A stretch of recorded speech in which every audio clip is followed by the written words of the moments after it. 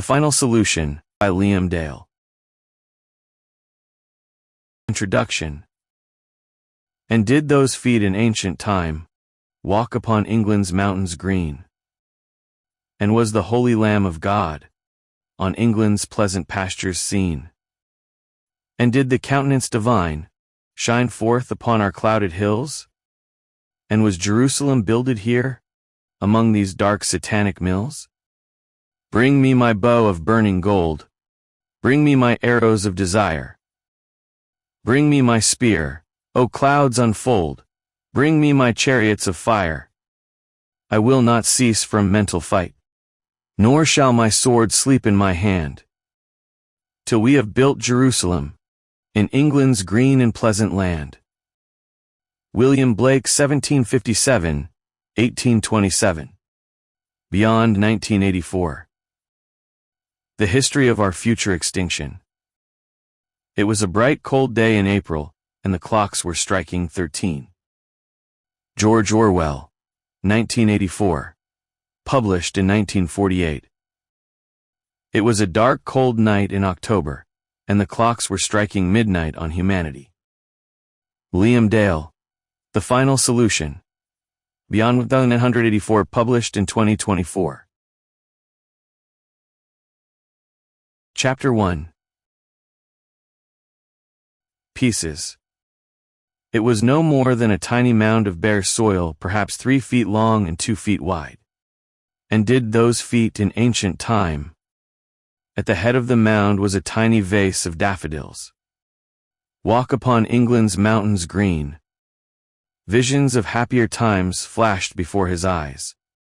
Fluttering and dancing in the breeze, Blake temporarily gave way to Wordsworth, as the mother and child carefully collected a handful of the beautiful yellow daffodils from the side of the lake.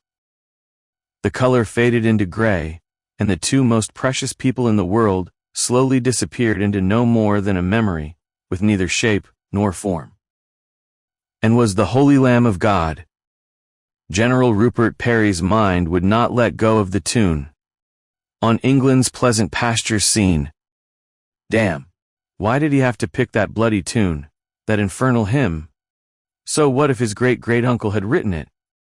Sir Hubert Parry had died 100 years earlier. The England that Blake had written about at the beginning of the 19th century no longer existed. There was a new world order.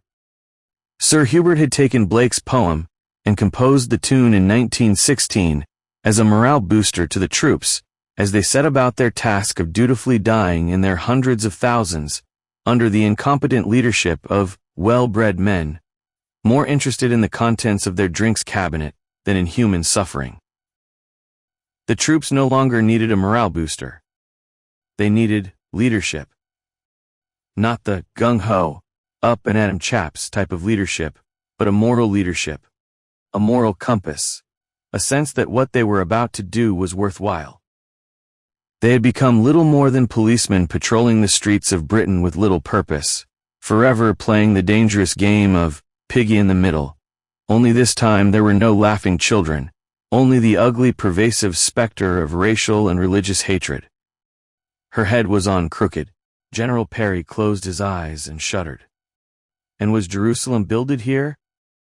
How could they be so sure that the arms and legs really belonged to Emily? The head was definitely hers, but the tangle of arms and legs had been in so many pieces that in some cases they were several yards away, some of them fused together in a grotesque embrace of flesh, blood, and bone. He realized that he was talking out loud, talking to no one in particular, just talking. He focused his eyes and mind on the fresh grave, lying beneath which lay the mutilated parts of a child, his child. He saw his precious little girl laughing, dancing, precociously manipulating one of the most senior and powerful men in the British military. Thousands of highly trained men jumped and shuddered at the mere mention of his name, yet a beautiful 5-year-old girl could reduce him to quivering subservience with little more than a smile. Of the 31 mutilated children that had been innocently playing in the school playground, they had recovered and pieced together 61 arms and 60 legs.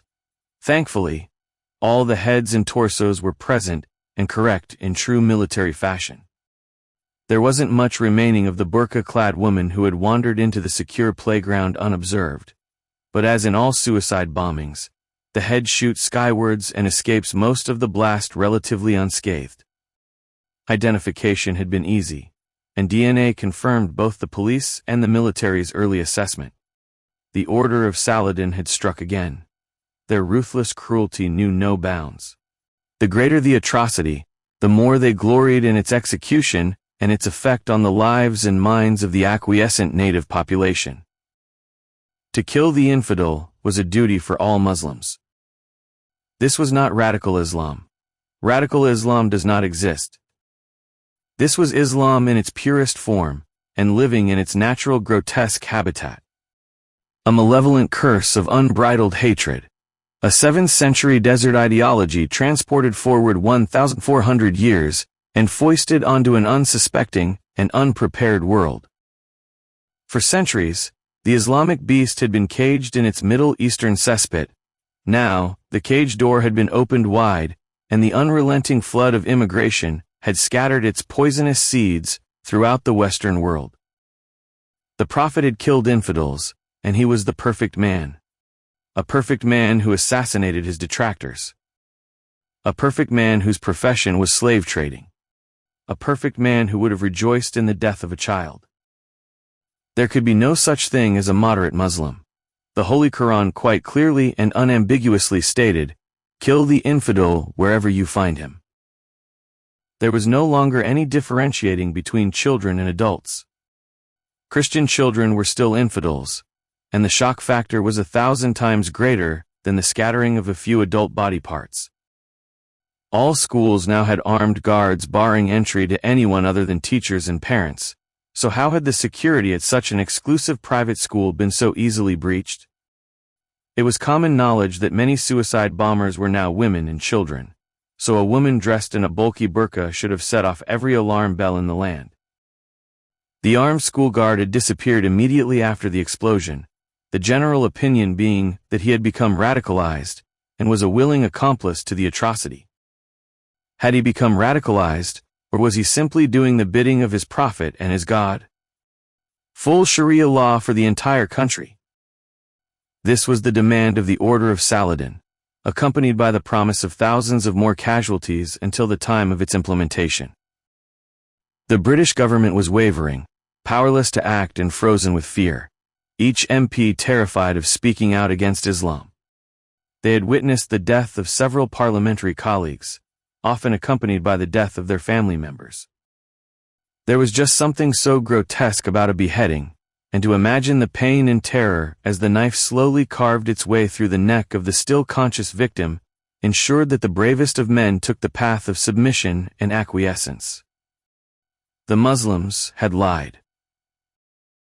Taqiyya is an Islamic juridical term whose shifting meaning relates to when a Muslim is allowed, under Sharia law, to lie to a non-believer in order to gain a political, military, or financial advantage.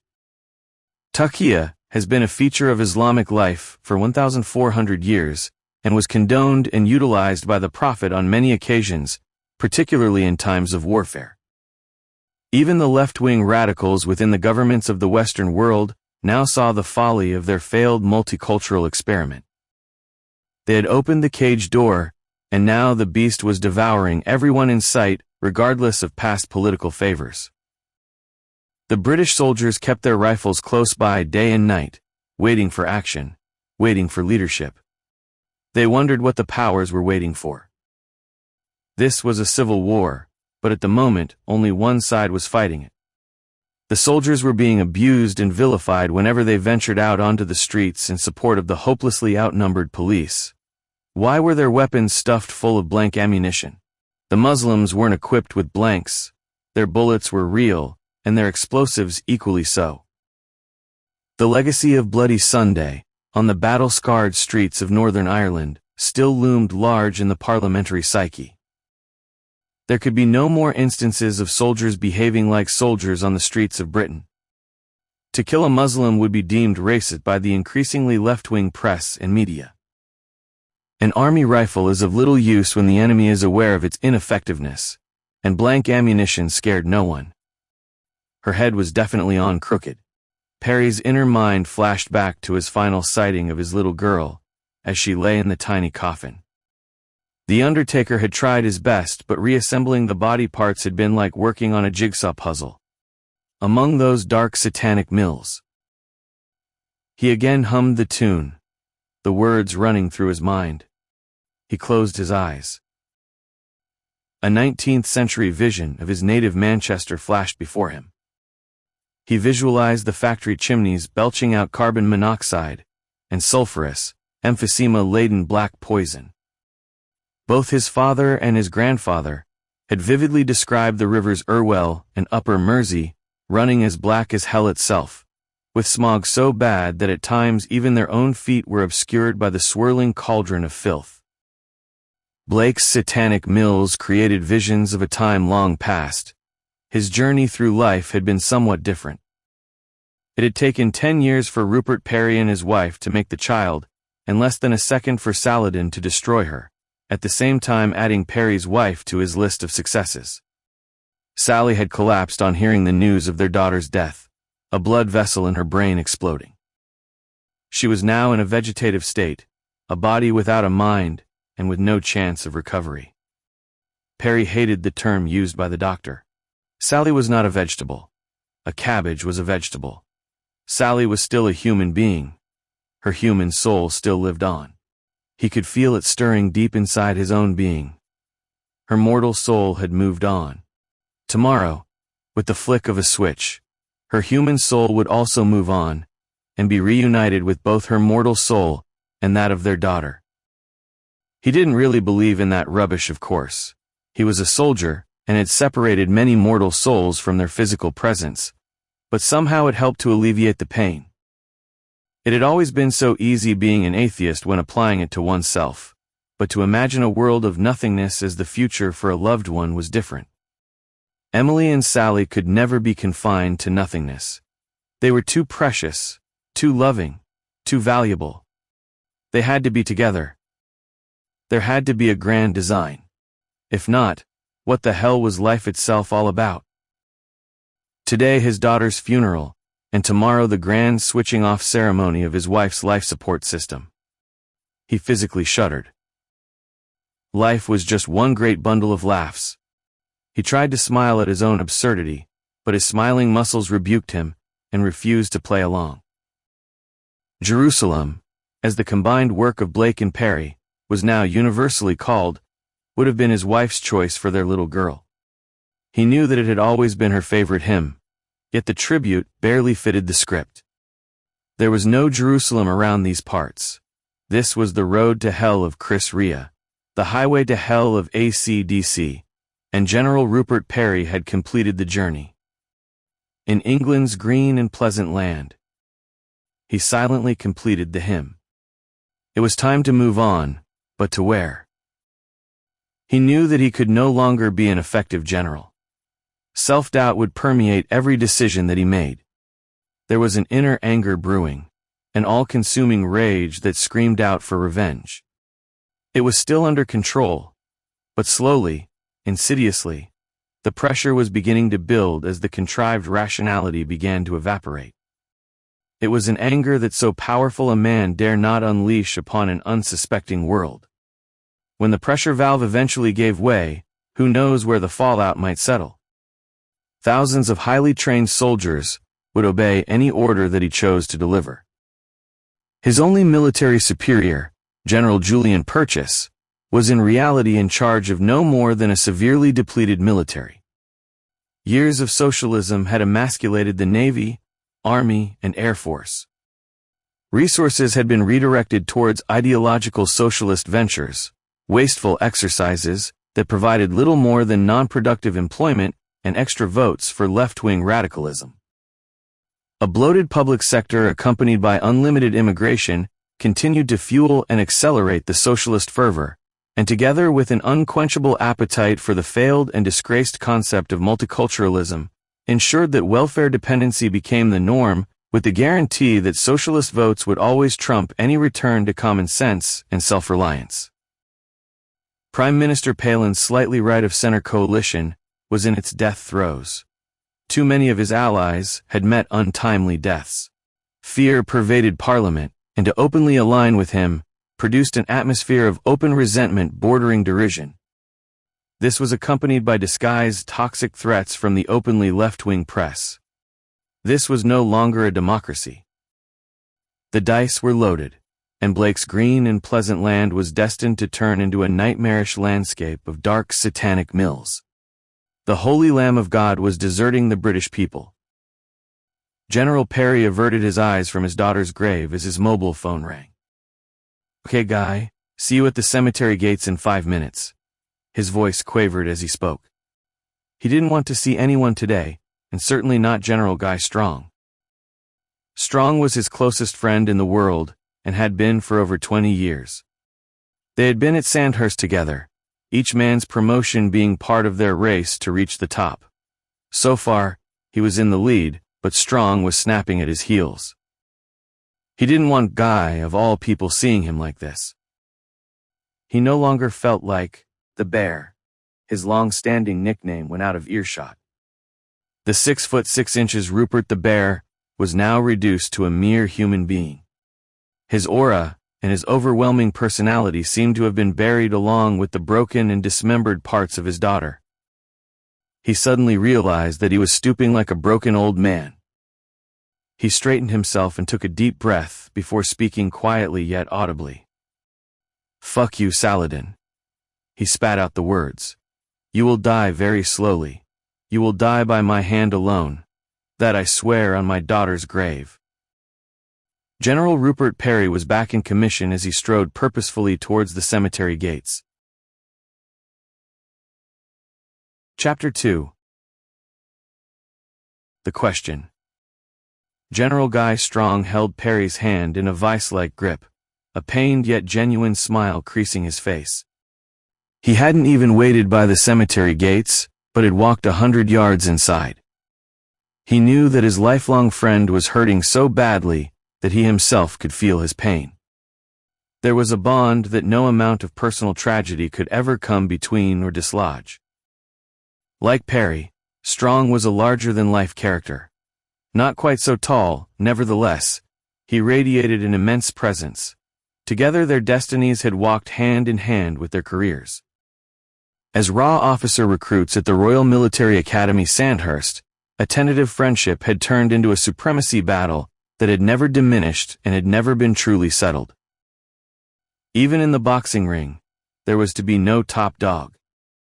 A few weeks into their training, and both young men had been pitted against each other in the barbaric, yet character-building brawl known as milling.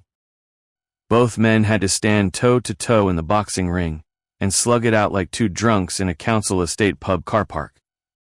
No quarter had been given, and none taken, and at the end of the 1-minute slugfest both combatants had to be physically separated by the Army physical training staff, each man bruised and bloodied.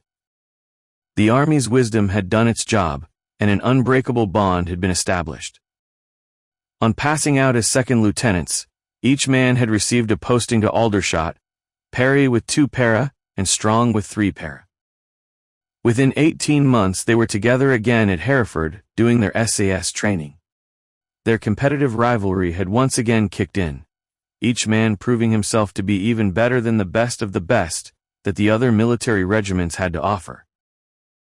Only occasionally did they bump into each other over the next 5 years, as frequent deployments to the world's trouble spots meant little time in England, and even less time for socializing. Their bonding, however, remained firm, and their competitiveness never wavered as each one of them seemingly, in turn, leapfrogged the other in the promotion battle. Parry was now number 2 in the British military chain of command, and with the imminent retirement of General Purchase in a few months' time, he would move up to the premier position with Strong as his number 2. Strong placed his right arm around Parry's shoulders as he spoke. "You look like you could do with a drink, old chap. Let me guess, a pint of real, unadulterated, pure English ale, and definitely none of that synthetic weasel piss that the big breweries like to call bitter. Am I correct, Rupert?" "No, you are not correct, Guy, my dear boy.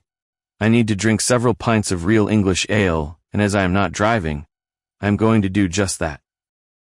Guy Strong grinned as he kept his arm around Parry's shoulder. You can take the boy out of Manchester, but the dark satanic mills still remain deeply embedded in his soul. Parry felt himself go rigid. Where did Strong dig that one up from? The damned hymn had only just left his unconscious mind, and now it was beginning to play again. As the two men passed through the cemetery gates, the welcoming sight of the Barley Mow public house appeared in their line of vision, prominently displaying a sign for Camera, the self-proclaimed guardians of traditional real ale. Without the emergence of Camera in 1971, all of Britain's wonderful beer heritage would have been lost forever and replaced by a few handfuls of powder dissolved in water. Parry looked around as Strong entered the pub first, noticing a military vehicle some 50 yards down the road. His trained eye spotted a well-concealed man in military-issue camouflage clothing. The man was pointing a rifle roughly in his direction before slowly sweeping the area. This was pretty much standard SAS bodyguard procedure. A slight movement from the bushes close to the pub caught his eye. He wondered why Strong was traveling around with his own personal Special Forces protection team. Something didn't seem quite right. He followed Strong into the pub, and once sitting at a small circular table, the two men, as was their long-standing unbreakable routine, sized each other up. You look in pretty good shape, Guy. Parry was the first to speak. You look like shit, Rupert. Parry grinned. There was no defense that he could muster. He had barely slept for several days now. His last few days had been spent waiting for someone to reassemble his little girl. Days spent brooding as he refused to accept that his wife was no more than an empty shell kept alive by a machine. The drinks arrived, and both men looked admiringly at the frothy pints of real ale. It looks too good to drink, Rupert. I think that I will just sit here and look at it for the rest of the day. Both men laughed. Come on then, Guy. Out with it. Parry frowned as he spoke. I know you too well. We can both read each other like a couple of dog-eared books, so what is it that is troubling you? If I told you that I was only here for support, would you believe me, Rupert? No. Both men lifted their glasses and took long, satisfying gulps of the amber-colored drink of the gods. Guy Strong remained silent. Parry knew better than to interrupt his thoughts. Instead, he looked deeply into his eyes, trying to second-guess the reason for his presence. Strong had always lived up to his name. His immense strength and tenacity on the rugby field at Sandhurst had led to his nickname of the Bull. Bull and Bear had been inseparable. The same intellect, same build, same capacity for alcohol. While the more effete of the young officers-to-be drank their gin and tonics, Bull and Bear competed as always. Their excesses were often frowned on by their superiors, but their talent and leadership qualities elevated them to levels way above their contemporaries. Both men were destined for high command, which was obvious to all the training staff, and maybe for this reason a little extra leeway had come their way. After taking an extra large gulp of his beer, Guy Strong finally broke the silence. His face radiated concern, and bore the hallmark of a man who was about to break some devastating, life-threatening news. I don't really know how to tell you this, Rupert, but, oh shit, why does it always have to be me? Strong seemed to retreat back into his shell, and clammed up. Parry waited for a few seconds, emptied his glass, and pointing at the bartender signaled for 2 more pints of beer before speaking. We've known each other for many years now, Guy. We have never had any secrets, nor have we ever shirked a challenge. Nothing that you can say can come remotely close to what I have had to go through for these last few days, so let it rip. Strong remained silent. Is it about Saladin, Guy? Parry cocked his head to one side in a questioning manner. Strong nodded and spoke in hushed tones. Rupert, there is an overwhelming feeling among the more senior officers that we, and by that I mean both the military and the country itself, have been hung out to dry. Mutiny is in the air, and it is already gathering momentum throughout the entire officer class. We have been on the receiving end of massive defense cuts, and our ability to address any form of military threat is being severely compromised. I am aware of that, Guy. Where is this leading, and how far down the road are we to a full-blown military coup? That is why I am here, Rupert. No one in the military has the respect and motivational powers that you do. General Purchase has turned a blind eye and a deaf ear. His words, not mine, to the mutterings, if I dare call them that. We need you, Rupert. Only you can move this discontent in the right direction. We, Guy? Come on, Rupert, stop being so fucking evasive. This is difficult enough as it is. This is England, for Christ's sake, and we are on the verge of waving goodbye to centuries of the country being England and the people being English. This Saladin bastard is running rings around us. Does he exist, Guy, or have the Muslims simply jumped back onto the old Crusades bandwagon? He exists, all right. I am fairly sure of that. And with each passing day he seems to be gathering followers by their hundreds, if not thousands.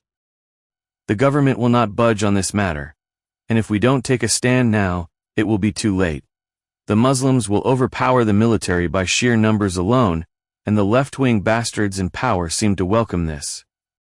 This is a conservative government, Guy. You are playing devil's advocate, Rupert, and it doesn't suit you. You know full well that the Prime Minister has been reduced to little more than a figurehead, with little or no power. Even his own party have joined the left, and are too busy licking Muslim asses to see what is really going on. Parry smiled inwardly.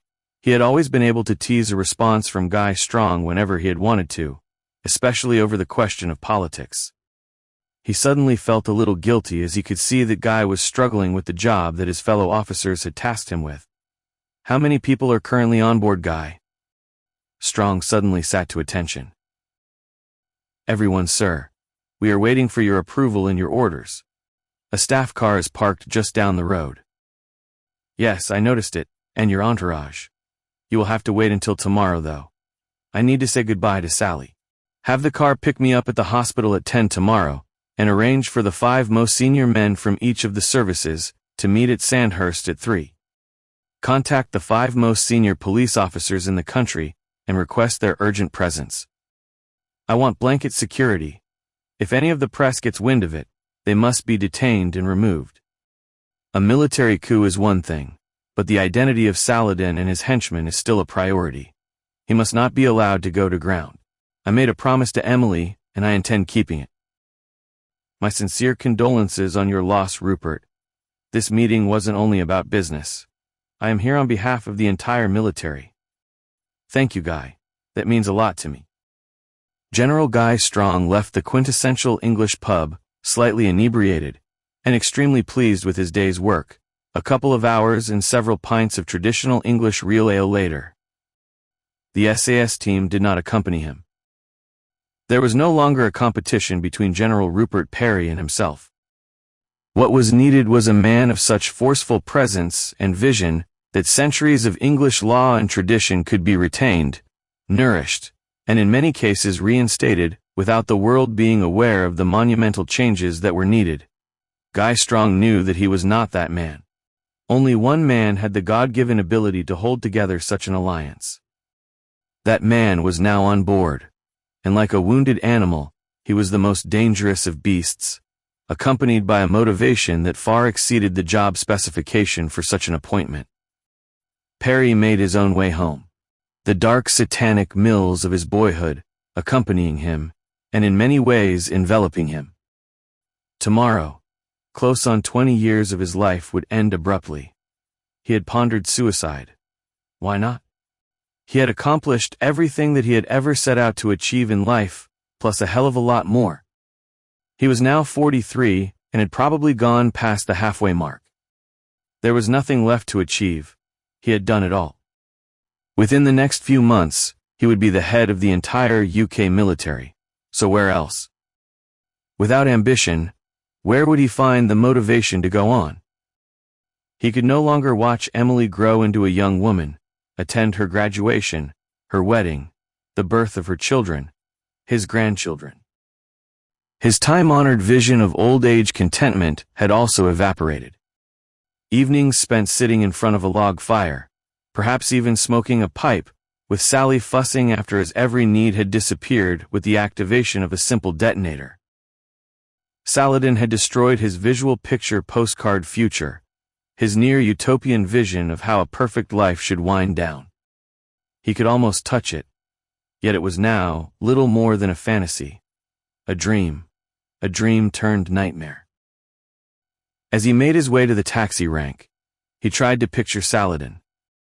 Was he young, old, or simply an amorphous being? Was it possible for the human race to produce a creature born without feeling, without compassion or morality? There could never be a god. No god would allow such a mutant to exist. If he did, he himself would have abandoned all forms of morality and have become no more than a member of the lowest order of the animal kingdom. His thoughts acquired a more positive perspective. Sally and Emily were now together. If not, what the hell was the point of life itself? The thought was comforting, only slightly. The taxi rank was empty, and, in its place, a burned-out shell of what had once been someone's automotive pride and joy. There was a smell of burning rubber as the tires continued to smolder. Two men stepped out of the shadows, their faces covered with only their eyes being visible in the half-light. One of the men was brandishing a knife. The man without the knife stepped forward and demanded money and Parry's watch, his voice a mixture of Lancashire and exaggerated Asian. With a muffled groan, he slumped to the ground in a heap. Parry had acted instinctively. Years of special forces training in live action had honed his responses into split-second timing, and a highly polished kick to the groin had sorted out the first adversary. The man with the knife lunged forward. Parry turned sideways on as he stepped back a pace, his left arm deflecting the assailant's thrust, and as he shifted his balance, his right hand delivering a chop to his throat. The man's mouth opened wide as he gasped for air. Parry moved in for the kill. Days of pent-up rage burst forth. The neck snapped with an audible crack, and the knife fell from his hand. There could be no witnesses to the man's death. Parry had too much to lose, and with a powerful open hand to the throat, he dispatched the first assailant who was moaning and still doubled up in pain, before walking on in the direction of home. There was no feeling of guilt, no remorse. General Rupert Parry had been a killing machine during his Special Forces days. The skills taught in training whilst at Hereford were just like riding a bike. Some things are never forgotten. Chapter 3. Goodbye. How long will it take? No more than a few seconds, General. The doctor's voice was clinical yet reflected a touch of genuine sympathy. General Rupert Parry leaned over the hospital bed and gently kissed his wife on the lips.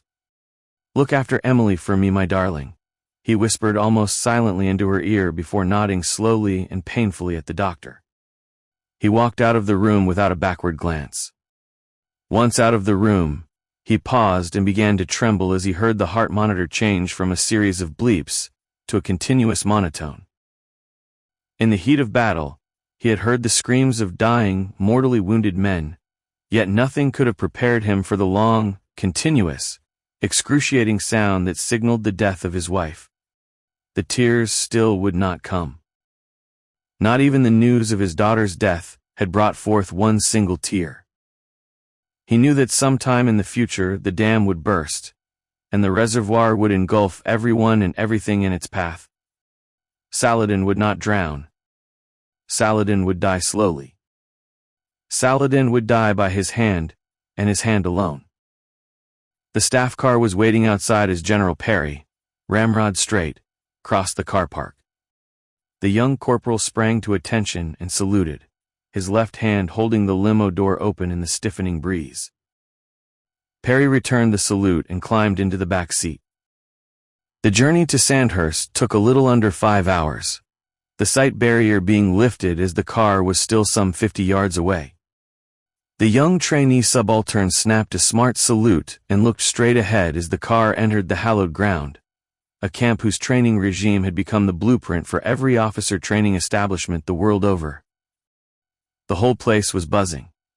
Never before throughout its esteemed history had the camp seen wall-to-wall generals, air marshals, admirals, and police commissioners descend on it without notice. The camp adjutant was in a state of near panic, screaming out orders in the fashion of the sergeant major that he had been 6 years earlier. Parry climbed out of the staff car as the young corporal opened the door, springing to attention and saluting smartly as he did so. Parry felt an overwhelming sense of déjà vu as the memories came flooding back. Happy memories. Memories of a carefree lifestyle. How could life change so abruptly? Happiness to agony in the blink of an eye, the pressing of one simple detonator switch. He had once felt the physical pain of a shrapnel wound. The pain had soon gone away, leaving little more than a scar. The pain that he now felt was 1,000 times more intense. Unlike the shrapnel wound, it was not localized. There was no point of entry. It encompassed and scarred his entire body, yet still the tears would not come. The floodgates remained firmly closed. Killing the two assailants that night had offered a perverse form of relief, a sense of satisfaction, a feeling of getting even with a cruel world. In his bones he knew that many more people would have to die before the ghost of Saladin could be buried and expunged from his life. Like Guy Strong, he had always wanted to be a soldier. It was pretty much a family tradition going back for several generations.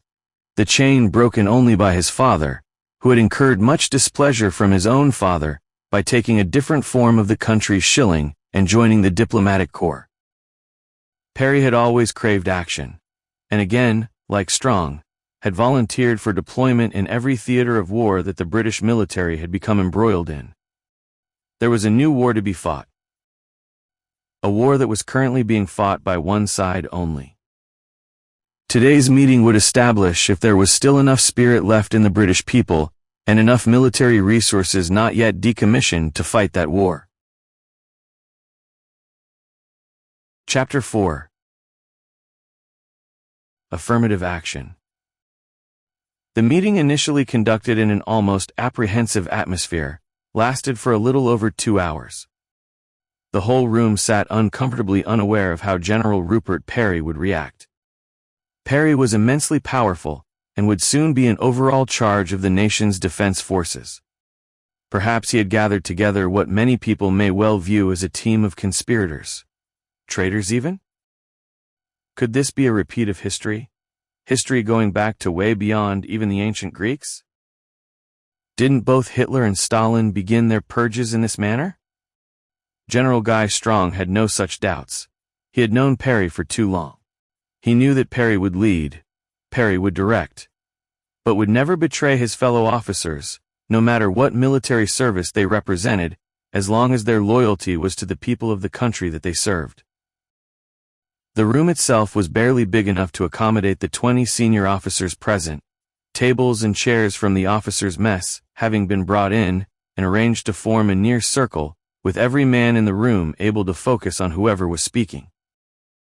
A young subaltern, his baby face seemingly barely old enough to shave, served coffee with trembling hands, overwhelmed at the assembly of such senior brass.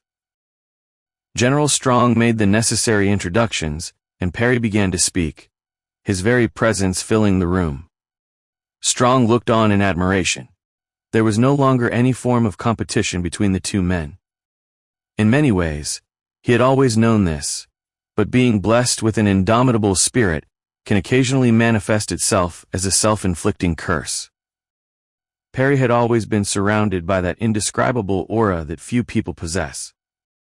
It was like an impenetrable force field that kept people at bay, yet at the same time held them in its power. Even at their cemetery meeting the previous day, Parry's aura had barely slipped.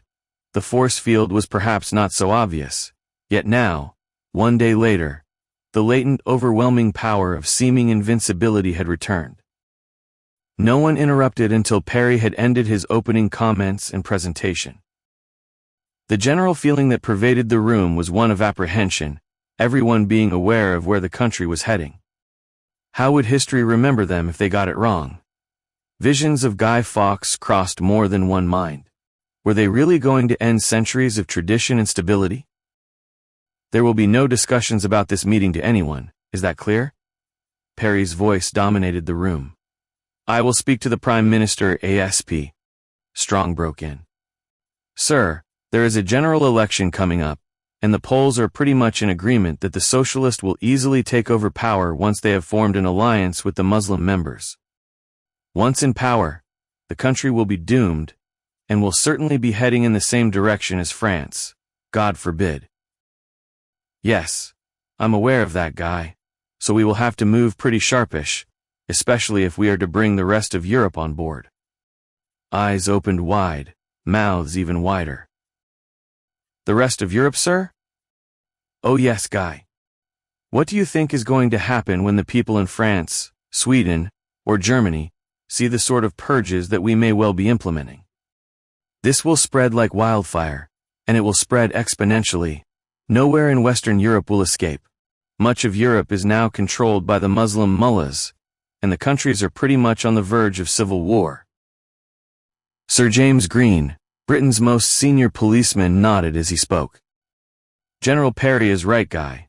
The people will take to the streets, and civil war will most certainly break out.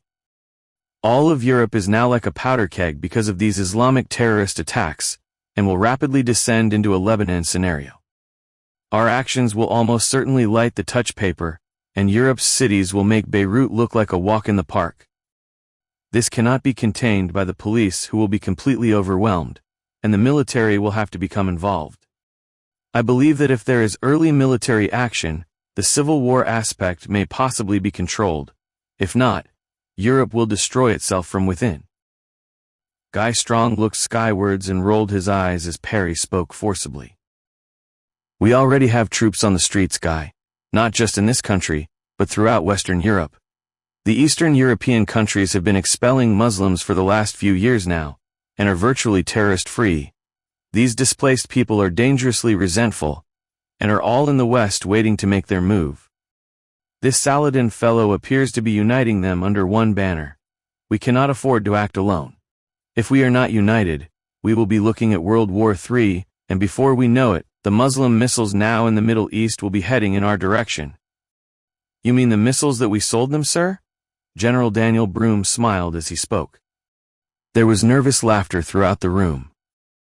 Broome continued. At the last count, Saudi Arabia alone has near double the firepower of the UK, and if united with the rest of the Arab world, we could find ourselves batting on a rather sticky wicket. I hadn't really looked so far ahead, Daniel, but I can see where you are coming from. Parry shook his head as he continued. I have to throw this open to the room, gentlemen. This is a major undertaking, possibly the biggest seismic shift since the Second World War. Britain was once the home of democracy, yet now we are discussing the end of everything that we have held sacred for hundreds of years. Sir James Green rose from his chair. The atmosphere tensed a little. Green's officers were on the front line and had borne the brunt of many jihad attacks, often aimed directly at them rather than the general public. The Muslim population now considered the police as their public enemy number one and had erected barriers creating no-go zones to both the police and the non-Muslim public. Whole tracts of Britain's major cities were now under paramilitary Muslim control, where the law of the land was no longer recognized. Sharia was the only law that millions of brown and black-faced British now recognized and accepted. Green was quite an imposing figure, his word rarely questioned even by government officials. He spoke slowly and with an air of great authority. Britain may once have been the home of democracy, gentlemen, but I am afraid that this is no longer the case. My officers are resigning in droves. They are being attacked on a daily and are being killed. My officers are being spat on and attacked. Stab-proof vests are of little use against a kid with acid. Yes, the bastards are now recruiting kids to throw acid and even blow themselves up in the name of their fucking religion. My officers are no longer able to patrol the streets of Britain without military backup. I myself was on the verge of resigning until I was contacted for this meeting. We cannot afford not to act, and we need to move quickly before the damned socialists get into power and drive the final nail into the country's coffin. They are fielding over 500 Muslim candidates in the upcoming election, and the majority of these are expected to take office. We are on the verge of becoming an Islamic caliphate, at which point even military strength will not be enough to dislodge them. Everyone in the room began tapping the circular wooden tables that they were sat around. There was no need for a vote. Parry and Strong flashed a glance at each other, with little more than an eye movement, each man knowing that the first hurdle had been overcome. There had been no dissenting voices throughout the entire meeting. The most senior military and law enforcement men in the land were now on board. It was time to return the country to the people. The people of Britain were well aware of the direction that the country was heading, yet were too afraid to speak out. Laws had been passed that made the mere mention of Islam a hate speech. The growing number of dissenters was little more than a disorganized ragtag army led by a small vocal minority. They were now firmly on the Islamic radar, and one by one were gradually being picked off. The threat to the lives of a man's family was often enough to ensure compliance and silence. Those that continued to agitate against the Islamization of their country were either killed or slammed into jail without trial. Successive governments had bowed and scraped to the mullahs and the imams, and where once governments had been subservient to the trades unions, it was now common practice for Islamic leaders to brazenly blaze a path to the door of number 10 Downing Street, demanding priority be given to all things Islam. The project had met with the approval of the highest-ranking people in the land. The tapping of the table had been sufficient. It was the tapping of a whole nation desperate to free itself from the all-pervading, all-consuming toxic yoke of Islam. Sir James Green had made his point. The country couldn't afford not to act. The most powerful people in Britain were now on board, and time was of the essence. General Rupert Parry suddenly felt drained of all energy as he realized the immense task that he had just committed himself to. He momentarily closed his eyes and felt them glaze over, as visions of his child's dismembered body lying in that tiny coffin flashed before him. He heard the life support monitor go from a series of bleeps to an agonizing monotone, as the spiritual soul of the one true love of his life departed her mortal presence. He felt genuine relief that the tears had finally appeared. Tomorrow he would speak to the Prime Minister of Britain. The next day, he would bury his wife. His lips barely moved. "You will die very slowly, Saladin. You will die by my hand alone." Chapter 5. An old friend. It was spot on midday as the door to 10 Downing Street opened, and dressed in civilian clothing, General Rupert Parry entered, nodding his appreciation at the salute offered by the ever-present uniformed policeman at the entrance. "Pleased to meet you, sir." The immaculately dressed, rather dashing mid-20-something-year-old man held out his hand, and spoke in what were quite obviously public school sculpted tones. "The Prime Minister is expecting you. If you would like to follow me, sir, I will take you into the secure room." "Secure room?" "Yes, sir. Matters of national importance are always conducted in the secure room. It is impervious to all forms of surveillance and interference. It is also designed to withstand a nuclear bomb hitting the building." Parry was confused. Why would the Prime Minister think that the meeting was of national importance? The Sandhurst meeting 2 days earlier had been conducted in secret, so what exactly did the PM have in mind? Had there been a leak? If so, was he now to be considered a traitor? "My name is Simon, General." The man continued speaking as he led the way along the Downing Street corridor. "Simon Cruz, and I act as the PM's personal assistant and advisor on the more delicate matters of state and those appertaining to issues of national importance." There were those two words again. Where had the term national importance sprung from? The smokescreen for the meeting had been to discuss defense cuts. Nothing more and nothing less. Cruz led Parry down a flight of steps along a brightly lit corridor covered in surveillance cameras, to a lift that seemed to descend into the very bowels of London before coming to a stop. A short walk along another well-lit corridor came to a dead end on reaching a heavy metal door. Parry suddenly felt uncomfortable. This no longer resembled a prime minister's residence. This began to feel more like a dungeon. A soundproof torture chamber no less. The sort of interrogation room where monsters like Gaddafi, Hussein, and Stalin enjoyed conducting their unsavory businesses. Cruz keyed in 4 numbers, and the door automatically swung open, revealing a spacious yet palatial and well-furnished room that could easily be taken for some playboy millionaire's living room, complete with drinks cabinet and expensive leather furniture. The tall, slim figure of Prime Minister Stuart Palin walked towards the 2 men, his right hand extended, and a genuine smile crossing his face. "Good to see you again, Lieutenant Parry." "And yourself, Colonel Palin." Parry's mind flashed back to his first posting at Aldershot.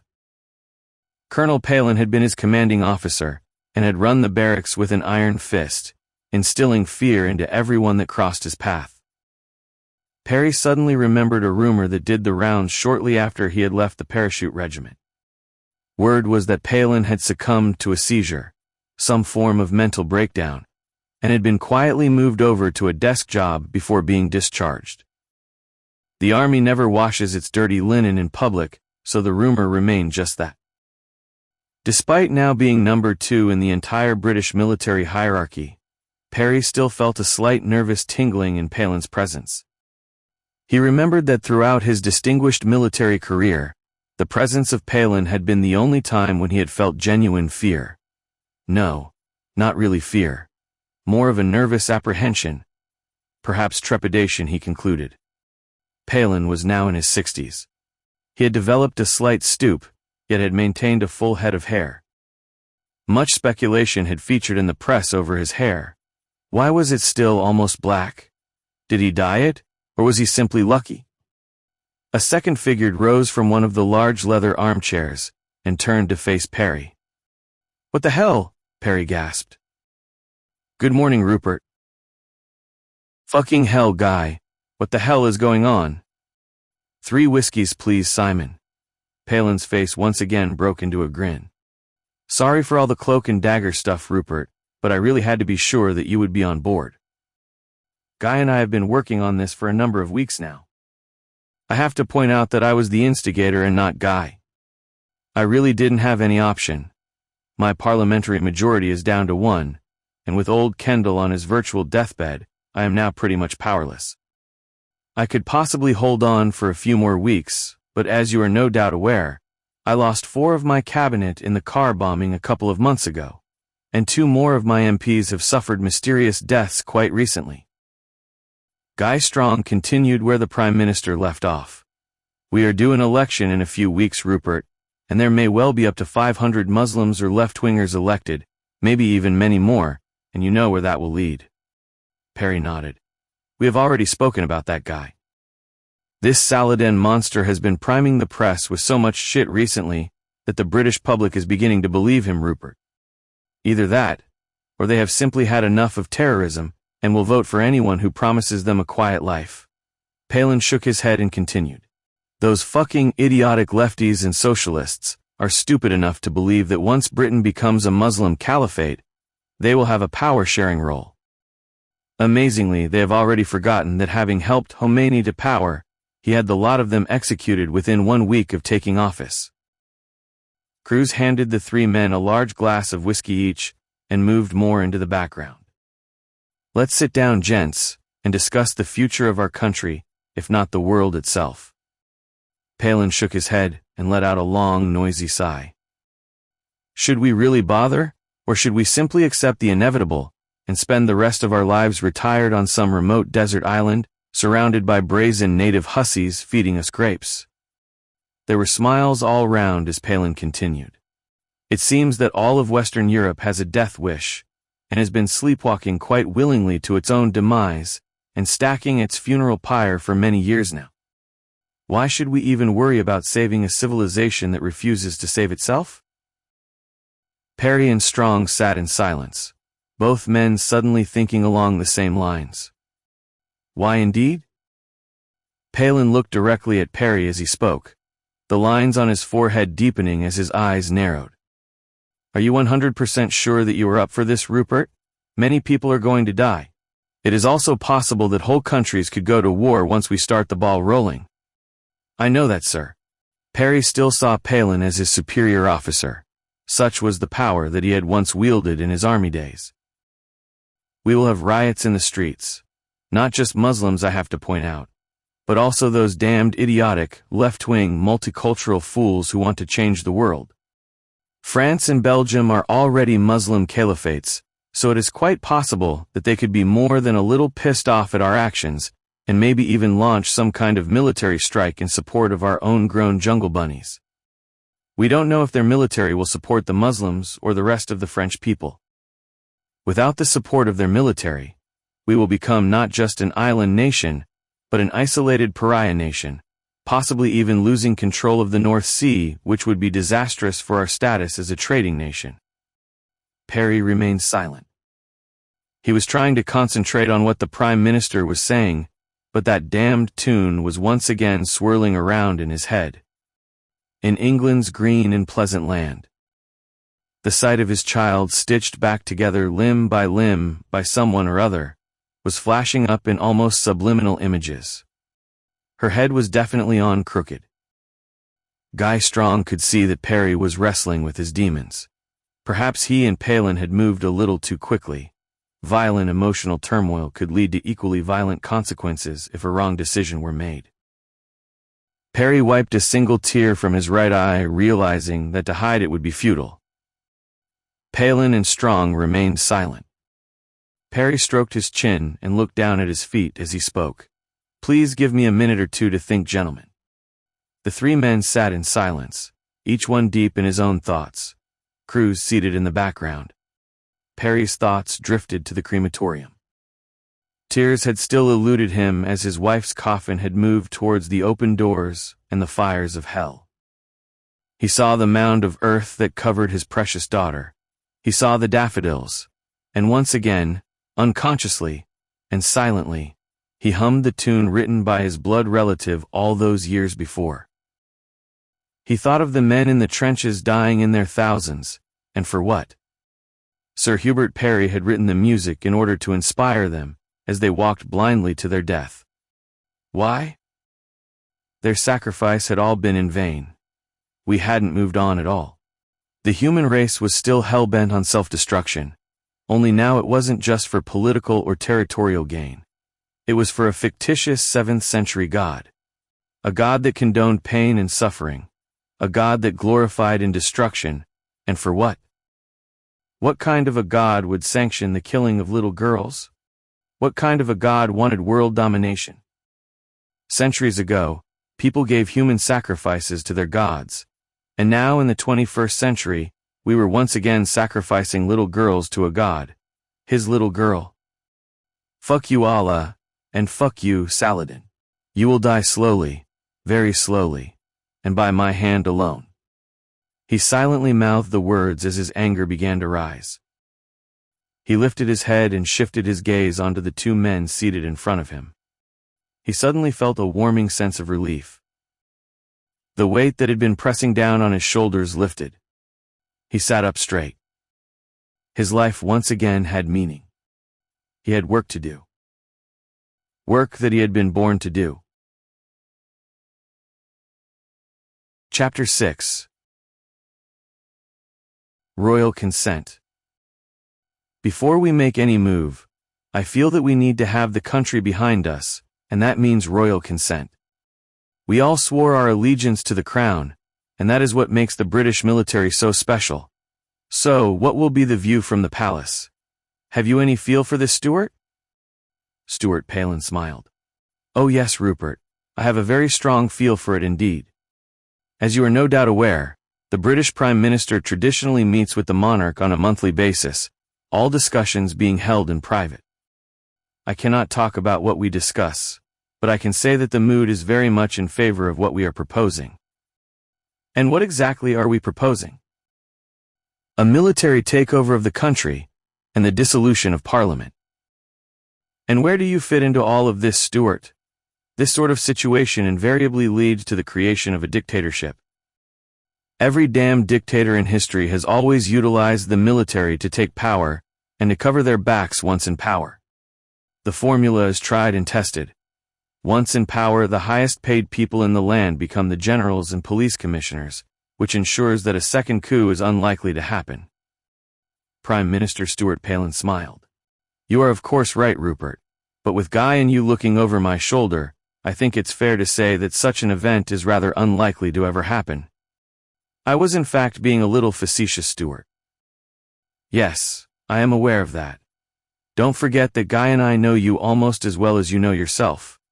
Nevertheless, I am glad that you brought it up. My favored course of action would be to lead a revolt in Parliament. Sadly, not only would the opposition throw out any chance of a radical change or solution, but half of my own party would join them.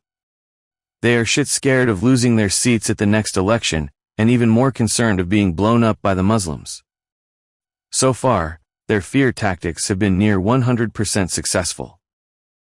Guy Strong had remained quietly intrigued at the course of the conversation. Little more than a few days earlier, General Rupert Parry had been a broken man. Signs of not just age but of losing his very will to live had been evident during their Manchester drinking session. The man sitting in front of him now was a completely different animal. The aura and the overwhelming physical force field had returned. His best friend had grown in stature in the short time that the meeting had been in progress, and even though Prime Minister Stuart Palin was ready to lead the charge, it was becoming pretty obvious who would be giving the orders. Simon. Yes, General Parry. Can the Sovereign dissolve Parliament? Section 6(1) of the Fixed-Term Parliaments Act 2011 states that the monarch has that power. As the head of state, the monarch is also the head of the armed forces, and has the power to declare war and to sign treaties. Thank you, Simon. You are a mine of information. You are welcome, General. I always had a feeling that memorizing such nonsense would eventually come in handy. The two generals and the Prime Minister smiled. Okay then, Stuart. Parry got to his feet. When are you next at the palace? Please say tomorrow. Simon, fix it please. Simon Cruz nodded. Yes, Prime Minister. As the most senior member of the armed forces present at this meeting, Stuart, I will set the wheels in motion for a military takeover if the following conditions are met. Number 1. Parliament is dissolved. Number 2.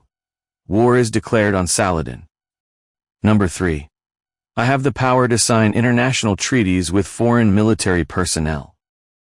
All of these conditions have to be by royal decree, and I need to see them in writing.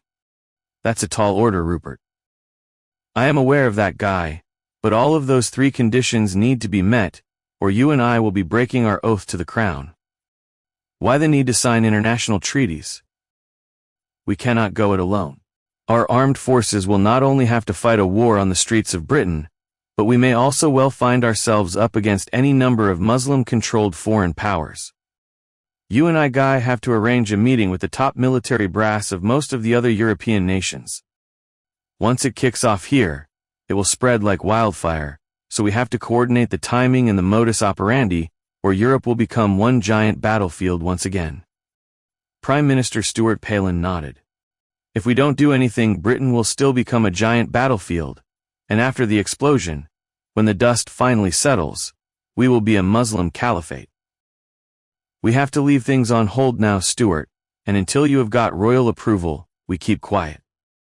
Give Guy and me a ring when the job is done, and then we can move forward. In the meantime, I fancy a pint. How about you, Guy? With you, Rupert, why not a few pints? I know a little back street bar not too far from here that sells draft London Pride, always my favorite tipple. I would love to join you chaps, but the damned press follow me everywhere, and it would not be a good idea to be seen together at the moment. I will contact you straight from the palace once I have the royal approval and we can meet. Simon, please prepare the necessary documents for signature. Yes, Prime Minister. Chapter 7. A few drinks. Do you ever think back to those wild days at Sandhurst and Aldershot, Rupert? The pub was old and comfortingly so. with walls a mellow nicotine yellow thanks to generations of smokers. Parry burst out laughing before half emptying his pint of London Pride bitter in one smooth, well-practiced movement. I can remember you and I standing to attention in front of the old man and receiving the bollocking of a lifetime. Who actually won that night? I believe that at the last count we were up to 15 pints each and still going strong. Yes, it certainly was some evening, but of course officer trainees should not be engaged in drinking matches with the locals, and they most certainly should not have the landlord's daughter as first prize in a winner-takes-all competition. Maybe you won then, Guy. I don't remember getting anywhere with her. Well, certainly not on that night. It's funny, really.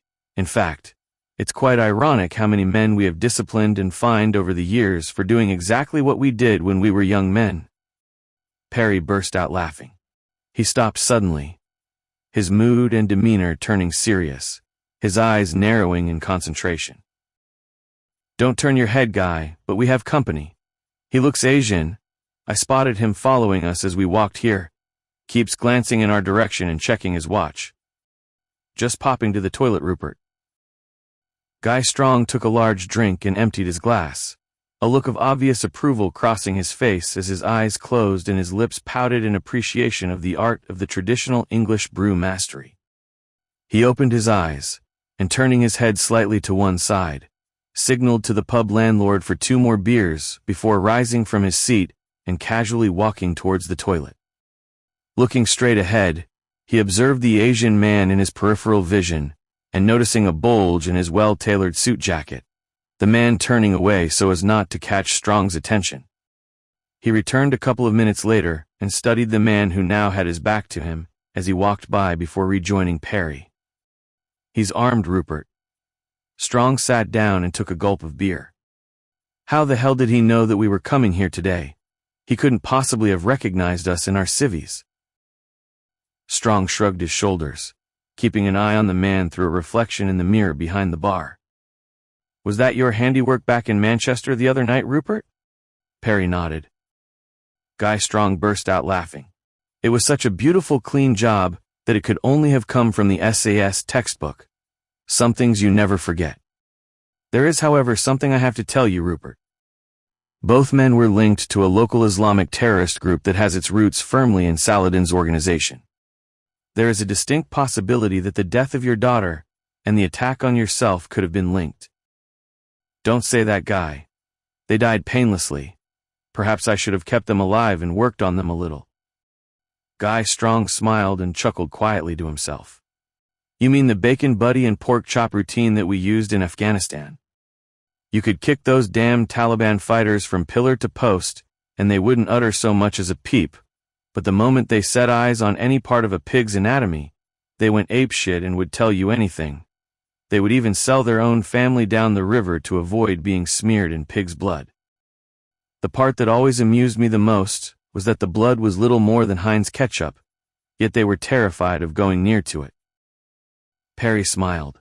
He had never got close to prisoner interrogation, but could well imagine Guy Strong's often perverse sense of humor, deriving great pleasure from such actions. It never failed Rupert, bloody great hairy monsters of men with numerous kills and multiple rapes of young boys to their credit, whimpering like puppies as we walked towards them, our hands smeared in Heinz tomato ketchup and, hang on a minute, our tail has just shot off in a hurry. He's left his briefcase under his seat. Move. The 2 men dashed towards the back door of the pub, screaming at the landlord to follow, reaching the street seconds before an ear-shattering explosion rocked the very ground that they were standing on, the shockwave sending slivers of glass in all directions traveling at the speed of a bullet. Their ears were ringing with the aftermath of the percussion wave as they moved away from the scene of the explosion accompanied by the shell-shocked landlord. There he is, Rupert. Strong pointed at the man walking across the road. That's the bastard from the pub. The Asian man stopped dead in his tracks as he saw both Parry and Strong heading in his direction, a faint smile crossing his thin lips, his eyes filled with hatred. Hold it, Guy. Something's wrong. The man continued to smile and opened his suit jacket. Move, Guy, quick. The bastard is wired up. Still smiling, The man's eyes narrowed as he screamed, "Allahu Akbar," before pressing the button on the small handheld remote. A disorientating bright orange flash temporarily blinded everyone in the vicinity, followed a fraction of a second later by a percussion wave that swept inexorably forward at several hundreds of miles an hour. The force of the explosion blew both Parry and Strong off their feet and several yards forward, as they turned away from the blast just in time, the shrapnel narrowly missing them. The dazed landlord screamed in pain as a red-hot ball bearing from the man's suicide belt embedded itself in his stomach. Two people closer to the man were not so lucky. Both arms of the vibrant young teenage girl were torn completely from her body, her boyfriend ripped to pieces by the nails and ball-bearing shrapnel, their bodies having acted as a human shield to both Parry and Strong. The two generals climbed to their feet, their ears humming, and their vision blurred. Their movement, that of a couple of drunks, as ears still ringing, upset all balance and limb coordination. "Fucking hell, guy!" Parry shouted, neither he nor Strong hearing a word. He mouthed the word, "Go," and pointed away from the scene of both explosions.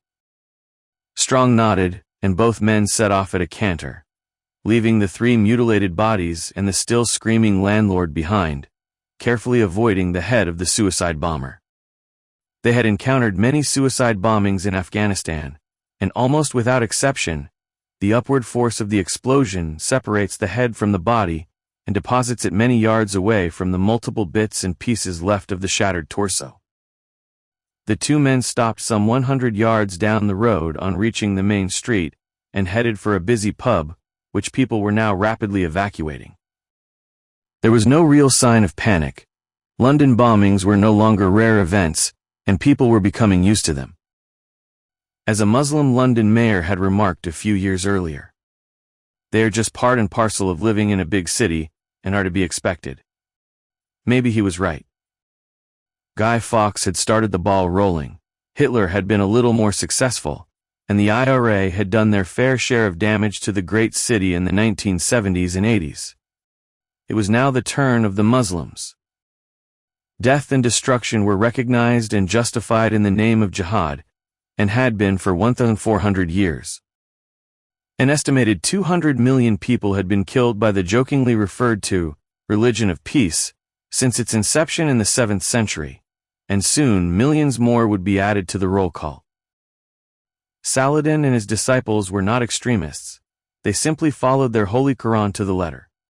It stated that the Prophet Muhammad was the perfect man, and he killed infidels who would not convert to Islam. There was nothing complicated about it.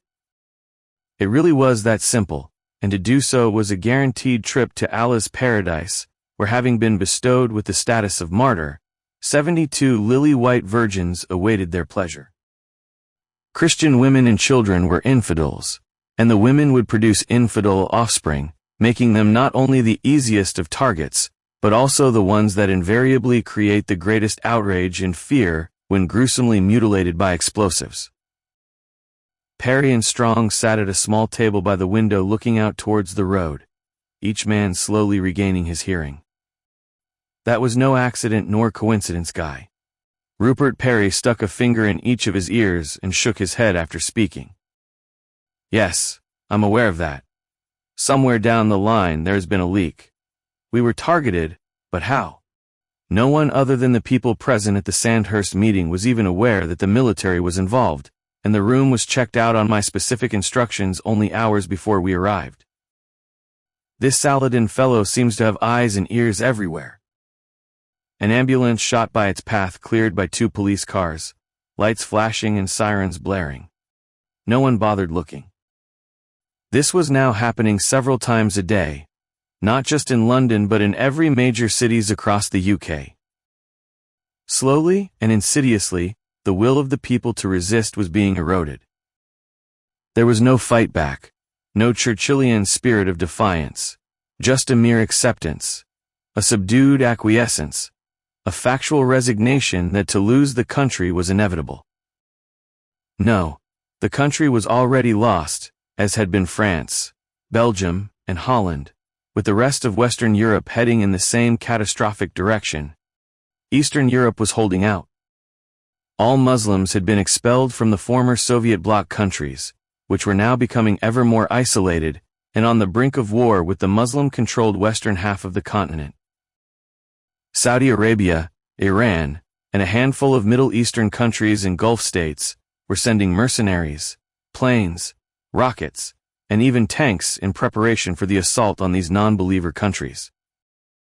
Islam was poised for world domination. Such was the message to all followers as mandated in the Quran, the Muslim Bible, the Arabic Instruction Manual. America, Russia, and China were staying clear of the inevitable conflict. America had her own internal Muslim problems. There was also an ever-growing communist groundswell among both the underclasses and the left-wing middle class. Billionaire capitalism and left-wing communist ideologies are poor bedfellows and a recipe for unrest. Throw in the permanently underachieving and easily manipulated black population, coupled with the ever-present victim chip on their shoulder being continually massaged by Antifa extremists, and screams of white privilege, racism, colonialism, and slavery drown out all reasonable avenues of discussion or debate. The National Guard appeared to be on permanent standby as the long-disbanded Black Power and Black Lives Matter movements were resurrected and joined forces with both the Communists and the Islamists. The world appeared to be going through a period of uncertainty and instability. Russia was beginning to experience an ever-growing Muslim problem with countless Islamic attacks and bombings from the Caucasus, particularly Chechnya. The Chechnyan people, almost exclusively Muslim, strongly resented past Russian control and oppression and were actively conducting a bombing campaign in Russia's major cities. The Chinese Communist Party was brutally suppressing a growing number of people fighting for democracy in the Xinjiang region, where the Uyghur Muslims had for decades been subjected to Communist Party propaganda and forced incarceration for their beliefs. Sensible, rational people throughout Europe were looking to escape future Islamic slavery. But where to go? The traditional safe haven democracies of Australia and Canada were now following the European suicidal blueprint courtesy of a series of tin-pot socialist premiers, who for years had pursued an open borders to all and sundry agenda, resulting in millions leaving their Islamic autocracies and dictatorships. Not content with enjoying the benefits of the Western world, they then set about trying to convert their new countries into the same Islamic hellholes that they had escaped from. The world was not a safe place, and Britain seemed to be one of the many powder kegs that could ignite World War III. Generals Rupert Parry and Guy Strong had the match in their hands, and the touch paper within reach. General Parry's eyes filled with tears as he inwardly looked down on the small patch of earth under which his little girl lay, dismembered by Saladin, and then carefully reassembled and stitched back together again like a patchwork quilt. He looked into General Strong's eyes as he spoke. Churchill was right, you know, Guy. Islam in a man is more dangerous than rabies in a dog. There's only one cure, and that is to shoot the dog. A lot of people are going to die if we get this wrong. Many more will die or be enslaved if we do nothing, Rupert. General Parry nodded. Bull and Bear were back in business, and their business had been killing ever since their SAS days together. Parry ordered 2 pints. The landlord brought them over and left without saying a word. There is going to be a war, you know, Guy, and many people will die, not just here in Britain, but all over the world. Yes, I know that, Rupert. But who will be fighting in that war and why? As silly as it sounds, the human race should not be involved. This is to be a war between 2 gods who have slightly different agenda, and we are their soldiers. This will be a god's war by proxy. Parry smiled at the absurdity of Strong's comment, but could find no fault with it. What kind of a god sanctioned the death of his daughter Emily, and what kind of a god refused to prevent it? They were both at fault. Neither god was worthy fighting for. Parry closed his eyes, and the ringing and buzzing brought about by the explosion were replaced by the excruciating monotonic drone of the heart monitor as the doctor had switched off the life support machine of his wife Sally. Saladin and his disciples were going to pay a heavy price for their deaths. Saladin plus many millions more. Chapter 8. Back at number 10. There has been a leak, Stuart. Generals Parry and Strong were sat with Prime Minister Stuart Palin, back in the secure room at number 10 accompanied by Simon Cruz. I'm aware of that, Rupert. If your security at the Sandhurst meeting was as watertight as Guy claims it was, then one of the people present at the meeting has to be the traitor, meaning that whatever plans you propose will inevitably find the ear of Saladin. It's pretty much odds on that he is now already aware of our intentions, so our next move has to remain strictly between the four of us. The good news is that our proposals, all of them, have met with royal approval, and we are now operating legally within the British Constitution. The signed documents are in my safe. What is likely to be your first move? Parry stroked his chin, his eyes tilting skywards. I would like to arrange a meeting with the chiefs of staff of every European country plus America. Every one of these countries is having the same problems that we are, and once one country makes a move, there will be a groundswell of agreement, I am sure of that. Guy Strong rolled his eyes before speaking. There is no way that we can gather such a crowd together, Rupert, without our intentions leaking out. Arranging for a dozen or more military coups is impossible. There will be a civil war across Europe before we leave the starting block, possibly even a backlash in our direction. I am aware of that, Guy, but can we afford to go it alone? We have what are virtually hostile governments just across the channel, and thanks to the latest round of defense cuts, it is questionable whether we are strong enough to fight them. I am not only talking just militarily, but financially and economically. Their combined naval forces outnumber ours, and a blockade could strangle us into near starvation. May I suggest something, sir? Simon Cruz spoke for the first time. Please go ahead, Simon. Palin nodded as he spoke. There is a high-level meeting scheduled for Friday in order to discuss the agricultural and fisheries program.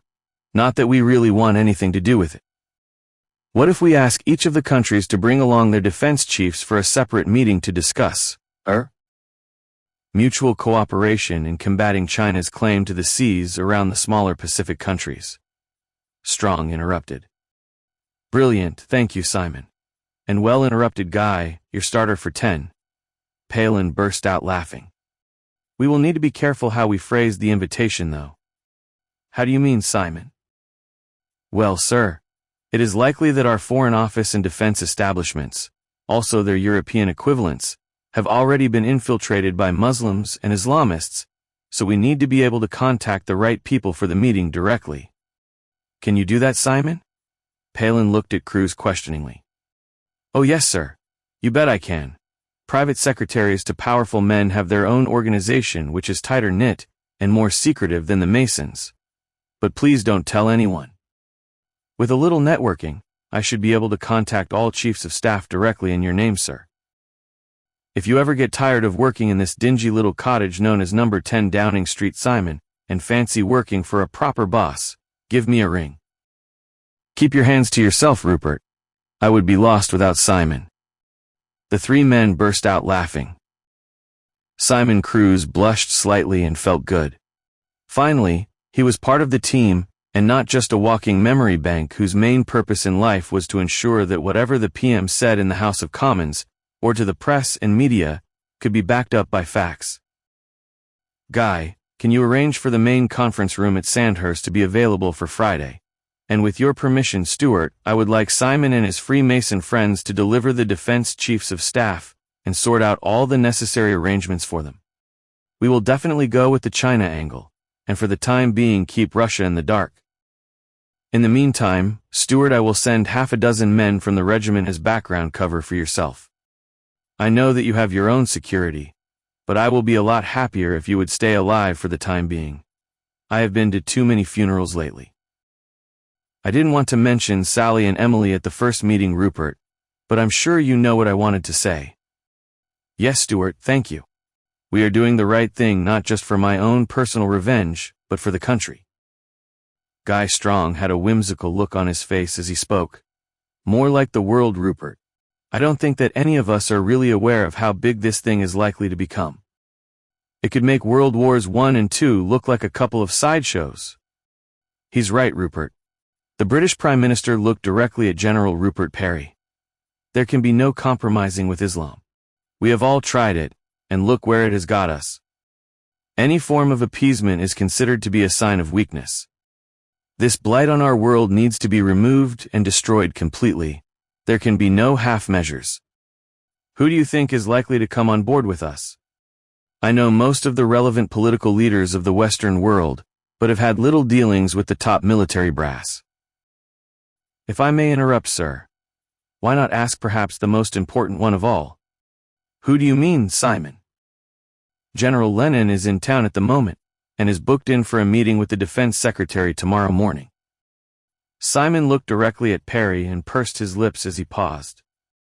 What if I arrange for the meeting to be held at number 10 in the secure room, and you give it to him straight and to the point? General Lenin is? Palin sat upright in his chair as he spoke. Guy Strong broke in. He's one of the American Chiefs of Staff Steward, perhaps the dominant one, certainly far more hawkish than the president. The three men sat in silence waiting for the PM's answer. Finally, Stuart Palin spoke, his voice and passion returning him to his army days as commanding officer of the parachute regiment. His eyes flickered rapidly and briefly. He was momentarily back in Afghanistan. The village had stood for hundreds of years, and was now a near impregnable fortress, filled with suicidal Taliban. He had just lost 3 of his top NCOs in an IED bombing. He made a decision. Eliminate the lot of them, he told his second in command. Call in the artillery and flatten the entire village, no prisoners. No one left the village alive, and his regiment lost no more men. Now was the time for a similar decision. Britain needed America. If this whole box of tricks turned tits up, and Middle Eastern Islamic countries decided to get involved, Britain could not stand alone. Her armed forces were near toothless, stripped of manpower and investment by years of socialist dogma and stagnation. Sort it out, please, Simon. The PM was calm, his delivery measured. We will all meet tomorrow at 10 and prepare for the possibility of World War III. Like it or lump it, America will have to come on board. Their internal situation is already perilous with rioting and killings happening on a daily basis. They will have no choice. Do you really think that this could escalate into a world war, sir? When I initially contacted Guy, Simon, I admit that I was thinking of Britain. Now that I have had time to think about it, I am sure that virtually every Islamic nation will become involved. Their sworn goal is world domination, and at the moment it appears that they will be successful within the next few short years unless someone takes a stand. Guy Strong spoke. Our military will back us all the way, as will the people of the country no matter what the cost. But without America, we could be up shit creek without a paddle. Saudi Arabia alone has more military hardware than we do, and if the rest of the Arab world decide to get involved against us, we will lose badly. We have to bring America on board. Churchill recognized this during the Second World War, and this time the situation could become even more dangerous. General Rupert Parry stood, raising himself to his towering 6.5 feet, his immense shoulders seeming to fill the room, his presence and aura overwhelming. We will take back our country, gentlemen, and I will personally destroy Saladin. But first, I fancy a drink. Are you with me, Guy? Haven't I always been Rupert? Prime Minister Stuart Palin burst out laughing as he spoke. The world has changed a lot over these last 20 or so years, but you two buggers haven't. Back in Aldershot you both spent more time boozing and chasing women than you ever did soldiering, and look at you now, 2 of the 3 most powerful men in the country. I am sitting in 4th place looking up at the pair of you, having had my balls cut off by my own party. Not enough beer, that was always your problem, Stuart. Parry grinned. And not enough women, Strong sneaked in. There is never enough women, sir. Thank you, Simon. There was definitely a time when Guy and I thought along those lines. However, experience will teach you that at times one woman is more than enough. Yes, General Parry. The PM has mentioned that on numerous occasions. There was a good atmosphere in the room. Each man wondered if the American General Lenin would join the party, or would he set the two allies on a collision course. America was still the world's greatest military power, and had been forced to almost double her military budget these last few years, as the Chinese had become ever more powerful and belligerent. The Chinese Navy had taken up offensive positions throughout the South China Sea by destroying coral reefs and building strong naval and air force bases. They were now able to operate with virtual impunity, the only force capable of stopping their takeover of Taiwan and the smaller Pacific nations being the presence of the powerful American carrier battle fleet in the region. Chapter 9. On board or not? We are being followed. Yes, I know, Rupert. You have been ever since you left the house this morning. I'm surprised that you spotted them. They are two of the best men in the regiment. I trained them myself and detailed them to cover you within hours of the bombing that killed Emily. So that's how you knew about my little problem with the two Asians that night after the funeral? Guy Strong smiled and nodded. They were just about to shoot when they heard the neck snap, so I guess they thought that you had things under control. Nice to know that you were worried about my life, Guy. Strong burst out laughing. I wasn't. It was every other bloody life I was worried about if you cut loose. I know what you are capable of physically. It was your mental state that concerned me. How did you spot them, by the way? They're supposed to be invisible. They are invisible, however. I recognized Captain Wells as we left Downing Street, and worked out the rest. He isn't a very convincing cameraman, and was more concerned with our security than he was with his camera. Good newspaper reporters are like wild animals if they smell the blood of a good photo shoot. Maybe something that I missed in his training, Rupert. I will have a word with him. If you spotted it, anyone with our background will also spot it. The two men continued their walk for some 15 minutes, before crossing the road on spying the White Horse pub, which was proudly sporting the camera sign. As they tried to enter, a rather petite young female police officer barred their way. I'm sorry, sir, she said in a rather squeaky voice. I need to search you before I can allow you into the premises. It's standard procedure because of the number of bombings and shootings in the past few weeks. Guy Strong raised his eyebrows and looked down on the young officer who was probably young enough to be his daughter, and barely stood level with his shoulders. We are on government business, officer, and I am indeed carrying a firearm. Then I cannot allow you inside without the authority of my immediate superior, sir. The girl was just about to speak into the radio clipped onto her uniform, when strong hands firmly grabbed her by the wrists. We will deal with this, sir. Parry recognized the face. Thank you, Captain Wells. Please ask the officer to remain with your good self until we leave the bar, and no phone calls. Will do, sir. You were right, Guy. Captain Wells is indeed invisible. I didn't realize that he was so close. He's a good man, all right, Rupert. The best shot in the army. Over 30 kills in Afghanistan, with several of them over 1,000 meters. There was a time when we used to do that silly soldiering stuff, Guy. Yes, sometimes it seems like 1,000 years ago, and at other times no more than a few days. As I get older, I can understand how people can easily fall to the PTSD trap. The things that you and I did are bound to leave a certain amount of residual mental scarring. Do you know, Guy? Parry closed his eyes as he spoke. The people that I killed always disappeared from my mental view within minutes, and never returned. I suppose that subconsciously I was waging a controlled fight against PTSD, but I'm not too sure that it hasn't caught up with me this last week or so.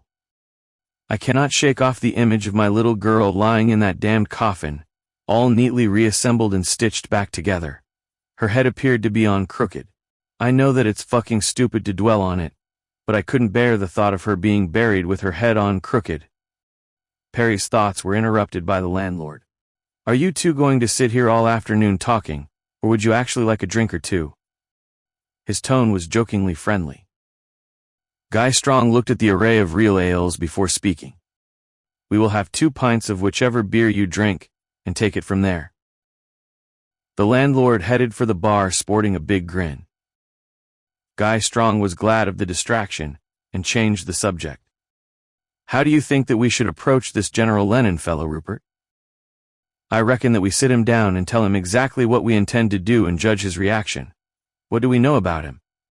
He's a good bloke, but he's swimming up tide with that damned fool of a president, who is pretty close to being a bloody commie poodle. The president goes wherever his party pushes him, and that is always facing to the left. I would like to bet that Lenin can sway the other chiefs of staff. He will back us all the way. And the American people? That's a bad call, Rupert. The blacks and Hispanics together now outnumber the whites, so will they side with the military? Who knows? This isn't a racial issue though, Guy. It's based solely on ideology. A lot of the blacks are Muslim, as are almost all the Asians, especially the Arabs. The ones that aren't may well see it purely as a black versus white issue. The key to it will be bringing the Hispanics on side. 2 pints of real ale appeared. I've had enough of this shit for one day, Guy. It's time for you and me to do what we were famous for in our younger days. Shall we go for 15 pints again, or call it a day after 14? Winner takes the barmaid? I wish. Strong's phone rang. He listened for a few seconds, then spoke. Thank you, Simon. Be there at 10. There we are, Rupert. Tomorrow we meet General Lenin, and we may well begin the process of altering world history. The question is, how will we be remembered? If World War III breaks out, Guy, who cares? There will be no one around to judge us.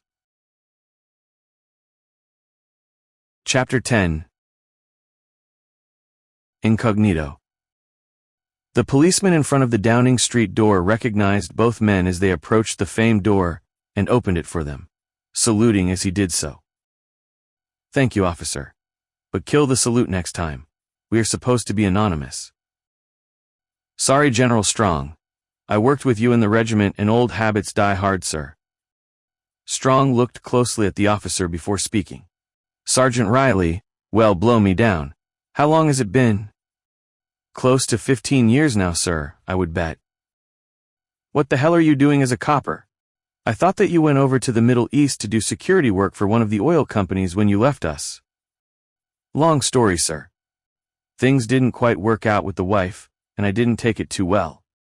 Got in a spot of bother, and had to get out of the country pretty sharpish. Things rarely work out in the marital stakes for any SAS trooper. That is why we prefer single men. Can you still speak Arabic? Sure. Never had a problem there, sir. Speak to you later, Dave, isn't it? Yes, sir. If you finish your shift before we leave, hang around. I can use you. Will do, sir. Parry and Strong entered the building. Can you remember him, Rupert? Dave Riley. Spent several months in Afghanistan working undercover and living like a native. He can mimic almost any dialect and lose himself in any community. Bloody clever bloke. Oxbridge man, I believe. He once told me that he simply didn't fancy being an officer, so he signed up as another rank. Big waste of talent if you ask me. What do you have in mind for him then, Guy? Possibly undercover work here in England. Once he grows a beard and dresses in their traditional clothing, he will prove to be an invaluable conduit between our intelligence services and the more radical Muslims. He always had a dark complexion. The lads used to call him Pocky Dave back in Hereford. Firstly, though, I am going to use him for personal protection. I have a feeling that you and I are shortly to become public enemies numbers 1 and 2 once we start the ball rolling. Simon Cruz appeared and escorted the 2 men to the lift, pressing the code into the keyboard beside the lift. The doors opened and the 3 men stepped in, Cruz being the first to speak. You will like General Lenin. He really is a down-to-earth bloke. Already he and the PM are getting on famously. Good to know, Simon. Let's hope that we can bring him on board with us. They stepped out of the lift, walked down the corridor, and again Cruz pressed the same 4 numbers, and the secure room door swung open. Ah, the A-team has arrived. Prime Minister Stuart Palin rose from his armchair and shook the hands of both Parry and Strong before introducing General Tony Lenin. Good to meet you guys. Stuart here has told me much about the pair of you. He shook both men's hands as he continued speaking. I can't say that I share your love of beer, but I'm willing to give it a try. Is it true that the English drink their beer warm? What is wrong with you people? The ice was broken, and almost instantly a bond was established. 4 whiskeys, Simon.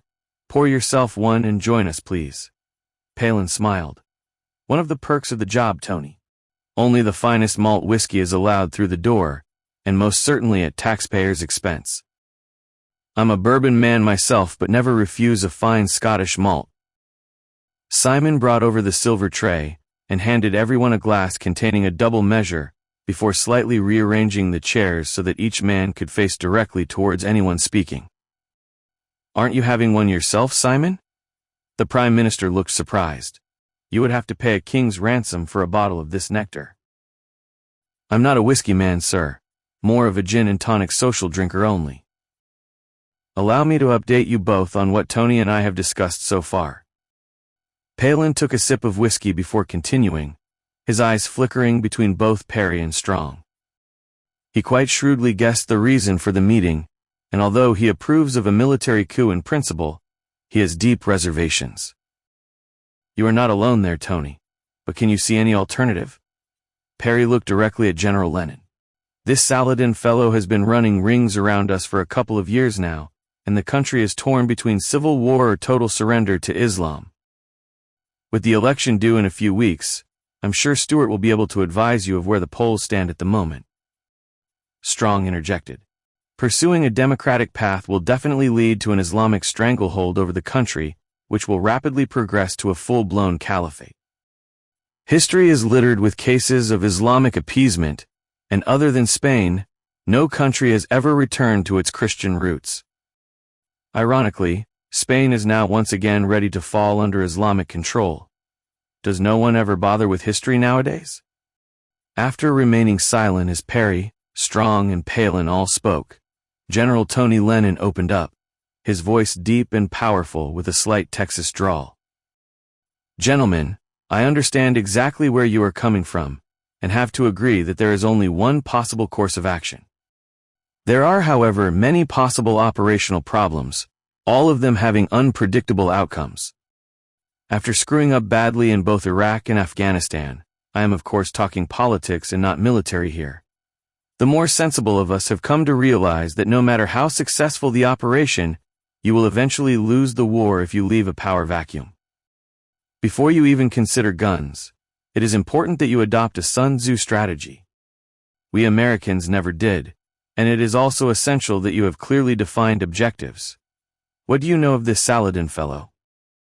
Sun Tzu was a Chinese strategist in the 6th century BC. His teachings, the art of war, are now studied in all of the world's major military academies. All warfare is based on deception.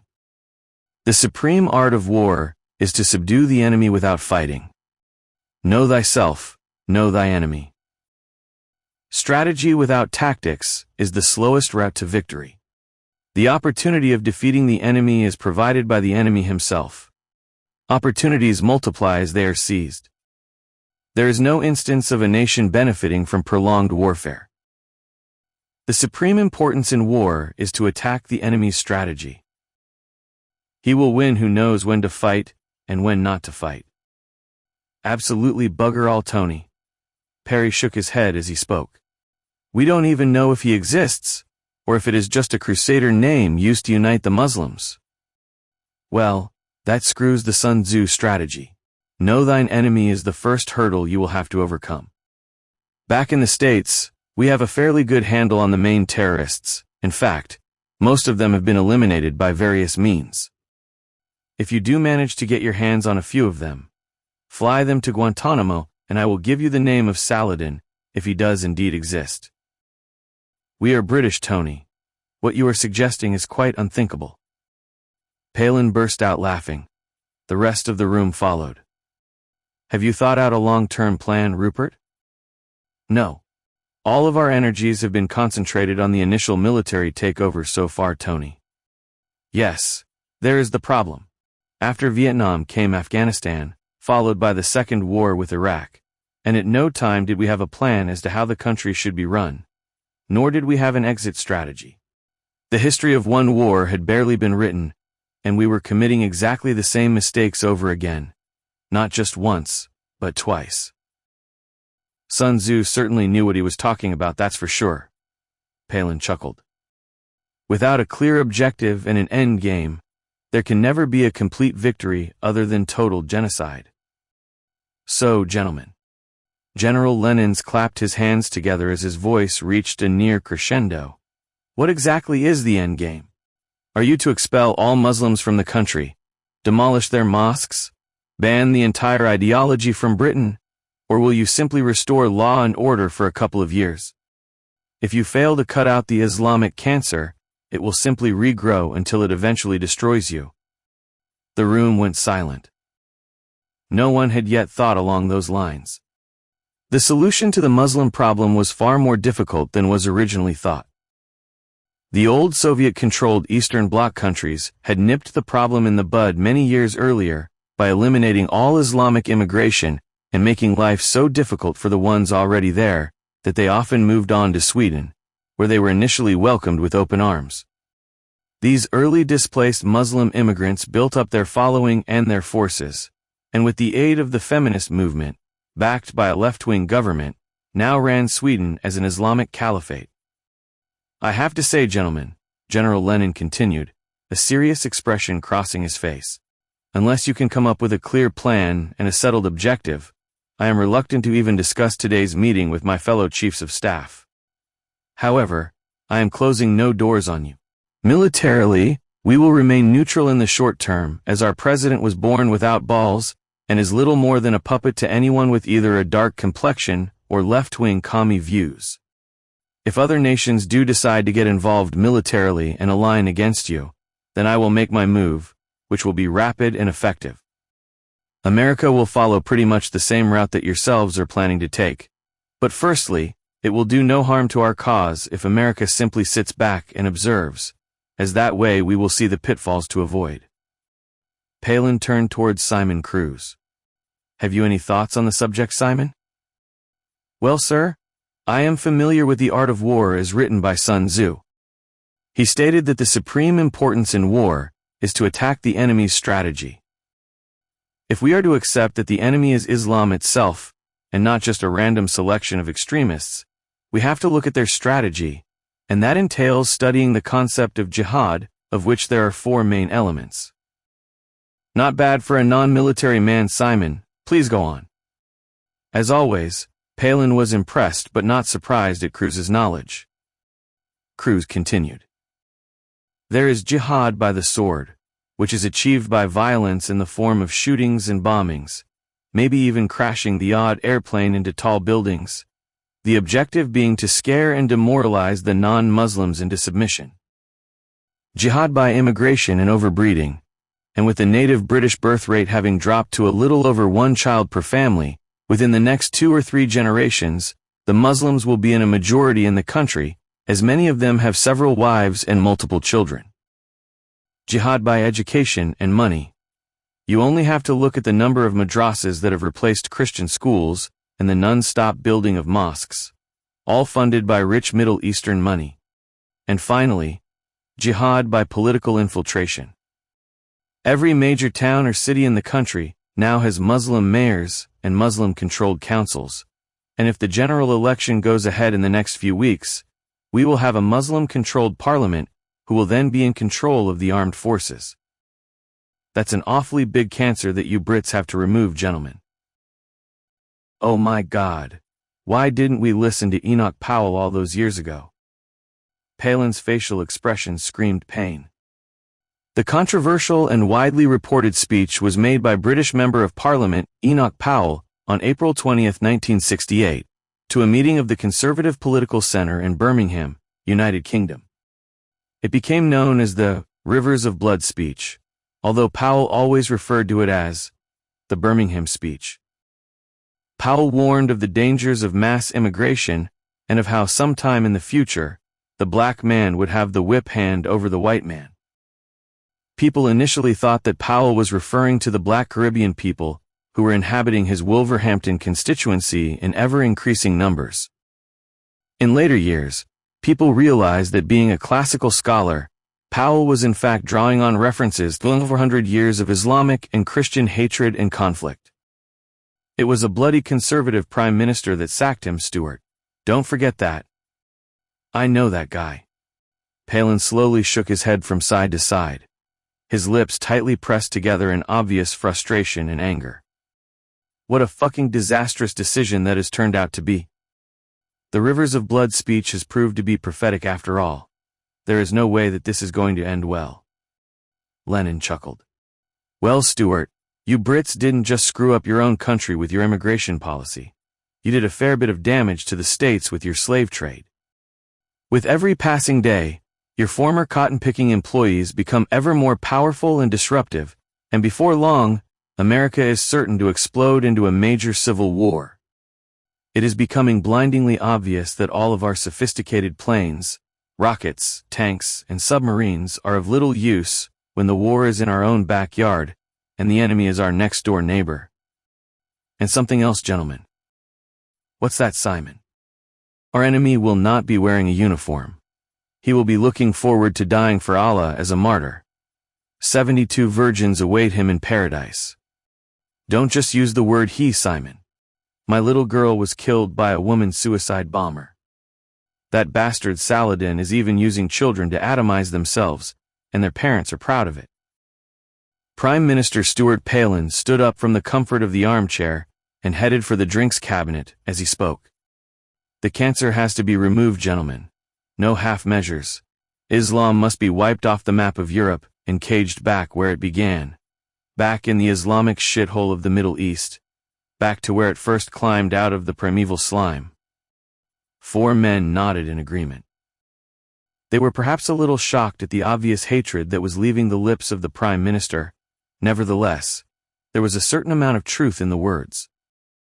The problem of Islam could no longer be swept under the carpet. Islam can never be controlled by appeasement. Islam had to be met head-on. Islam had to completely eliminate it from the country, by whatever means necessary. Chapter 11. A security leak. Things were not going according to plan. Sandhurst had become a fortress, with a 1-mile exclusion zone encircling the hallowed officer training academy. An entire battalion of paratroopers now manning the outer perimeter. Generals Parry and Strong felt uncomfortable, and realized that their initial plan to bring together an alliance of all the Western world's top military men was beginning to stall. Simon Cruz had exceeded all expectations as wall-to-wall generals and admirals took their seats.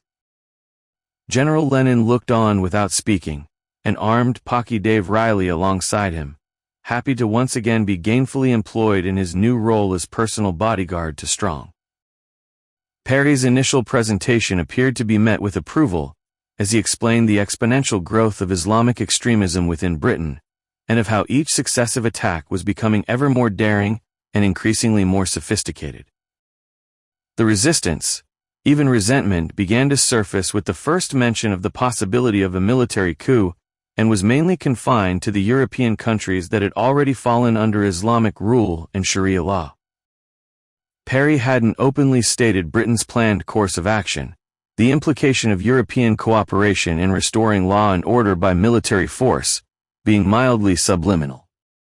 However, the possibility of such action rang a few alarm bells, a frosty, considerably less amiable atmosphere instantly pervading the gathered military brass. The French general was particularly belligerent, his facial features betraying probable Arabic heritage somewhere in his bloodline, and his explosive dismissal of military rule indicating more than a passing sympathy for Islamic ideology.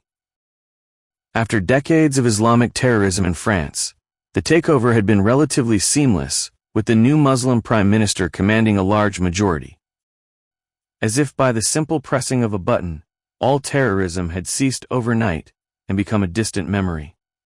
Slowly to begin with, things began to change. The native French people, initially delighted to finally be terrorism-free, were now beginning to regret staying away from the polls on that fateful day a little over 2 years earlier. Top military brass began to be sidelined, and Muslim officers promoted to take their place. New laws were beginning to appear seemingly on a daily basis. There were to be no more general elections. Sharia law does not require elections. Sharia is the divine will of Allah and can never be challenged. French vineyards were burned and destroyed. Allah does not like alcohol. Every pig in the country was slaughtered and burned. Allah does not like pork. Churches were being converted into mosques, and all religious symbols, statues, and paintings destroyed. Children received limited classroom tuition, the majority of the day being devoted to their study of the Quran. Women were no longer allowed out in public without wearing a hijab to cover their hair, the defiant ones being publicly beaten and humiliated. Many were now wearing niqabs, full facial coverings at the command of their Muslim husbands, who according to Sharia law, could now beat them with impunity. All TV and news coverage was strictly censored, and to break the new censorship laws resulted in public flogging. Known gay activists and ardent feminists, including those who had fully backed the Muslims in their pursuit of power, simply disappeared. These people had not learned the lesson of recent history. Ayatollah Khomeini of Iran had done exactly the same thing within 1 week of taking over power from the fleeing Shah. The Eiffel Tower still stood proudly defiant as a symbol of what was rapidly becoming a lost civilization. Much of that civilization's greatest art, proudly on display to the world in the Louvre, was joyously looted of all religious paintings and statues. Even the Mona Lisa was burned publicly for all Christians to see as a display of Muslim power. Allah was the new God, and the only God allowed in France. The country was being slowly consumed by Islam, and without the ability to vote, the French people were powerless to do anything but speak out. Those that did, disappeared. Parry whispered into Strong's ear as the French general spoke. Simon fucked up on that one guy. How did he get under the radar? He didn't, nor is he the top military man in the country. He's a plant, and not the man that Simon made arrangements for. He phoned me about it last night. Unfortunately, I had no option but to let it ride. Someone has leaked, and this bastard is here to fuck up proceedings and to report on what we are up to. The German general is also up to his bollocks in it with him.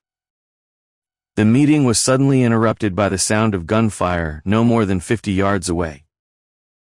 Pocky Dave drew his concealed pistol, cocking it in the blink of an eye as it was still leaving his jacket pocket. He moved to cover the door. The 2 SAS men stood outside of the room, cocked their weapons.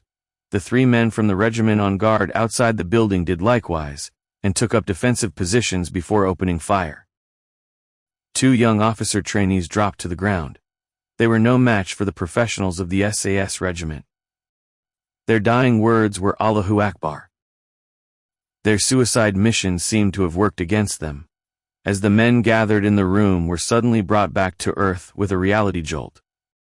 The sheer audacity of the attack reminded them that they themselves were now on the front line, and no amount of security vetting could guarantee their safety. The camp adjutant knocked, entered the room, and saluted. Pocky Dave lowered his weapon. "The colonel is dead, sir." The captain's demeanor was calm, and the message delivered in true staccato military fashion, his body rigid as he stood to attention. "The 2 lieutenants killed the armorer and took possession of the weapons before we had the chance to stop them, sir. The colonel tried to intervene but was gunned down, sir." General Parry slowly looked around the room, his eyes briefly dwelling on each of the military men before speaking. "Thank you, Captain. Please take care of it." "Sir." The adjutant saluted, turned about, and left the room. The Islamists had penetrated the very heart of the British military institution. How many more were lurking in the undergrowth of assumed loyalty, just waiting for the moment to pounce?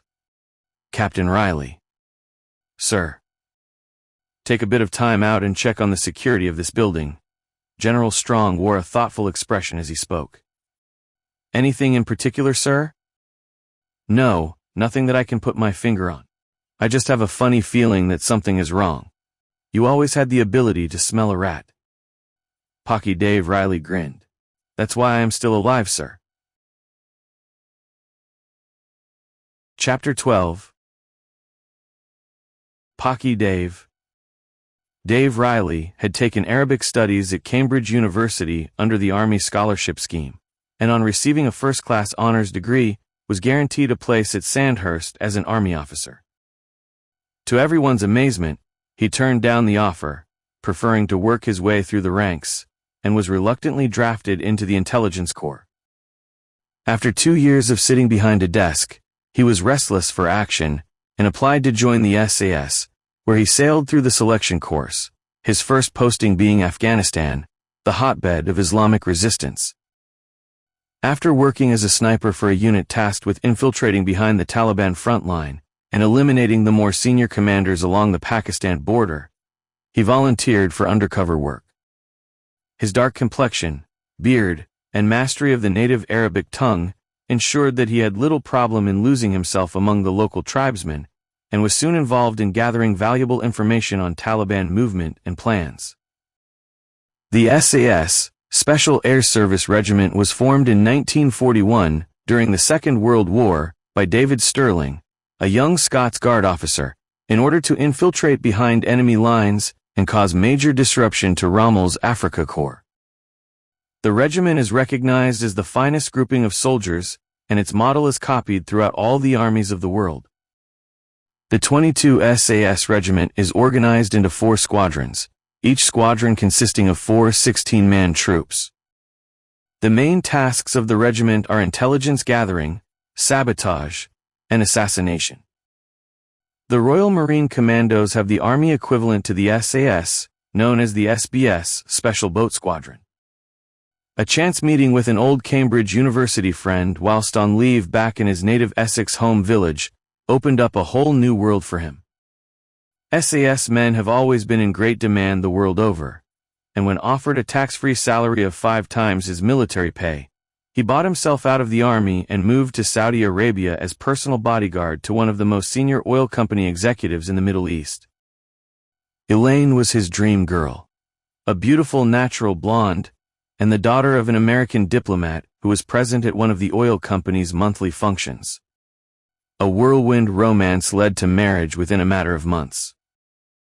Dave's dream lifestyle and world were shattered one August afternoon, when on returning home early, he found his wife naked in bed with her throat cut.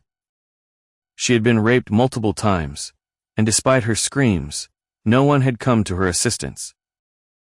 The assailant was a member of the Saudi royal family, a man who instilled fear into the Riyadh people, a man who did whatever he liked simply because he could. That night, Dave eluded the palace security, killed the prince's 2 bodyguards, and bound and gagged the prince before slowly cutting off the man's penis and forcing him to eat it.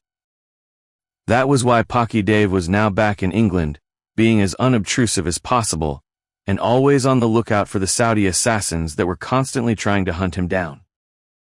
They had caught up with him a few months earlier, and both assassins were now buried in a shallow grave in a local graveyard on top of a recently buried coffin.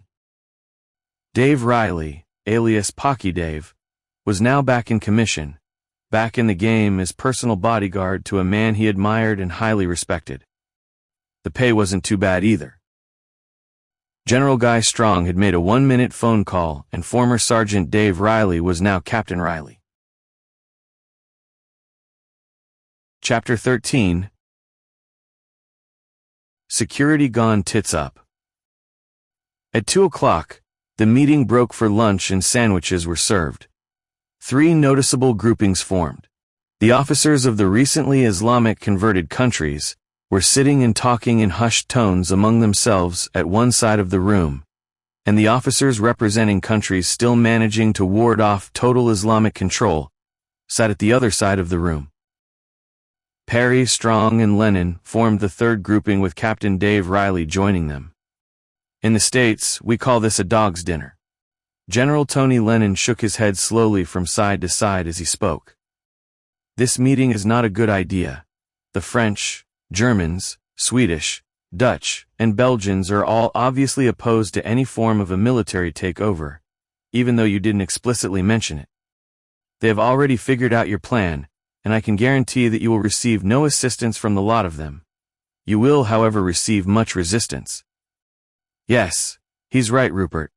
I think that it is better to continue along the lines of mutual cooperation against terrorism, and put any mention of military intervention in the running of the country on the back burner. Dave Riley stepped in. Something is brewing. The bastards are all talking in Arabic, and I am sure the word rocket has come up a couple of times. You lip reading, Dave? Yes. It's very difficult lip reading in Arabic, sir. If they were to speak English, it would be much easier. Shit. What's up? They just mentioned the word drone. Damn, this building sticks out like a sore thumb, and the French general keeps checking his watch. We had better get the hell out of here. We are going to be attacked from the air. There he goes again. That's less than a minute since he last checked the time. We gotta quickly move, sir. General Guy Strong's face broke into a wicked grin as he spoke. Let's see who shits the bed first.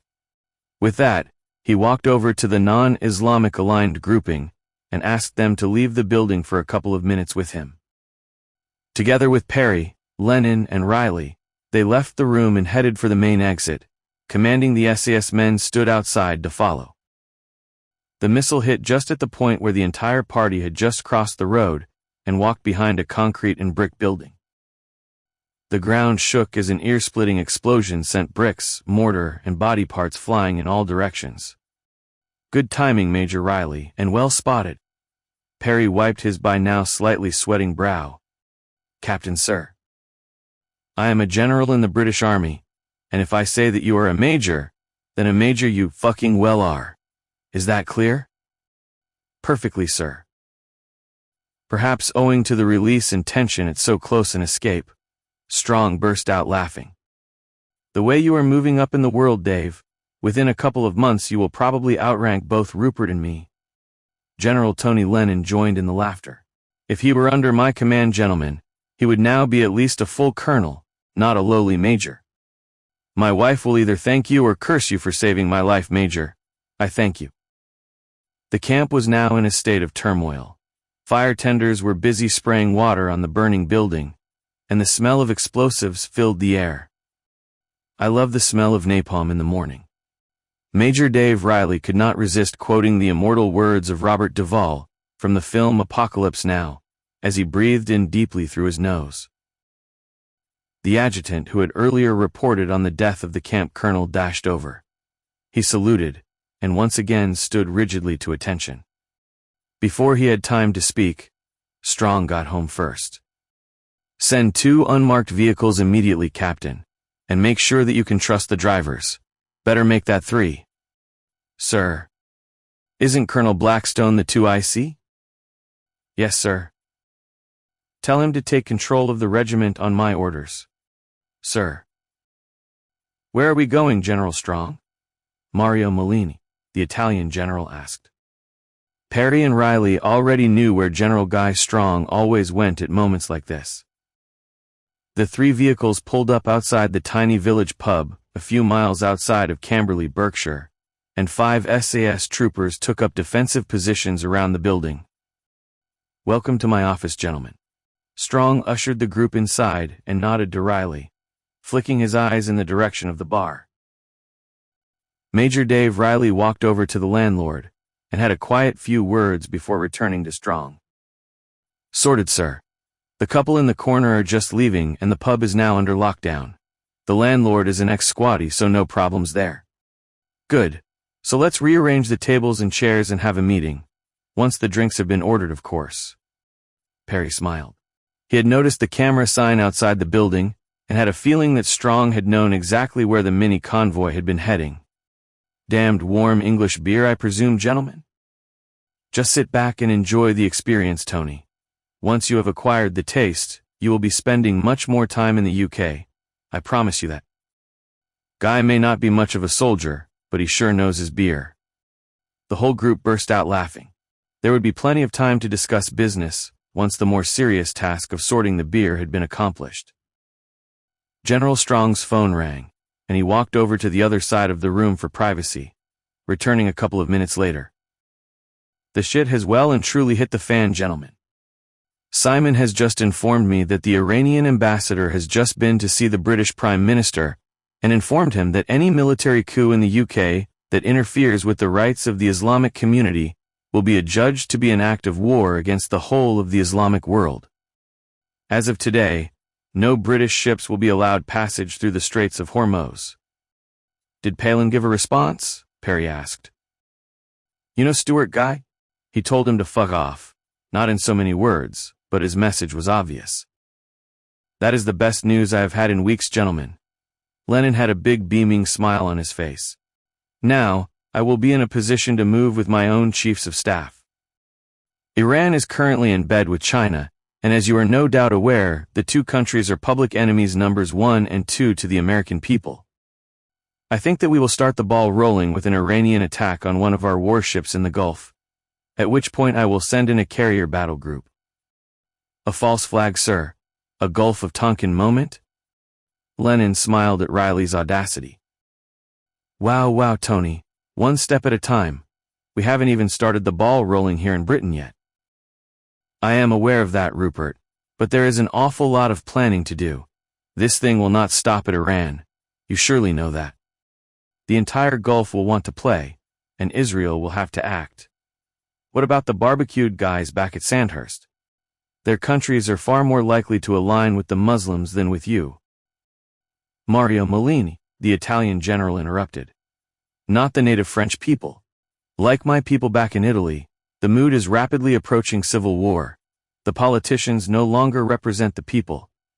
This cannot be stopped. So far, my troops have been employed to prevent it. One word from me and they will be facing in the opposite direction with their rifles pointing at the Islamist, and not their own people. You still have a largely Christian army, Mario. The top brass of the French, German, Dutch, Swedish, and Belgium military have been replaced by Muslims. There is no one left to order them to face the other way. Parry had a point. Then we must create a revolution within the 5 countries. Once on the streets, the troops will not fire on their own people regardless of what their officers command. Christ, Mario. Strong shook his head. We are talking some 15 to 20 million Muslims in France alone. Once the killing starts, there won't be enough land to bury all the bodies. We have also got to consider the possibility of military conflict outside of their borders. Any conflict will engulf most if not all of Europe. And where will Russia and China stand on all this? Lenin raised his eyebrows before speaking. Russia will certainly come on board with us. Tensions between them and the Chinese have been brewing for a number of years now. China will back the Muslims because of their alliances with Iran and Pakistan, and this will immediately bring in India, who have been having endless skirmishes and limited mini-wars with China over the sovereignty of much of the Himalayas. This, in turn, will almost certainly draw in Pakistan, who have never accepted Indian control and influence in Kashmir. Voila! World War III. I am of course ignoring the fact that Malaya, southern Thailand, and Indonesia are Muslim countries, so maybe the spillover will in fact be even greater than we ever envisaged. Nuclear Tony? General Tony Lenin nodded. Israel will definitely go nuclear if the Arab world aligns against her, and she cannot contain them, and both India and Pakistan are just itching to atomize each other. The damned Pakistanis have little regard for human life, and will be only too willing to sacrifice their entire country for their absurd religion. The Greek general spoke for the first time since entering the pub. You cannot ignore Turkey. They have one of the largest land-based armies in the world, and will move into Greece at the drop of a hat. We have never resolved the Cyprus situation, and there is little doubt that the Turkish hardliners would like to see a resurrection of the Ottoman Empire. Fucking hell, Rupert, what have we started? Nothing yet, Guy. There is still time to pull back. Is that what you want, Rupert? I cannot, Guy. I made a promise to Emily, and you know that I always keep my promises, even if I have to go it alone. Even if it costs 100 million lives, Rupert? Lenin's question was grave, almost doom-laden, yet it was genuine.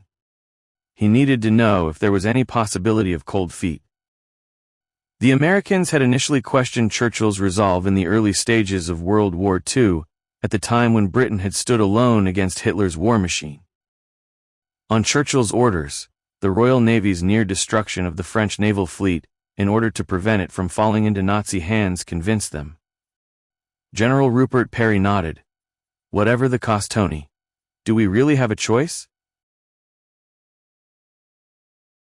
Chapter 14. The First Steps. Stuart, allow me to introduce you to Major Riley, my own personal minder. As we are all on first-name terms, perhaps we will ignore his regimental name of Pocky Dave and simply call him Dave for the time being. Prime Minister Palin shook Major Pocky Dave's hand. Generals Parry, Strong, and Lennon were back in the secure room at number 10, accompanied by Riley and Cruz. First things first, gentlemen, Palin spoke. I have persuaded General Purchase to bring his retirement plans forward by a few months, and I have appointed you, Rupert, as Supreme Commander of all British Armed Forces, with Guy as your second in command. Thank you, sir. How did he take it? Surprisingly, not very well. When Guy and I first broached the subject of a possible military coup a couple of months ago, he seemed to be completely indifferent and offered to turn a blind eye and a deaf ear to the operation. He appeared to be quite happy to allow both Guy and you to take control, his reasoning being that he only had a few months to go before retirement, which left him with too little time to carry it through to any form of conclusion. He did, however, ask to be kept up to date with developments, and offered to assist and come on board in an advisory capacity. Yes, that's the impression that I also got, Stuart. He seemed to accept that he may be sidelined, and pretty much washed his hands of all responsibility. Who would have ever thought that the two most drunken, womanizing officers in the entire world's armies would have reached such elevated positions of command? Lennon burst out laughing. I have to admit one thing, Stuart. After sampling several pints of your warm English beer yesterday, I am beginning to understand the attraction. The day is still young, General Lennon. Once we have sorted out the opening salvos of World War III, we may well sample a few more this afternoon. Steady, Guy. Beer and Americans don't always go well together, and if the Muslims get their way, all beer will disappear worldwide. Then we must go to war, Stuart. Parry looked over to Simon Cruz. That means gin and tonic as well, Simon. Then General Strong is right, sir. We must go to war. Despite what was quite obviously the beginning of a serious worldwide situation, the mood in the secure room of number 10 was somewhat light-hearted and jovial. General Lennon's tone changed the mood into something a little more serious. My biggest concern at the moment, gentlemen, is the colander known as British security. It seems that every man and his dog knows about your current movement and your future moves. How the hell did Iran get wind of this? Are you openly discussing your plans with the daily newspapers? Any ideas, Simon? Palin turned to face Cruz as he spoke. Not really, sir. Everything has been kept at near enough top secret level 1. So the only people who could have knowledge of our intentions were all present at the Sandhurst meeting last week. I have personally checked the files relating to every man present, and there is no trace of any Muslim blood or family conversion in any of them. Each man has over 20 years of loyal military or police service under his belt, so any form of betrayal is unthinkable. Someone is leaking, and when the country is under military control, they will face the firing squad. Along with Saladin, I hope, sir. No, Simon. I will personally deal with Saladin. There will be no instant death for that bastard, I promise you that. Everyone in the room felt a cold shiver run down their spine. They knew that General Rupert Parry meant what he said. Palin clapped his hands together and began speaking. I suggest the following course of action, gentlemen. 1. We close the doors to the Houses of Parliament this coming Monday. No MPs to be allowed access. 2. I personally make an official announcement that very morning on TV and declare a state of emergency. 3. Both Rupert and Guy contact the senior military commanders and police chiefs present at the meeting and inform them of both the time and date of the military takeover. 4. All military leave to be cancelled, and those on leave return to barracks immediately. 5. All reservists who have left the military within the last 5 years, to also report to barracks. 6. Armored cars and soldiers in full battle dress on the streets of all our major cities to coincide with my announcement. 7. Naval bases and Air Force sites to be given 24/7 security, fully armed security. 8. The entire SAS regiment to be recalled from all overseas operations and placed under your control, Rupert. 9. Tactical firearm trained police to carry firearms at all times. 10. I want you to open one of our disused military camps, Rupert, and put it under armed guard. Any agitators, and believe me, there will be many, possibly even members of parliament, will be interned under strict military supervision. 11. Here is the most important order of all, gentlemen, the rules of engagement. If any police officer or serviceman comes under direct threat, the officer in charge can issue the instruction to use lethal force. Okay, gentlemen, your comments please. Can I guarantee my troops that there will be no recourse to civilian law following a fatal shooting, Stuart?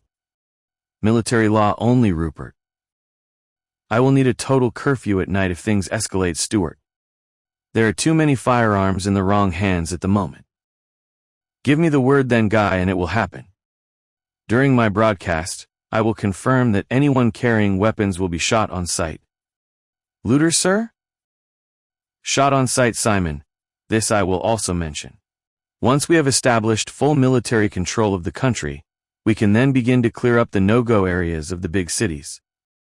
The Muslims have been stockpiling arms and ammunition for years, so this will be no easy task. That is why I need the SAS on board to act as advisors to the military commanders on the ground. General Lenin spoke as the Prime Minister finished speaking. Would you mind if I stuck around for a few days, gentlemen, in order to see how things pan out? I may well be facing the same kind of problems when I return home, only my task will be even more difficult than yours. Every man and his dog own one or more guns in the States, and the last civil war that we had cost 600,000 lives. That number doesn't even cover the blacks in one of our major cities at the moment. That is not a problem, Tony, however. I have to say that I certainly don't envy your task. Thank you, Stuart. Now, what about that warm English beer that you promised me? Fighting wars always gives me a thirst. I'm going to join you chaps. It's about time I let my hair down.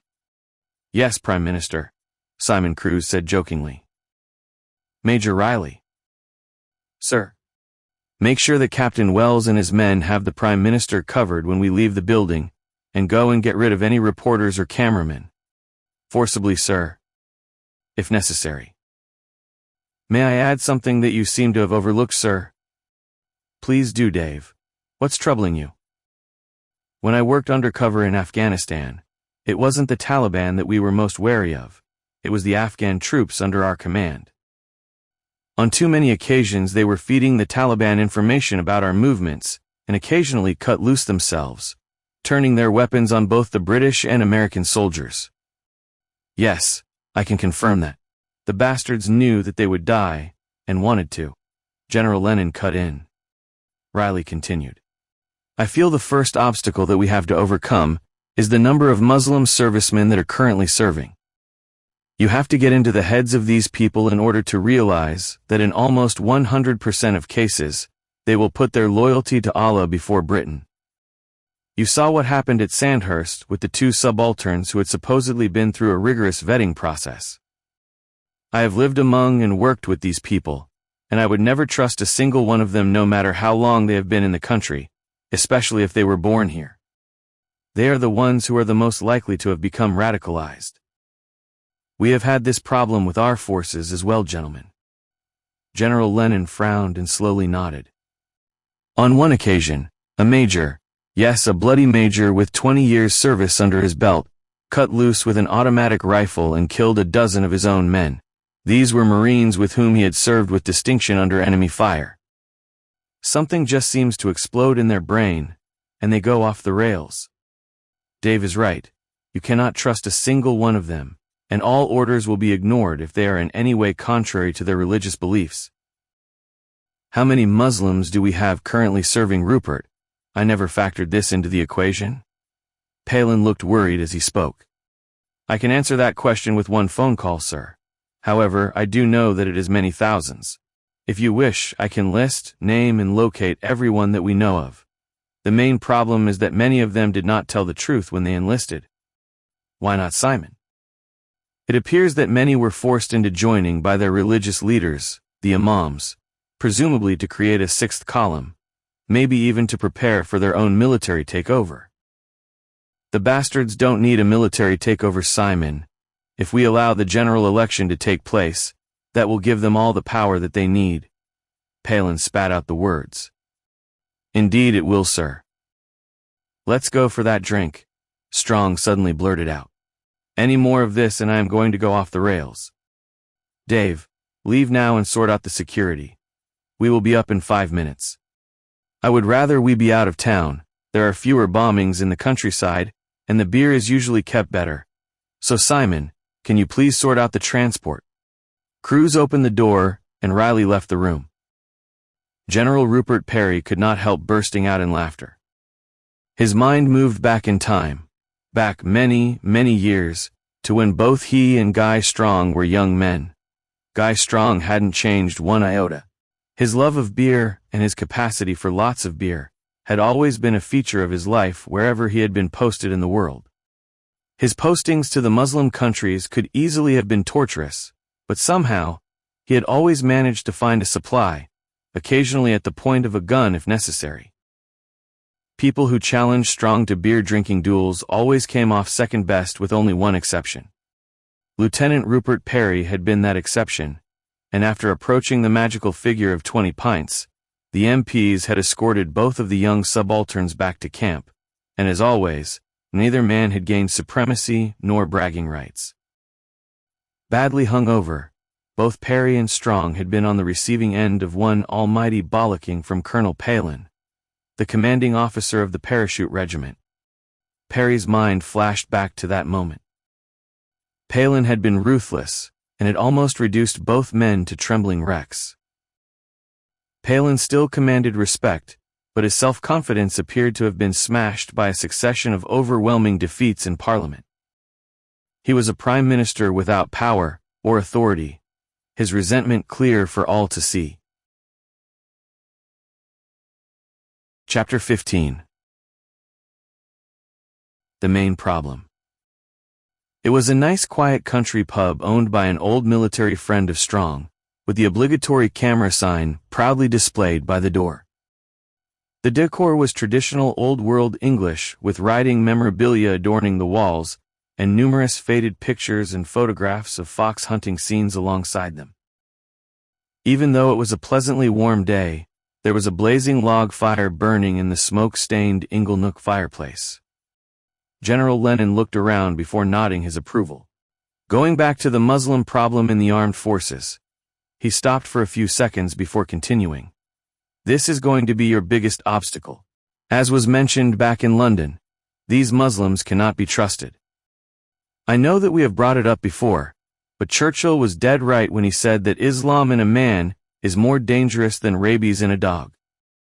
You can shoot the dog, but you can't shoot the man just for being Muslim, even though you know that given half a chance he will kill you. The room went quiet, each man deep in thought. Simon Cruz's phone rang, and he walked across the room to take it, returning around 1 minute later. I have the figures for the Muslim military men, sir. He addressed Prime Minister Palin. There are a little over 3,000 officers and men in the army, 300, give or take a dozen or so in the Navy, and around 150 in the Air Force. The Navy figure includes the Royal Marines, sir. There are no Muslim women. Thank you, Simon. Palin rubbed his hands together and looked at Parry. Okay, Rupert. What the hell do we do with over 3,000 men, all trained to shoot, and all of them happy to shoot in our direction? Parry looked at Strong as he spoke decisively. We have to round the lot of them up and stick them in an internment camp somewhere, Stuart, and make damned sure that they have no access to weapons. We also need a separate camp for the officers. No military clothing, only civvies, and no access to phones of any kind. We need far more than one camp, Rupert.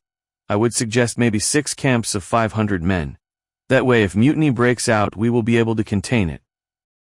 Okay, Guy, you arrange that. Simon? Sir.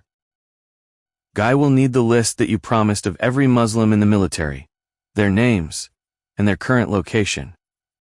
I'm on it, sir. Again, Cruz walked over to the other side of the room and made a phone call, returning to his seat within seconds. Simon, I need one more job, please. Sir. Parry went quiet for a few seconds. His brow was furrowed, deep in thought.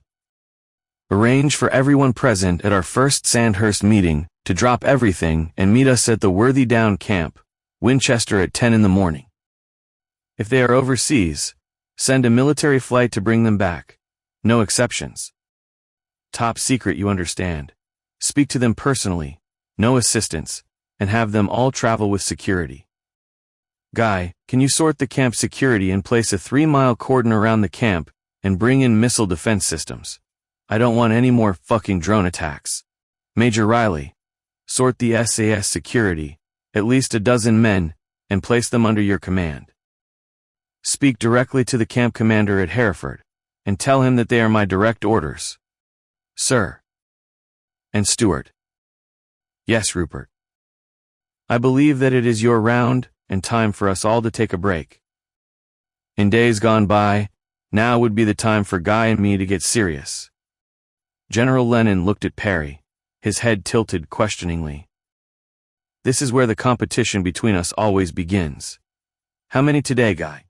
Do you think that we can still manage 15 and a barmaid? I can still remember giving the pair of you a bloody good bollocking on one occasion down at Aldershot, and I was only a colonel in those days. Yes, Prime Minister, Guy Strong burst out laughing. So where did it all go wrong? The mood was good, the beer flowed freely, and the men tried to forget the trials and tribulations ahead. General Lennon had been silent up to this point, and after taking a long drink from his second pint of draft English real ale, he spoke. Unlike you gentlemen, whose misguided youth seems to have revolved around beer and women, I only ever wanted to be a soldier. My youth was wasted on a diet of war books and military strategy, so if you will allow me a platform for a few minutes, I would like to add my thoughts on the forthcoming campaign, for that is what it is going to turn into. Dwelling on the lessons of history, virtually every war has been lost by ignoring Sun Tzu's Art of War, the one true military Bible. For instance, the South lost the American Civil War when Robert E. Lee ignored Sun Tzu's strategy at Gettysburg and attacked uphill against a strongly defended position. The position was of no strategic importance, and Sun Tzu would have simply gone around it. Lee continued to attack and lost half of his army. Hitler lost control of France on D-Day by ignoring Sun Tzu and not allowing his military commanders to make strategic decisions. They had a whole tank division on standby and could not use them without Hitler's authority. Meanwhile, as our invading forces came ashore, Hitler slept. America lost the Vietnam War again by ignoring Sun Tzu. We had no clear military objective. General Westmoreland's policy of killing so many Viet Cong and North Vietnamese that they would simply give up was flawed. Add to that, Sun Tzu stated, "Know thine enemy." Westmoreland ignored the obvious fact that the North would continue fighting to the last man. I think I know where you are leading, Tony. Of course you do, Rupert. What is your initial military objective, and what are your long-term objectives? Taking control of both the military and the government are little more than steps. Battles, if you like. But what exactly constitutes winning the war? May I cut in, please? Certainly, Dave. This is just an informal meeting. Parry nodded as he spoke. Based on my experience in Afghanistan, the harder you hit these people, the harder they fight back. The more you kill, the more people volunteer to join the cause. Kill a dozen Muslims and the next day there will be 100 recruits, many of these people having little interest in the cause until the moment that they feel threatened. So, what is your solution to the problem, Dave? Guy Strong was intrigued. I can only see one way forward, sir, and that way is all-out warfare. We may look to a peaceful solution, but the Islamic world will not. There are supposedly 6 million Muslims now in Britain, say 2 million men able to fight. That's one hell of an army, and many times greater than ours. Supposing we do defeat them, and bring them under control, what then? Do we deport them to their country of origin, which will almost certainly refuse to accept them? Do we try to convert them away from Islam, which incidentally is impossible, or do we adopt Hitler's final solution? Establishing control will be difficult enough, but when we start bulldozing their mosques, that is when the shit will definitely hit the fan. There is also the possibility of them being reinforced by Muslim mercenaries from all over Europe and the Middle East. There are already thousands that cross the channel at the moment from France and Belgium, just for the welfare benefits. Imagine how many there will be when their religion and ideology are challenged. I am sorry to say this, gentlemen, but Dave is absolutely spot on. Every war needs a clearly defined objective and a watertight exit plan. Lennon made a strange noise as he sucked in his lips. We tried to bring Dearborn and Michigan back under control from the Muslim mullahs, and all hell broke loose. Even the National Guard had to back off. The bastards had more weapons than they had.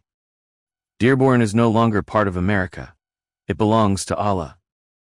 I rather think that troops and rifles will not be enough. You will need tanks and artillery if you want to take back your inner cities. But firstly, you have to bring your military back under your control. Oh my God, gents. I was hoping that the beer would act as some form of anesthetic, but it seems to be magnifying the problem. Stuart Palin sat back in his chair. I have half a mind to take you two insubordinate subalterns on in a beer-drinking competition. Does the landlord have a daughter, Guy? Well, actually he does, but we will have to wait until she returns from university, Stuart. Palin smiled. An angry glare followed. Why didn't we listen to Enoch all those years ago? Politicians have seen this moment coming forever, and have done fuck all but pander to the press and the politically correct narrative. And now, we have to pick up the pieces. Let's have a few drinks, gents. Parry realized that there was still a little work to do before the real drinking began. Dave, go back to Downing Street with Simon, and sort out the security for tomorrow. And Simon, make sure that everyone needed for the meeting tomorrow is aware. Remember, 100% attendance. Oh, and one more thing, Dave. Tell Captain Wells to arrange for 2 men to cover each of us from the moment we leave here to our arrival at Worthy Down tomorrow. Sir. The 2 men left the pub, and after speaking to Captain Wells, Pocky Dave, now Major Riley, climbed into one of the waiting vehicles whilst observing the well-organized defensive formation of the SAS men. 3 men were conspicuous as they patrolled the old English pub grounds carrying only concealed pistols, while 5 men were camouflaged in the undergrowth or hidden among the outer buildings of the pub, each man locked and loaded with their rifles, ready for instant action. All SAS troopers are trained marksmen, their ability to assess a dangerous situation and respond instantly having been practiced 1,000 times over back in Hereford. He smiled, his mind wandering back to his own days of action, days when the adrenaline swept through his veins with the force of a tidal wave, days of almost indifferently assumed invulnerability, knowing that whichever way he faced, a trained marksman had his back covered. He missed the old days in the regiment, the danger, the excitement, even the long boring days sleeping rough in the mountains of Afghanistan, hoping to make the shot that would ensure his immortality. Osama bin Laden would die at the hands of the American SEAL Team 6 shortly after his departure, but given just one fleeting glance of the target, and he could have saved them all the trouble of spending the next few years searching for him. Generals Parry, Strong, and Lennon, together with Stuart Palin, the by now slightly inebriated British Prime Minister, carried on drinking and talking. I like Major Riley, Dave, that is. Lennon looked serious as he spoke. A SAS man, I understand. He used to be Tony, but he left the regiment in search of the serious money that can be earned in the Middle East as a bodyguard. Clever chap, you know, a first-class honors degree in Arabic and Islamic studies. He worked undercover for months in Afghanistan, even going on attack missions with the Taliban. There were occasions when we dare not call in artillery or airstrikes, knowing that he was in the thick of it. On one occasion, he painted a Taliban camp with lasers and hid in a cave while we brought in the napalm. The whole damned lot of them were poised to launch a grenade and rocket attack on our main force stationed at Kabul. He saved the lives of possibly hundreds of our troops. Snipers kill one man at a time. That day Dave helped to kill over 100. Those still alive he terminated in order to maintain his undercover status. Wow, guy, that's some man you have there. Too right, Tony. His main concern at the moment is avoiding a half-dozen or more Saudi assassination squads. Apparently, he pissed off some Saudi prince by cutting off his dick and making him eat it. That's understandable. I would be pretty pissed off myself. Anyway, whose round is it? I am beginning to warm to your warm English beer. It slips down rather nicely. Chapter 16. Worthy Down Meeting. The 20 men of the original meeting sat nervously around the large conference table, all standing as Generals Parry, Strong, and Lennon entered the room accompanied by Stuart Palin, the British Prime Minister, and Major Dave Riley. A total exclusion zone with a 3-mile perimeter had been established around the Worthy Down training camp, and a company of SAS troopers covered the building under Captain Wells' command. Reporters and cameramen had tried to sneak inside the exclusion zone, but were forcibly repelled, and all equipment seized. Once again, security had been breached, and despite all correspondence being along top-secret channels, somehow the press had got wind of the meeting. General Parry spoke as he walked towards his chair at the head of the table. Please be seated, gentlemen, and let me begin with the introductions. I am sure that you are all familiar with Prime Minister Palin, whose term of office is due to end within the next few weeks. I have also asked along General Lennon, who is the most senior of the American Chiefs of Staff, and lastly, Major Riley, whose knowledge of the inner workings of Islam will prove to be invaluable. Now, gentlemen, I would guess the point that has troubled you the most over the past week has been your oath of loyalty to the Crown. We are not breaking that oath. The Prime Minister has in his Downing Street safe, full written royal approval for our future course of action, and has informed me that anyone wishing to verify this is welcome to do so by contacting Simon Cruz, his personal secretary. Therefore, gentlemen, we are not breaking our sworn oath to the Crown. We are not guilty of treason. We are not organizing a military coup. We are forming an alternative government to the treasonous rabble that will within the next few weeks infest Parliament and infect the lives of every loyal British citizen. We are also doing this with royal approval. The entire room stood and applauded. Every man in the room was on board.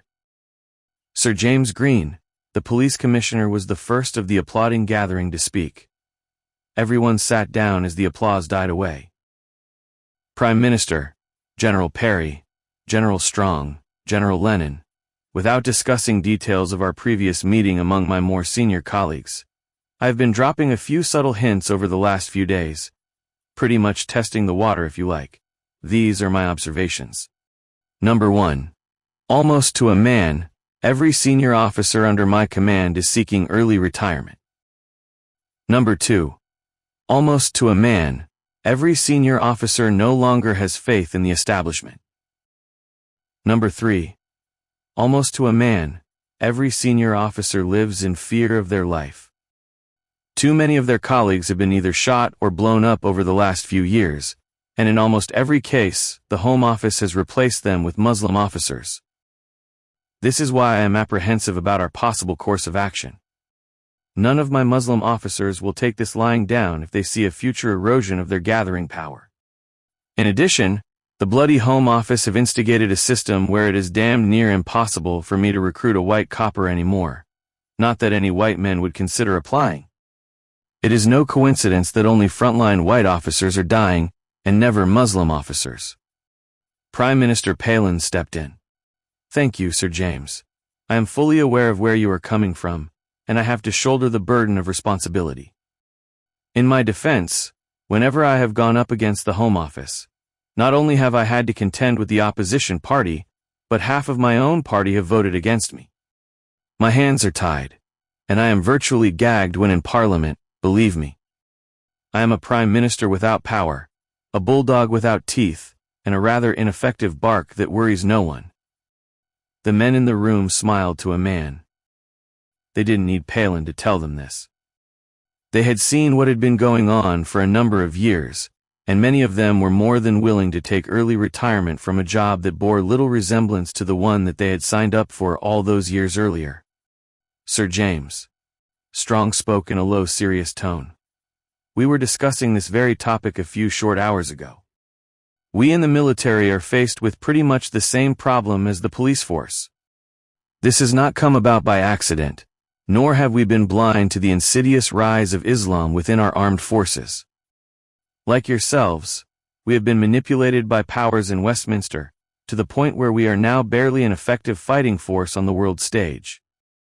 We are still damned good, however, despite our size, and I am 100% sure that every non-Muslim man and woman within the armed forces will obey our orders to the letter.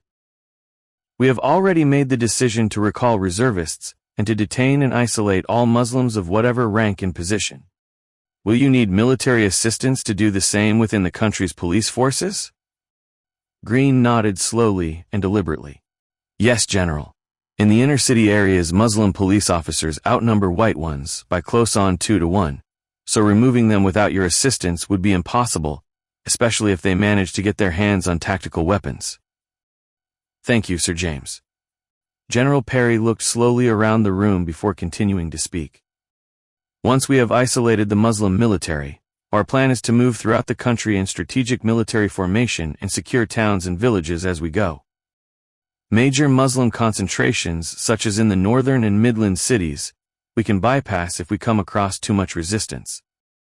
This will give the natives, dare I use the term in this politically correct cesspit of a country that we have created, time to get out before serious fighting begins. Sir James Green got to his feet. These areas are near impregnable, General.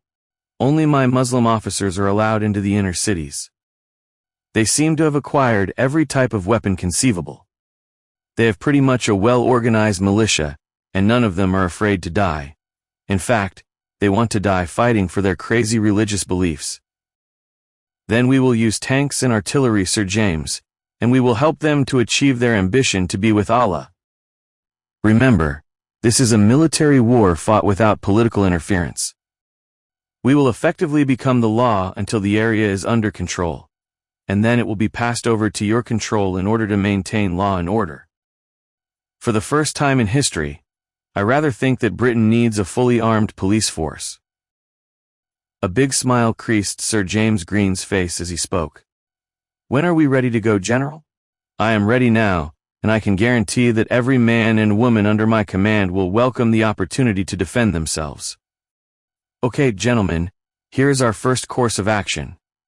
Parry furrowed his brow. This was complicated. He continued. Each general in this room is to appoint a group of the most loyal and capable senior men under his command, and explain the objective, which is to take complete military control of the entire country. General Strong will advise your area of responsibility and the territory to be taken.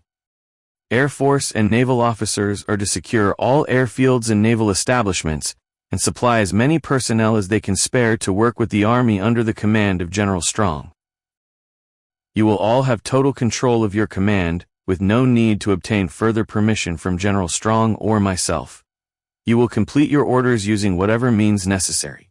Go around areas of resistance, isolate them, allow the non-combatants to escape, then if necessary, obliterate those areas. No street-to-street fighting in Muslim-controlled areas unless it is absolutely necessary. I want as few military casualties as possible. I do not want a Northern Ireland situation of the 70s. Simply bring in the tanks and destroy everything standing. Does anyone have a problem with that order? There were no problems. No dissenting voices. Every man in the room shaking his head. Generals were being allowed to command, and soldiers were no longer second-rate policemen. They were once again to become soldiers. General Daniel Broome spoke for the first time. Casualties, sir? We can provide field hospitals for our troops, but what about civilians? We could easily be talking thousands, especially if we are forced to resort to artillery and tanks, particularly among the Muslim population. This is war, General. Palin's voice was not only loud but forthright, with a hint of contempt, possible even hatred. Many of the hospitals have Muslim medical staff who may or may not accept the situation. This could easily lead to medical personnel shortages, possibly even sabotage. They can set up field hospitals for Muslim casualties to be manned by Muslim medical staff only, and sort out their own bloody drugs and supplies. All hospital admissions to be strictly non-Muslim. We really don't know how this will develop, so we prepare for the worst scenario and give the utmost priority to our own people. Dead bodies, sir. These will certainly overwhelm the cemeteries and crematorium. Sadly, General, we will have to resort to the time-honored mass burials that civil war always throws up. This will only be for Muslims, however. For non-Muslims, it will be the usual procedure. Parry raised his head and momentarily gazed skywards before speaking. Admiral Strachan, we have received a direct warning from the Iranians that our actions will be deemed an act of war, and no British vessels will be allowed passage through the Straits of Hormuz. Liaise with General Lenin on this, and arrange for your carrier battle group to be sent to the Gulf with immediate effect. Whether this threat includes other European vessels, I don't know at the moment. However, I certainly hope that it does. This will perhaps get those damned French and Germans off their asses, and maybe even get us a little support. I very much doubt that, General Parry. They seem to be too much in love with Allah at the moment. Lenin paused and began to smile. Perhaps you can arrange for some rusty old wreck to be blown up in the straits. I already have 2 naval battle groups on standby, one at the mouth of the Gulf and one steaming on its way from the South China Sea. Such an act of aggression will of course have to be met by force. I think that the world has received enough threats and intimidation from Iran to justify a response. And Israel, General Lenin? Strachan's face had a questioning look. Israel will do what Israel always does if she feels threatened or sees an opportunity, Admiral. Every man in the room laughed. Every man in the room knew exactly where America wanted to go, and the British were opening the door for both them and the Israelis. Lenin turned to face Palin as he spoke. I will be leaving for America tomorrow, Prime Minister, and will arrange a meeting with my fellow chiefs of staff in order to make internal preparations in the event of a possible Islamic uprising at home. We have managed to keep the lid on the Middle East so far, and as yet they have only suffered local uprisings. Somehow, I feel that things are about to change and we have to be prepared. Okay, gentlemen, before we go any further, I think that a little knowledge of what you are dealing with would be a good idea. Parry turned to face Riley. Major Riley is an Islamic scholar. Yes, that is right. The army is indeed filled with learned men, and I have asked him to give a quick lecture on Islam in order to fill in a few gaps. Over to you, Major. Thank you, sir. Major Riley began to speak. Sirs, the whole concept of Islam relies on the story of one man, the Prophet Muhammad, a mythical character who modern-day scholars now believe never existed. The Muslim fairy story, and that is little more than what it is, begins with his supposed birth in 570 AD in the city of Mecca in Saudi Arabia and ends with his death in 632 AD. I will skip all the irrelevant bits of the story, especially the Santa Claus element where he takes a ride on a horse with wings and flies up to heaven to meet Allah, bumping into Moses on the way. Riley smiled and paused for a few seconds. The assembled brass also smiled, many of them being fully aware of what they were about to hear, as their children had been force-fed this nonsense at school as they were growing up. Riley continued. In the second half of his life, he went to sleep one day in a cave and had a revelation. He was supposedly visited by the archangel Gabriel, who told him that he was a prophet of the God Allah and had to convert the world into worshipping this God. After 15 unsuccessful years of preaching in Mecca, he moved to Medina where after becoming a warlord, he gathered thousands of followers and embarked on a series of wars before he died. During this period of his life, he continued to have his meetings with the Archangel Gabriel, and being illiterate, all the messages from Allah he committed to memory. These messages are now written down in the Muslim book, the Holy Quran, and are deemed to be the pure, unalterable word of Allah himself. Now I know that this fairy story is pretty silly, and is little more than a brief summary, but all the bits that I have excluded are irrelevant. Still, it has been told for 400 years, and has at this present time close on 2 billion followers. Over the last few years, scholars have studied thousands of manuscripts, maps, books, and records covering the period in which Muhammad was supposed to have lived, and have never found one single mention of his name, and barely any mention of the city of Mecca. Similarly, the words Muslim and Islam only appeared a couple of centuries after his death. The Saudis are aware of this and dare never allow any form of excavation or archaeological explorations of the city of Mecca, or they will lose their status as the center of the Islamic world. All the modern buildings of the city obviously needed foundations, but no evidence of an ancient civilization has ever been discovered, and of course, in order to perpetuate the myth, the city is closed to non-Muslims. The general consensus among all non-Muslim scholars of Islam is that the religion was founded a century or so after the time period covered by the Muhammad story, in order to amalgamate the Arabic conquerors and warlords under one banner. During the 7th century, the Arabs were pagan, worshipping 360 idols, and were the only people in the Middle East not to have a god or a religion. If you create a unifying god, you need to create a prophet to act as a conduit between that god and the people, hence the creation of the prophet Muhammad. Much of their holy book, the Quran, has been plagiarized from the Christian Bible and the Jewish Torah, and most of the Quranic manuscripts have been recently dated to as late as 2 centuries after Muhammad is supposed to have lived. In conclusion, we are dealing with a near fanatical group of people who have been brainwashed into an all-consuming ideology centered around a man who never existed and who was born in a place that only existed 200 years after he wasn't born there. Every man in the room smiled at Riley's closing remarks. Sir James Green was the first to speak. Thank you, Major Riley. However, such knowledge does little to help us in combating Islam. In my experience, there is zero chance of ever converting any of the bastards away from the damned religion. Would you go along with that? Most definitely, however, there are hundreds of thousands, if not millions, Sir James, who would love to cut their ties with Islam, but the sacrifice is simply too great.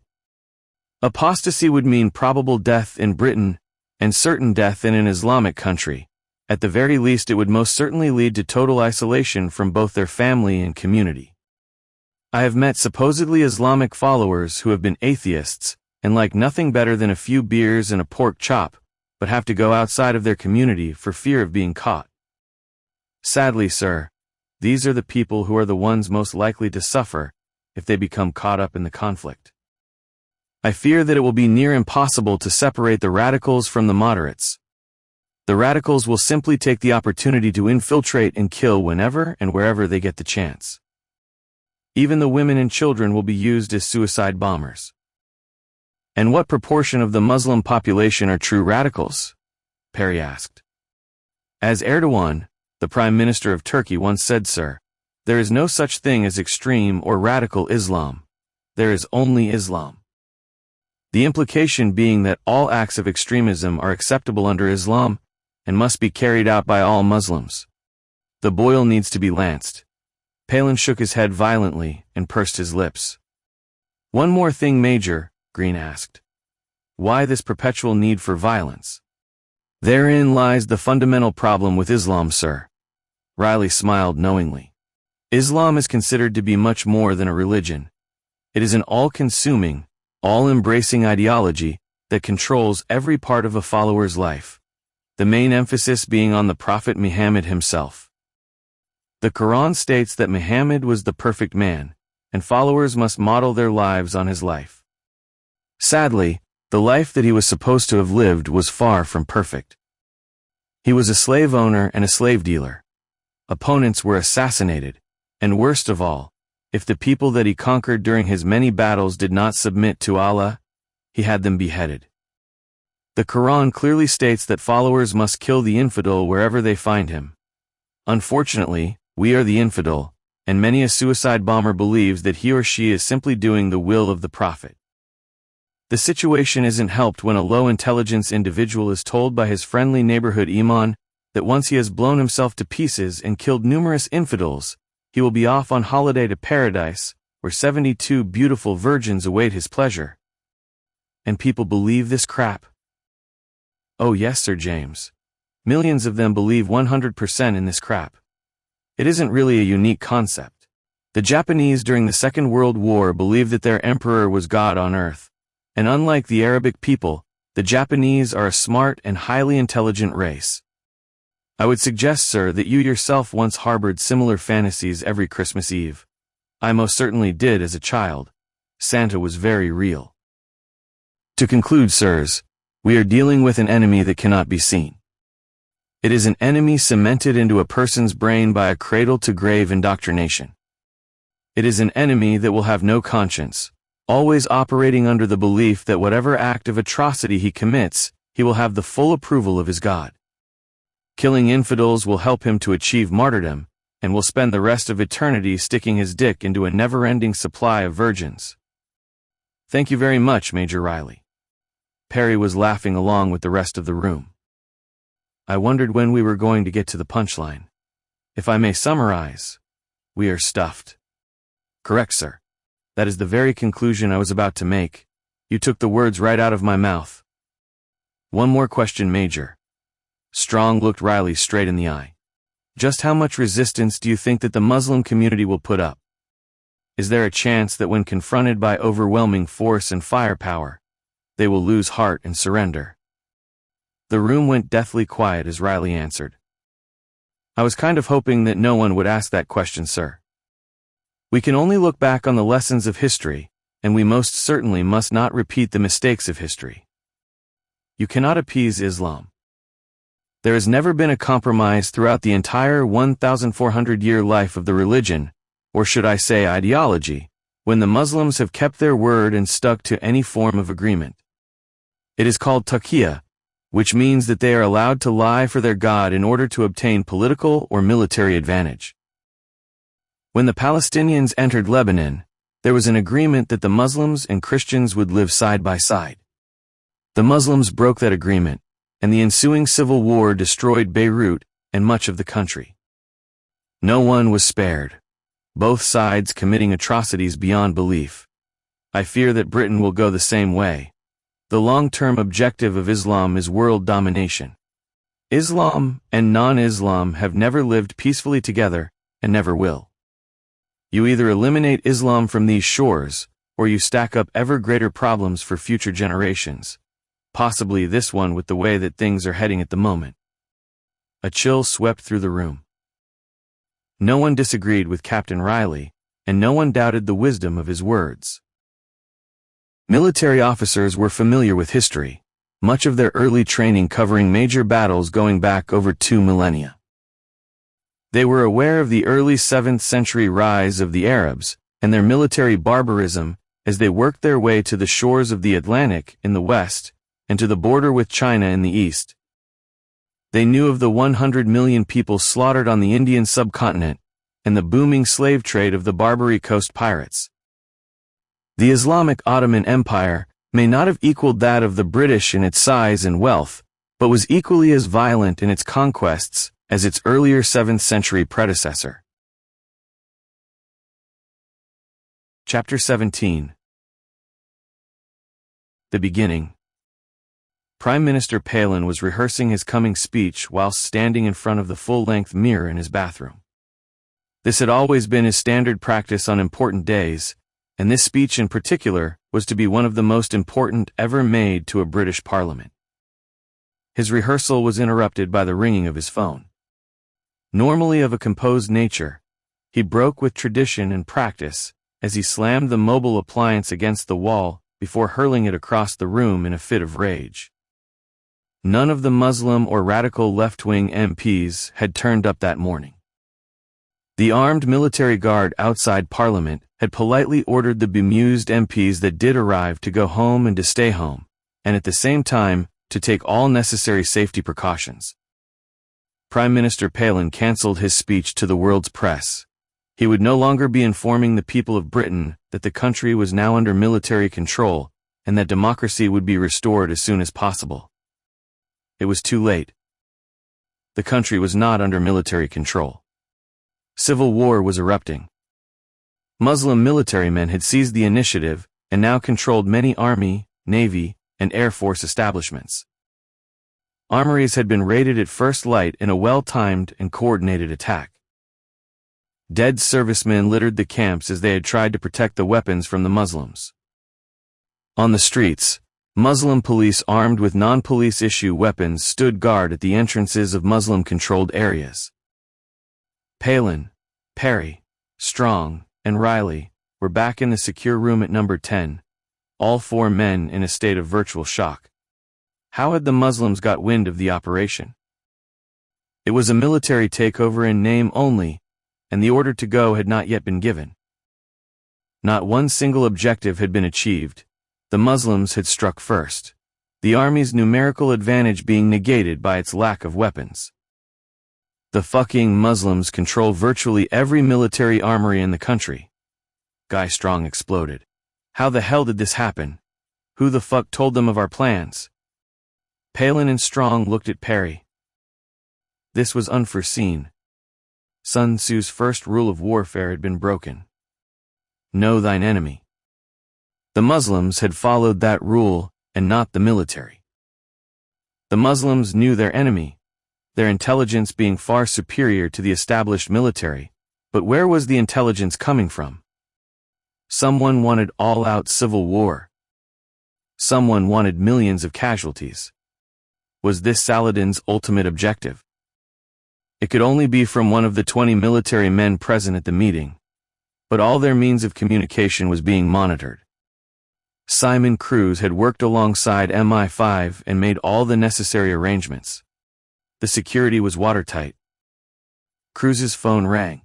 He walked to one side of the room and lifted the secure phone. Escort him down immediately, please. He returned to his seat and addressed Palin. Sir James Green, the police commissioner is on his way, sir. Thank you, Simon. This will give us an update on the progress of the police operation. It isn't good, sir. Yes, I'm aware of that, Simon. Parry looked over to Strong as he spoke. Are Nottingham and Berkshire secure, Guy? Yes, we have lockdown and total control. Palin raised his eyebrows, his face having a questioning expression. These are the main military supply dumps, Stuart, something that the Muslims have overlooked. They contain over 90% of all military arms, enough to equip our entire forces in time of war. Major Riley? Sir. You now have field rank of full colonel. Hereford is secure, so you will personally take supervisory control of all SAS and SBS operations. I want both Nottingham and Berkshire totally impregnable and ready to issue arms on General Strong's command. Guy, instruct all company commanders to withdraw all non-armed personnel from every camp under Muslim control. Armed troops are to remain at their post and prevent any form of escape. We will not need any internment camps. Issue the order, no survivors. White flags to be ignored, as prisoners may be loaded with suicide bombs. The door opened, and Sir James Green walked in, his face ashen, his hands trembling. We have lost London, Prime Minister. His voice quavered. I had 60% Muslim officers, and every damned one of them has deserted. Why did we allow the Home Office to get away with this? I need a drink, and thank you, Guy, for the SAS protection. Those chaps are bloody good and saved my life little more than half an hour ago. They tried to shoot me in the fucking street as I got into my car. Your chaps took them out within seconds. The room went quiet as Cruz poured 4 whiskeys before handing them to Palin, Parry, Strong, and Green. Palin was the first to speak. You can't bring the tanks into London, you know, Rupert. That would be a near admission that we were losing the battle. Remember your promise, Stuart. Parry's voice was firm. This is to be a full military operation with no political interference. I know that, Rupert, and it will be. But for Christ's sake, this is London, and the eyes of the world will be on us. Good, that is exactly what we want. The eyes of the world are so pissed off with Islam that they will realize that our solution is the only one possible if they want to retain or regain their freedom. I agree with both of you gentlemen. Green took a long gulp from his glass, his face wearing a worried frown. The whole crux of the matter is that we cannot regain London without a certain level of destruction. There are more than 3 million Muslims within Greater London. It could be near twice that number, as no one has ever bothered to check for the last few years. Whole families come to see their relatives and simply disappear without trace, and for fuck's sake, we end up paying for their stay through our disgraceful welfare system. This is a problem of our own making, gentlemen, and now no one knows how many of them are armed.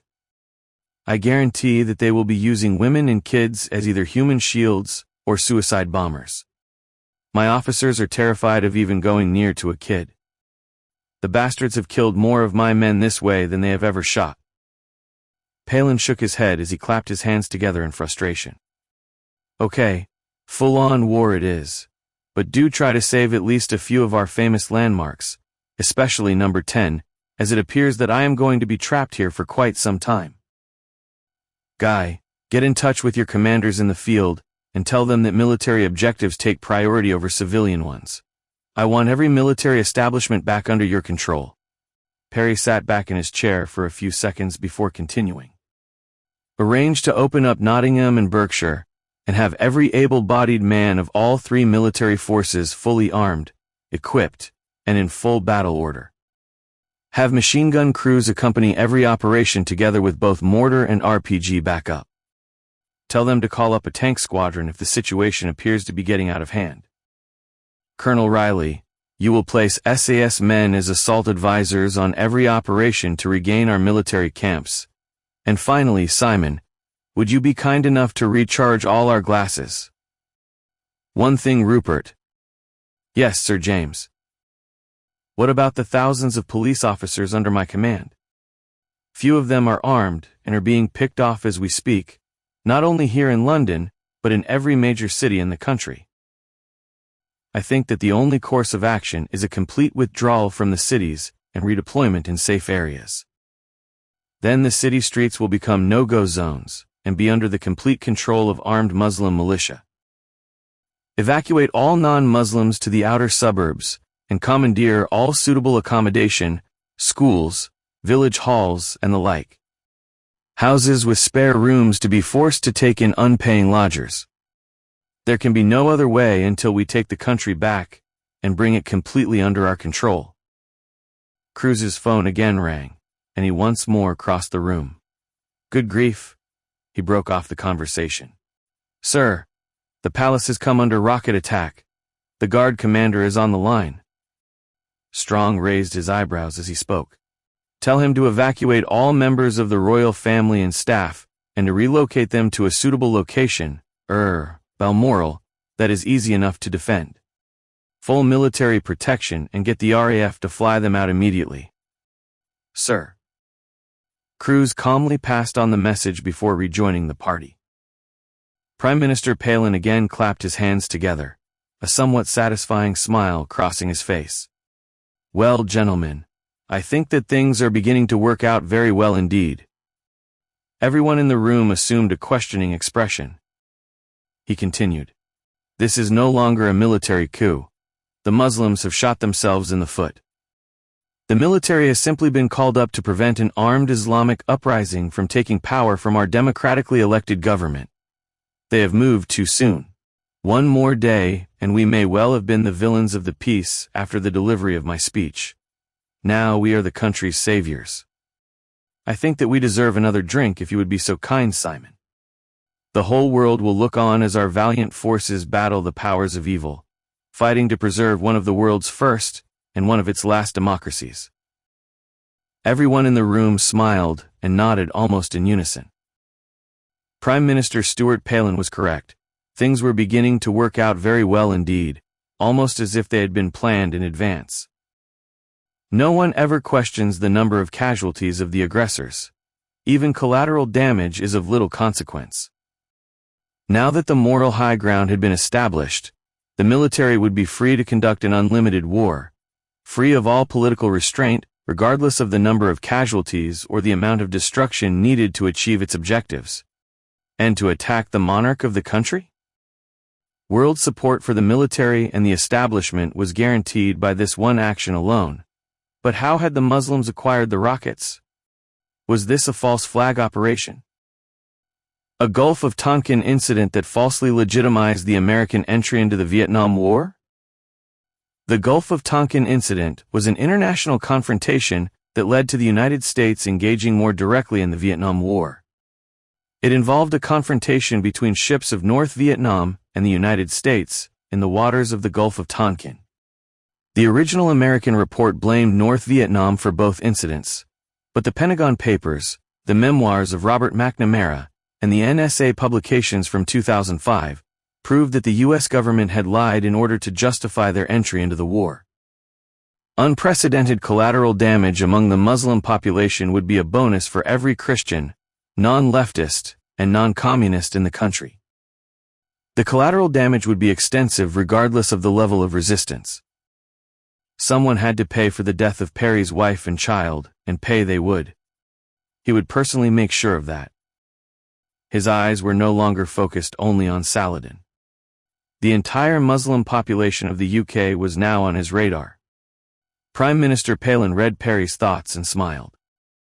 Indeed, things were moving nicely, moving along like a well-oiled machine. Chapter 18. Old Friends. It had been an interesting 5-hour drive as Colonel Dave Riley and Captain Ivan Wells finally entered the patrolled gate at Hereford, the home of 22 Regiment SAS. Like Riley, Wells had spent much time in Afghanistan operating behind enemy lines, and like Riley, he was a trained sniper, probably the best in the regiment. How do you think old Blackie is going to take it, Dave, when he finds out that you outrank him? I don't outrank him, Ivan. We are both colonels, and it was Parry's decision to give me seniority, not mine. I don't think that there will be a problem as we work together in Afghanistan. He was my spotter for a couple of months. Mind you, he was only a lieutenant in those days, and still a bit wet behind the ears. He's a good sort, though. Yay, I've always found him to be okay, and on the credit side, he doesn't mind getting his hands dirty when he needs to. He came with us on a job in Uganda, and worked point. As you know, that can be the shit end of the operation. First in, last out. I took out the general who was leading the coup. The problem being that I couldn't get a bead on him at range, so we needed to be around 200 yards out before I could make the shot. Talk about the shit hitting the fan. Fucking hell, Dave. 500,000 jungle bunnies were up our asses in seconds, and Blackie had to keep them at bay as we threw ourselves at the chopper. It was a good job that none of his bodyguards had RPGs, or the lot of us would have been toast. The staff car pulled up outside the main office block, and the adjutant opened the door. There was no salute. Saluting whilst under any form of operation is taboo, as an enemy sniper would always go for the highest-ranking officer. Colonel Blackstone is expecting you, sir, if you would like to follow me. Captain Wells winked at the adjutant as he opened the door to the main office block. You've got a nice tan, Jim. Been on holiday? Holiday? Not half. Nearly got my arse shot off in Iran. What the hell were you doing in Iran? Wells had a confused look on his face as he spoke. I thought that we had finally got shot of that shithole. Just a bit of recon work with the Yanks, Ivan. They are building up a fair bit of ordnance over there. I can see them moving any time now, and I'm fairly sure that Iran is the target. The Israelis have a few men on the ground as well, so something big is due to go off, that's for sure. We've got enough shit hitting the fans over here, Jim, without playing silly buggers over there. We got the news this morning that the Yanks are moving their Indian Ocean battle group to the Gulf to join their 7th Fleet. That's a pretty dodgy move, Jimbo. The bleedin' Chinese will fill the vacuum for sure. They have been itching to cut off the supply line to Taiwan for years now. When they do, and believe me they will. The Japs and the South Koreans will have to get involved as they use the same maritime supply route. Then the shit will really hit the fan. The three men stopped at the door marked Commanding Officer, Colonel Roy Blackstone. The adjutant knocked twice. "Come," came the reply, and both Riley and Wells walked through the door behind the adjutant, who made the introduction before turning sharply and leaving. Well, if it isn't the worst two snipers in the British Army. Colonel Roy Blackstone left his desk and shook both men's hands, a big smile crossing his face. 56 shots and 54 kills between us, Roy.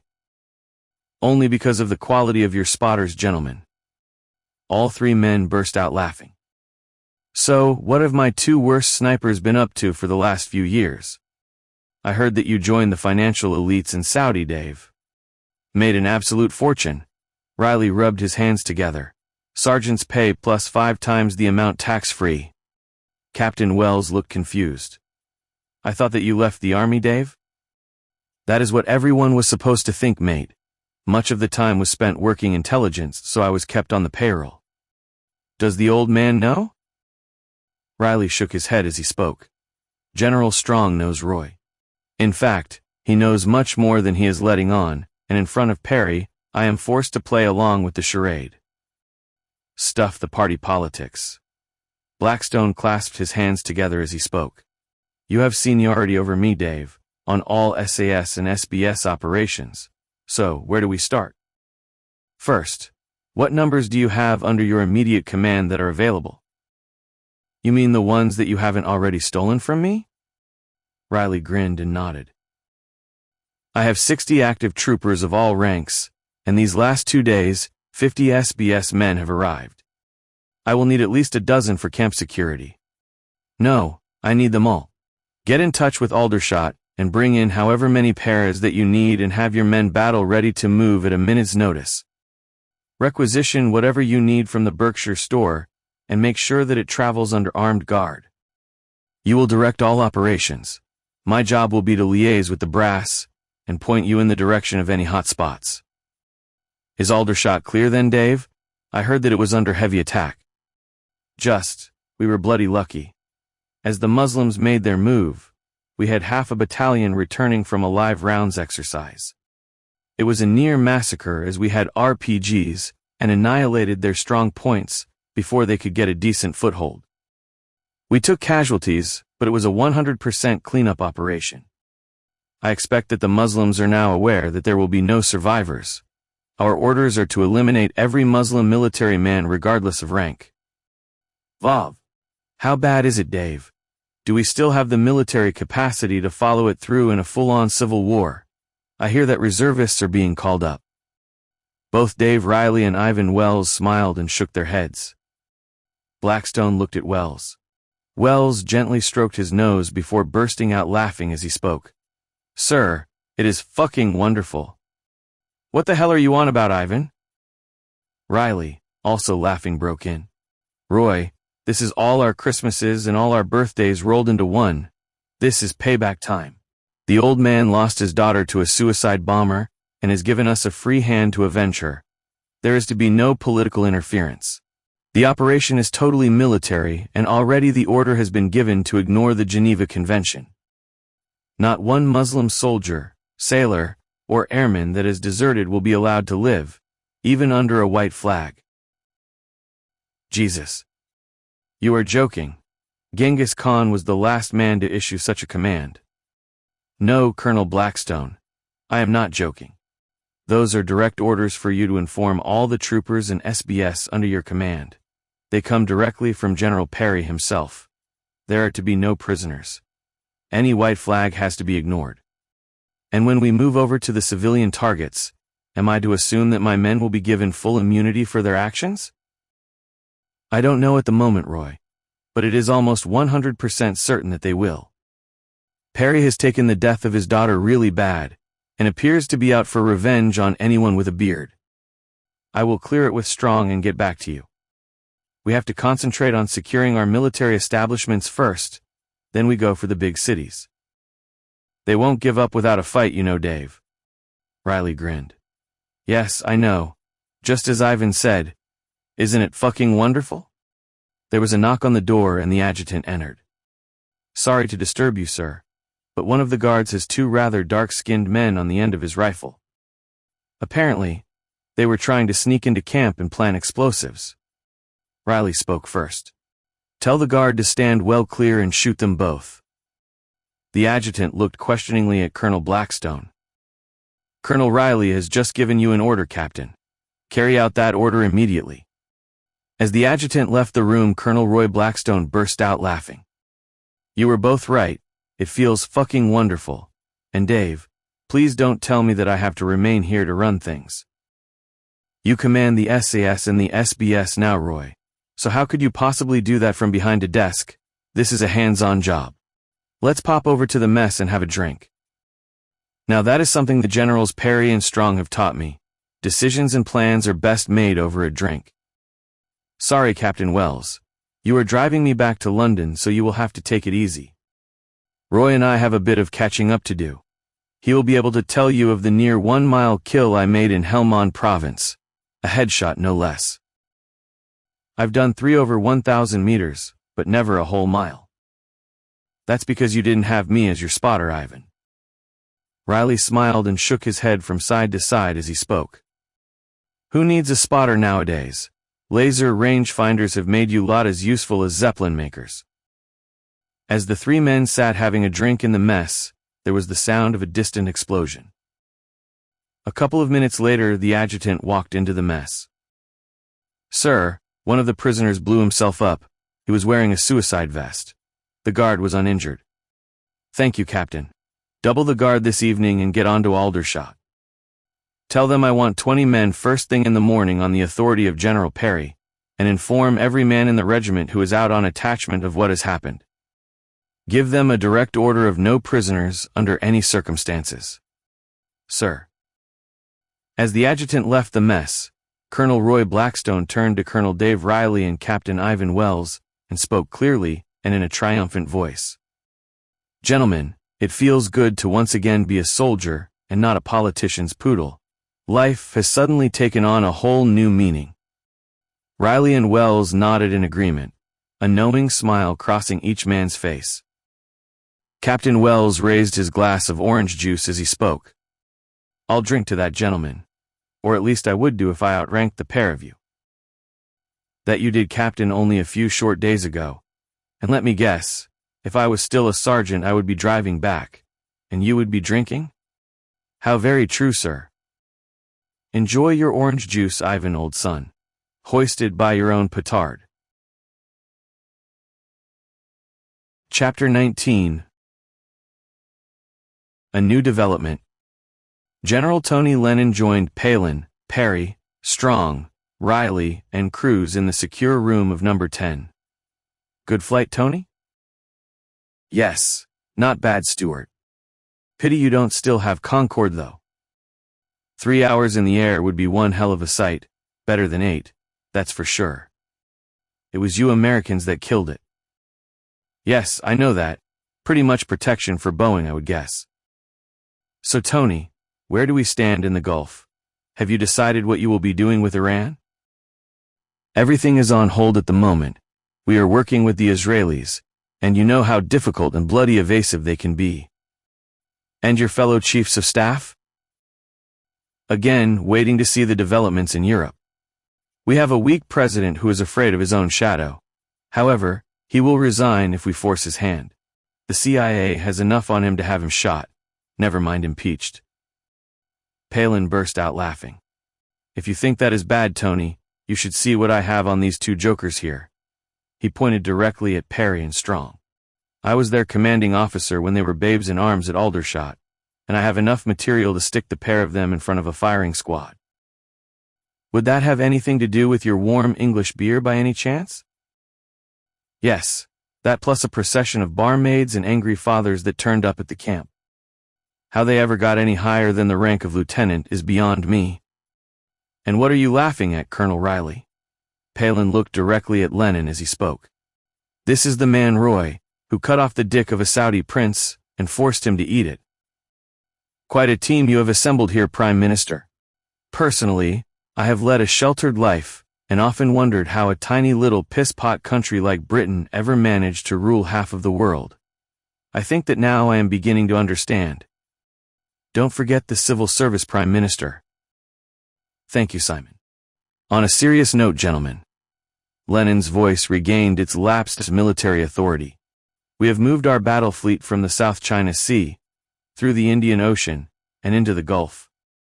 The fucking Chinese have sailed in a carrier group to fill the space around the Spratly Islands.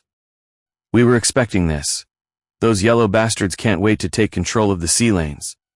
Taiwan, South Korea and Japan have gone on to high alert. Australia and the Philippines are also calling up naval reservists. Do you think that the Chinese will make a move, Tony? I don't know, Rupert. Ever since it was proved that the damned virus that almost destroyed the entire world's economy was intentionally released from the Wuhan lab, the world has turned pretty much against them. They may have thought that they were about to gain a competitive edge in the short term, but once the truth leaked out, the whole thing backfired on them, and investment rapidly began to dry out. These last few years they have been having one hell of a lot of civil unrest. Most of the Western world began the process of moving their manufacturing capabilities from China to either Vietnam or India, with the result that millions of Chinese workers are now unemployed. You know as well as I do that any form of war tends to unite a country, and the Chinese Communist Party will do anything to retain power. Their most obvious target is Taiwan, possibly even India. They have taken control of the container port in Sri Lanka and turned it into a naval base, which gives them a strategic advantage if war with India were to break out. Their future intentions are obvious, and their actions and military buildup has forced us to near double our defense spending. How is the president taking this? Business as usual, Guy. He has sent a few delegates to China. The man is completely spineless. Admiral Carter is equipping 2 complete carrier groups as we speak. They will be crossing the Pacific next week regardless of the president's peace offering, and will be joining up with the warships of Japan, Taiwan, and Australia in a giant naval exercise, so it's all to play for. What about here in Europe? How are the French taking this uprising in your military? Pretty much as expected. Palin stroked his chin as he spoke. We have received a warning from both the French and the Germans that we must not destroy any mosques or make a move against any Muslim communities. Go on. Well, Tony, we take orders from no one, especially the damned French. Once we have taken back total control of our military camps, a little damage to several hundred mosques is inevitable. Palin looked at Parry and Strong and winked as he continued speaking. You will of course be extremely careful once we move to retake our cities, gentlemen? Strong assumed a look of mock seriousness. Of course, Prime Minister. Our tanks and demolition experts will be extremely careful. General Lenin let out a whistle. You are really going to go so far? Palin nodded. You do not cure a cancer by removing half of it. It has to be all or nothing. Simon Cruz walked across the room as his phone rang. He lifted the landline phone and began speaking in a low voice. He returned to the group sporting a big grin as he spoke in a rather triumphant voice. The French uprising has begun. Paris is burning, every major city in the country is on fire, and mosques are being attacked and torched. Palin, Parry, and Strong smiled. Lenin looked around the room before focusing on Palin. This is your doing, isn't it? How the hell did you manage it? Palin looked over to a smiling Colonel Riley. Tell him, Dave. Well, sir, I guess that the Muslims must have become rather angry when they discovered the body of the visiting Grand Ayatollah from Iran, with his neck broken and his body covered by a dead pig. They must have gone berserk and taken it out on the non-Muslims, who in turn must have retaliated. That's just a guess, though. Didn't you mention that you were visiting Paris at our last meeting? Well, yes, General Lenin. Sadly, I was too busy and had to send Captain Wells in my place. He also speaks passable Arabic and French. Oh my God. General Lenin shook his head in disbelief. You clever bastards. You have played us all like an orchestra of fiddles. I never saw this coming. Iran is going to go absolutely berserk when they hear about their precious Ayatollah, and will almost certainly drag us and the Israelis in. Europe is going to explode, and probably much of Asia. In fact, the whole world will probably explode. We need the world to focus its attention on China, however, not just Islam. China has ambitions far away from home and is the biggest danger to world peace at the moment. World peace? Palin burst out laughing. We need world turmoil, not peace. That way we will be able to get our hands back on the Middle East oil. The death of the Ayatollah will turn Sunni Muslim against Shia Muslim, and they will pretty much destroy themselves without our intervention. Genius. Absolute genius. And you, in turn, will destroy Islam back home with no outside interference whatsoever. Fucking genius. No wonder you clever bastards ruled half the world. There is much more to it than simply destroying Islam, Tony. Palin raised his eyes and looked at the ceiling before transferring his gaze to Lenin. All Middle Eastern and Chinese assets in the country will be seized and transferred to the British government, and all government bonds in their possession will be invalidated.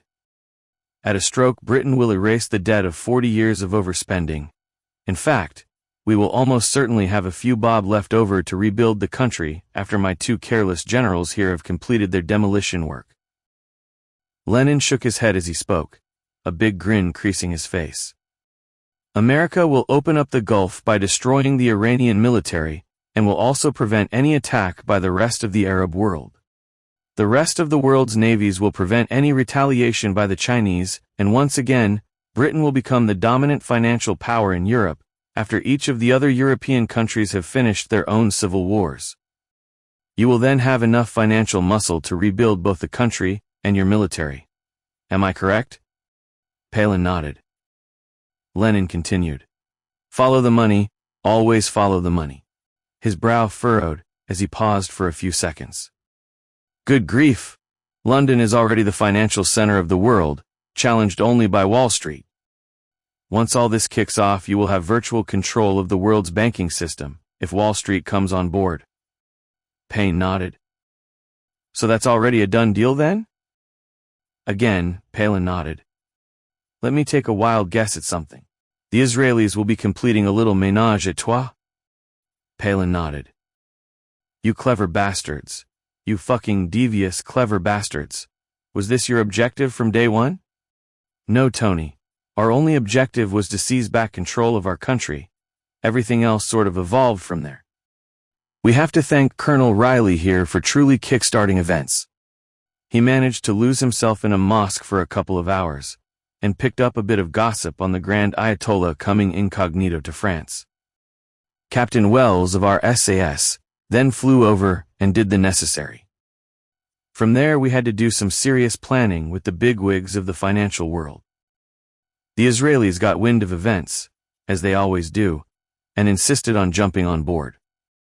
I rather feel that the Israeli ambition stretches to much more than finances, though. They will almost certainly be looking for more land, and you know where that will come from. Lenin nodded. Okay then, Prime Minister. What are your plans now? How do you intend going forward?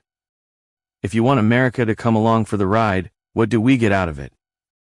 You get to retain control of the petrodollar. The greenback will remain the world currency, pushing the Chinese yuan into the background. The euro will collapse, and individual countries will revert to their original currencies, each one becoming directly pegged to your dollar. The financial control over the world's money supply will come from America, the UK, and Israel. This control will be absolute. One world currency almost. That sounds good, and is something that we have been looking at for a number of years now. What about the military aspect? I rather liked your suggestion of a few days back. Lenin cocked his head to one side and raised his eyebrows questioningly. Palin smiled as he spoke. I have an SBS team ashore in Iran as we speak, and on General Parry's command, they will sink a rusty old British freighter with a rocket attack as it moves through the Straits of Hormuz. No, Prime Minister, that is not the way to go. Why not a direct yet unsuccessful attack on an American warship? Lenin fell into the carefully prepared trap without even thinking. And so it came to pass. Chapter 20. The opening salvo. The six-man SBS team had been carefully reconnoitering the Iranian naval base for several days when the order came through. 6 ranged and charged rockets were directed at a fixed point in international waters in the Straits of Hormuz, as the American cruiser patrolled, its mission, to guarantee safe passage for the never-ending procession of oil tankers leaving the Gulf in order to satisfy the Western world's insatiable energy requirements. As they silently climbed aboard their small inflatable landing craft, the senior SBS commando dialed a number on his mobile, and 6 rockets took to the air. Their target, the American cruiser. The ship's captain had been warned of possible attack by the Iranians, and 5 rockets were blasted out of the sky long before they could present any danger to the sailors on board his vessel. The 6th one found its target and crashed into the side of the cruiser, exploding with an ear-shattering roar and bursting its way through the ship's armor into the galley, killing a dozen sailors. Within minutes, vertical take of planes left the cruiser and headed for the Iranian naval base, along with multiple laser-guided missiles. Cruise missiles took to the air from the destroyers protecting the carrier of the 7th Fleet. The SBS team started up the silent electric motor on board their Dingy and met up with the British submarine half a mile offshore.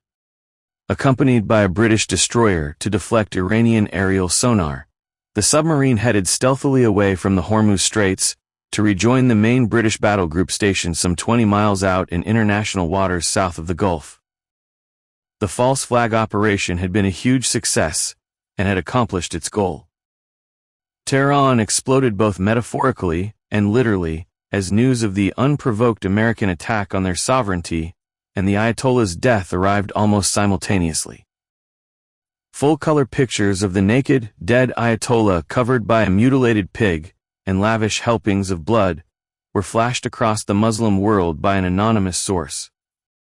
Every overseas embassy in Tehran, regardless of the country represented, was overrun by fanatical, furious Islamic jihadists, with many of the embassy's personnel publicly beheaded, coverage being defiantly beamed to the world's media. The entire Iranian war machine prepared for action. Millions took to the Iranian streets screaming death to America, accompanied by the now worldwide Muslim battle cry of Allahu Akbar. 2 American and 1 British carrier battle group readied for action. Israel called up her reservists, aware that her alignment with America would guarantee a retaliatory response on her sovereignty by Iran. The entire Arab world began to mobilize to counter the perceived Jewish threat. All foreign embassies throughout the Middle East were evacuated, and personnel flew back to the West, back to an assumed safety, back to their own powder keg of highly combustible racial hatred now coursing through the inner-city veins of their own countries. The touchpaper was being prepared for ignition on an unsuspecting world. The North London Mosque, Britain's biggest, exploded with a Krakatoa-like bang during Friday prayers, and 7,000 Muslims at prayer were incinerated and blasted towards Allah. Captain Wells and his team slipped quietly away. General Rupert Parry had only just begun. His revenge for the death of his wife and daughter would shortly encompass the entire Muslim world, maybe even beyond the levels of control and manipulation displayed in Orwell's 1984.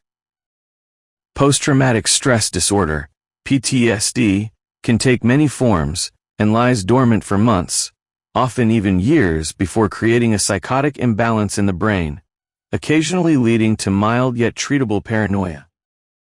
Like a festering wound, if untreated, mild paranoia can progress through a series of stages before culminating in total insanity. One by one, the British Army began to reclaim its military camps. It wasn't just Muslim soldiers that they had to fight against. Well-armed Muslim militia had assisted in many of the takeovers, and thousands of weapons now found their way into Muslim hands back in their inner-city strongholds. The Chinese carrier group recently deployed in the South China Sea following the movement of the American carrier group to the Gulf region, moved into international waters off the coast of Taiwan. 50 Chinese warships encircled the island, and hundreds of missile batteries were moved into position off the Chinese coast, all trained on the one target, Without the presence of the American carrier group, the Chinese Navy now had full control of the South China Sea. The Taiwan government had known for many years of China's intention to occupy the island and to reclaim it as Chinese territory under their Communist Party banner, and had been preparing defenses, each military exercise providing the perfect smokescreen for the island's true response. Taiwan-trained operatives took the caps off small vials of a yellow liquid in train station toilets in each of China's main cities and left the scene. Each agent was secure in the knowledge that the antidote to the recently created virus that was about to infect the entire country, possibly even the world, would be successful in countering the debilitating, lethal flu-like symptoms of the genetically engineered mutated coronavirus. The parent of this new viral biological weapon had swept its way across the world for many years following its planned release, and, as had been the primary objective, had successfully destroyed the economy of many nations. China was about to experience the same form of devastation that she had unleashed onto an unsuspecting world, devastation that was still being felt and was revengefully fresh in the minds of the world's inhabitants. Taiwan could successfully fend off a Chinese military invasion for up to 2 weeks before the overwhelming hardware and personnel numbers could make the breakthrough, by which time the 2 recently dispatched American carrier groups would be in close enough range to turn their firepower on the Chinese fleet whilst remaining out of range of the Chinese coastal batteries. Taiwan's mutual defense agreement with the military forces of Southeast Asia became operative, as naval vessels from Australia, the Philippines, India, and Vietnam steamed towards the island. As a member of the Asian Defense Pact, India moved her vast military land force north and began to occupy strategic defensive positions along the 1,000-kilometer northern border with China. Pakistan, always wary of the Indian threat, mobilized and moved her forces along the Kashmir border to counter the Indian military buildup. A series of massive explosions rocked the Islamic Saudi Arabian holy city of Mecca, destroying critical power stations and the entire electricity network. The city was plunged into a nightmarish darkness as the Israeli sleepers dressed in traditional Muslim clothing planted their explosives around the Kaaba, the centerpiece of the Great Mosque and holiest of all Islamic shrines, before quietly slipping away to the city outskirts in the confusion and inky blackness of the Saudi night. Saladin smiled with satisfaction. Things were moving along nicely, exactly as he had planned. The 2 years that he had spent undergoing therapy in a private nursing home had been time well spent. His confused mind had focused on religion. If controlled, religion could move mountains. Religion could destroy worlds. Religion was his vehicle of choice, and the pieces of his confused jigsaw puzzle were slipping comfortably into place.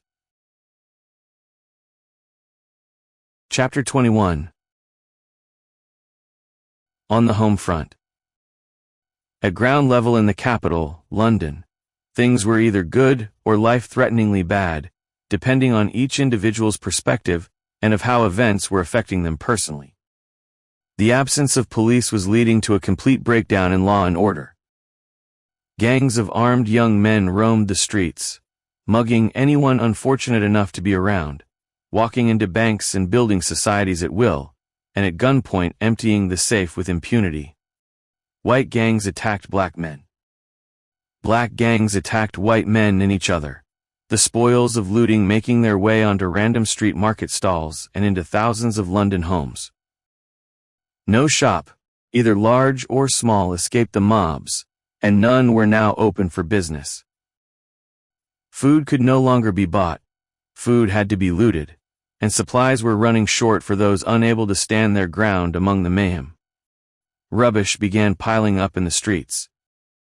Rats in their thousands became ever bolder as they grew fat on the spoils of discarded excess. Older people scavenged and competed with the rats, walking around in a state of permanent shock and disbelief at what had happened in little more than a few weeks. Where were the police? Why wasn't the government doing something about it? Where were the troops? The Muslims had guns and were firing randomly at anyone with white skin, so who could they turn to for help? Muslim men had at first been shocked at the bombing of their London mosque, their shock rapidly turning to anger accompanied by an overwhelming desire for revenge. Not knowing who was responsible, in the name of Allah, they felt the need to punish anyone in their line of vision. Shia Muslims blamed Sunni, and Sunni blamed Shia.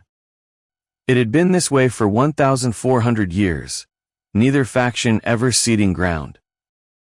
There was little difference between the two Islamic sects, the Shia considering the rightful heir to the Prophet Muhammad to be a direct bloodline descendant, while the Sunni accepted his most senior lieutenant as his chosen successor.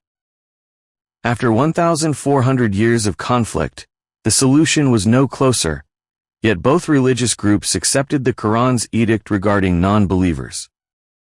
Once their Islamic caliphate was established, the infidels would be given three choices: turn Muslim, pay a tax, jizya, for being non-Muslim, be killed. There had never been a fourth option, and over the centuries close on 200 million people had been slaughtered, owing to their non-compliance with choices 1 and 2.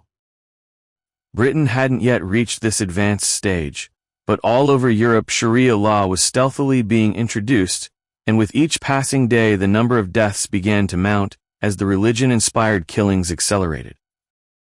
Simon Cruz served coffee to the 5 seated men in the secure room at number 10. Things were moving along a little too quickly. No one had foreseen food shortages.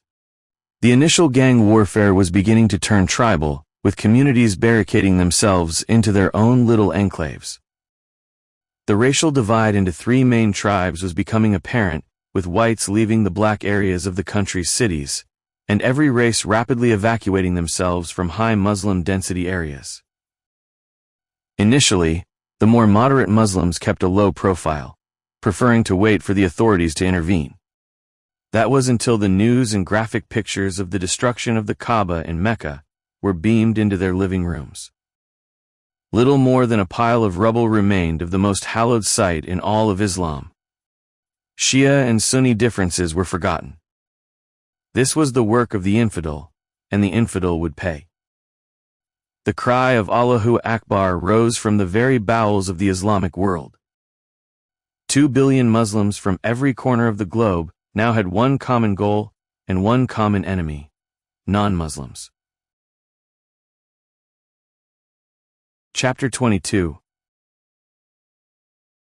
Sweet Revenge. Well, Police Commissioner Green's tone was one of exasperation. That's pretty much my capital fucked up, gentlemen. Where the hell are those troops that you promised me? You do realize that at least 7 of your damned MPs have already been killed? Palin smiled as he spoke. Not my MPs, my dear Sir James. Opposition MPs. The bastards that were quite happy to go along with mass immigration, and even happier to bestow favors on the minority communities. Now they are seeing the consequences of their left-wing appeasement policies. Their pigeons are all coming home to roost.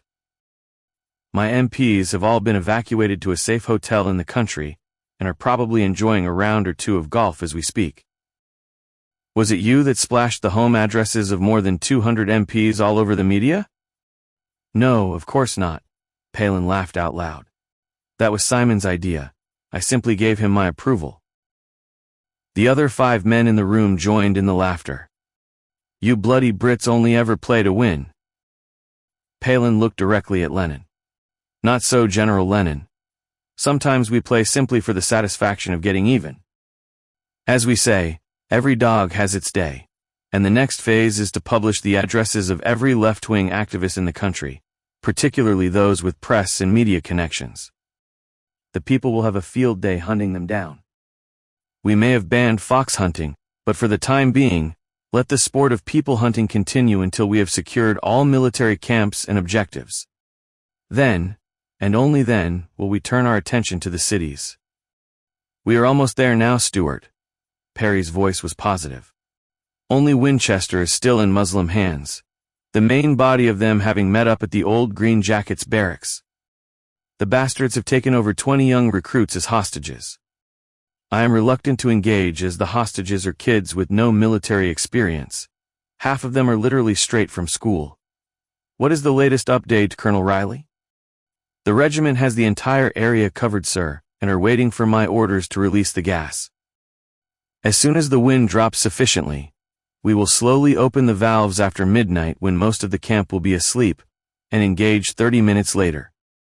We expect that most of the people will recover from the effects of the gas, with considerably less than 10% casualties. There will obviously be a 100% casualty rate among the Muslims, sir. Who is in charge of the operation? Colonel Blackstone wanted to get in on the action and has taken command, sir. Parry and Strong smiled as Riley continued. They were both aware of Blackstone's gung-ho reputation. He knows what he is doing, sir.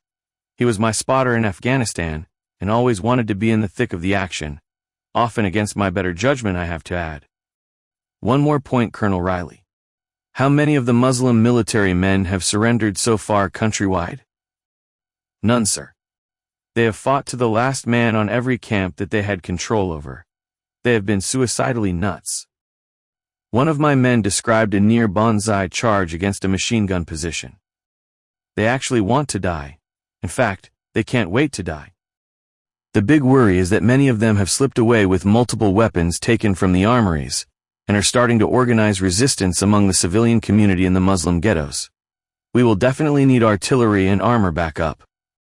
Good, that makes the job even easier. Strong broke in. All native Brits have self-evacuated, so if necessary, contact the air marshal and call in air support. Impress on the troops on the ground the importance of checking out women and children. Kids are their deadliest weapon, and no matter what the danger, shooting a kid isn't something that many men can do. We've lost quite a few men so far, sir. Not from the SAS and SBS, as they have all been briefed, but from the various regiments. The Muslim kids simply walked up to the troops that surrounded the camp and atomized themselves. How the hell can a parent do that to his child? Palin suddenly burst out laughing. What use would 72 virgins be to a 5-year-old kid? Maybe his father can train them for when he grows up. Oh, do be quiet, Simon. How about you arrange for a coffee top-up? Yes, Prime Minister. As Simon Cruz walked to one side of the room, a big smile on his face, his mobile rang, and he picked up the landline. Right away, sir. General Lennon, you have an urgent call from America. There is a secure landline over here, sir. Lennon walked across the room and Cruz handed over the phone. Lennon here. The room became silent for close on 1 minute before Lennon again spoke. Your call, Admiral. My choice would be to drop a small surface charge on their heads, in order to let them know that we are tracking them. Widen the arc of the escorts to 5 miles. If they move within 20 miles of either carrier, take them out. Lennon handed the phone back to Cruz and joined the other men at the table. Parry spoke first. Iran, Tony? No, Rupert, China. A chill swept through the room as Lennon continued. Admiral Carter's 2 carrier groups have moved to within missile range of Taiwan, one to the south and one to the north. Both are out of range of the Chinese coastal batteries. They can still reach us with missiles, but we can take them out in flight. Our worry is a submarine attack on the main carriers. The bastards are beginning to push the boundaries. One is sitting just out of missile range, but will become an imminent threat if it comes any closer. Admiral Carter has a drone hovering above the sub, so I have instructed him to drop a small charge on their heads. They are 200 feet down, but it will put the shits up them and make Beijing aware that we can take them out any time that we wish. What about the President, Tony? What has he got to say about things? At the moment, he is very much in the dark about events. The people in the White House prefer to keep it that way. He is little more than a puppet controlled by the left-wing nut jobs, and they know that if they make too much noise, they will have problems. It's a kind of uneasy, unspoken truce. They have the assumed power. The military have the real power.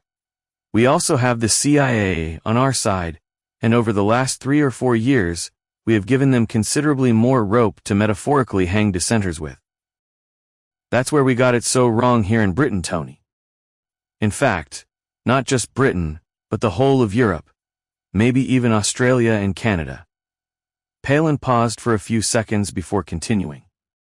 As the left became ever more vociferous and powerful, instead of confronting them, we always seemed to take the path of least resistance, and bit by bit, having cleverly aligned themselves with the Muslims and various other minority groups, they managed to infiltrate the press, the media, local government, and now the House of Commons. Even the left didn't see the Muslim takeover ousting them and ultimately turning against them. It happened in Iran and was there for all to see, but as always, history was ignored, and now they will pay the price. That is why I am prepared to out the lot of them, the process having begun with the MPs. I just love the idea of the mob turning against them and tearing them apart after all the years of frustration that we have had to suffer. What about our communication with the people? Are the main radio and TV broadcasting stations still operational? Parry looked questioningly at Palin and continued. We have to establish a focal point for everyone in order to move them away from any major area of military attack. The old Radio 2 channel is fully operational and broadcasts a message every hour on the hour. Simon provides the updates to the station, and my voice recordings are done in this very room. My bloody prison cell, it seems. We still have limited TV to work with, but only via satellite. That's a good move. We must keep the radio broadcasts going as long as the electricity holds out. I have surrounded all power stations with troops and instructed the engineers to cut off the electricity and gas to every Muslim area. A big smile creased Strong's face. They will just have to get used to eating cold curries and chapatis. Chapter 23. Meanwhile in Europe, Paris became an inferno within hours of the explosion. Near 150 years of history came to an end as the 1,000-foot, cast-iron Eiffel Tower, firstly shuddered, then rocked, and in what appeared to be a scene from a computer-generated movie, slowly toppled onto an unsuspecting French public.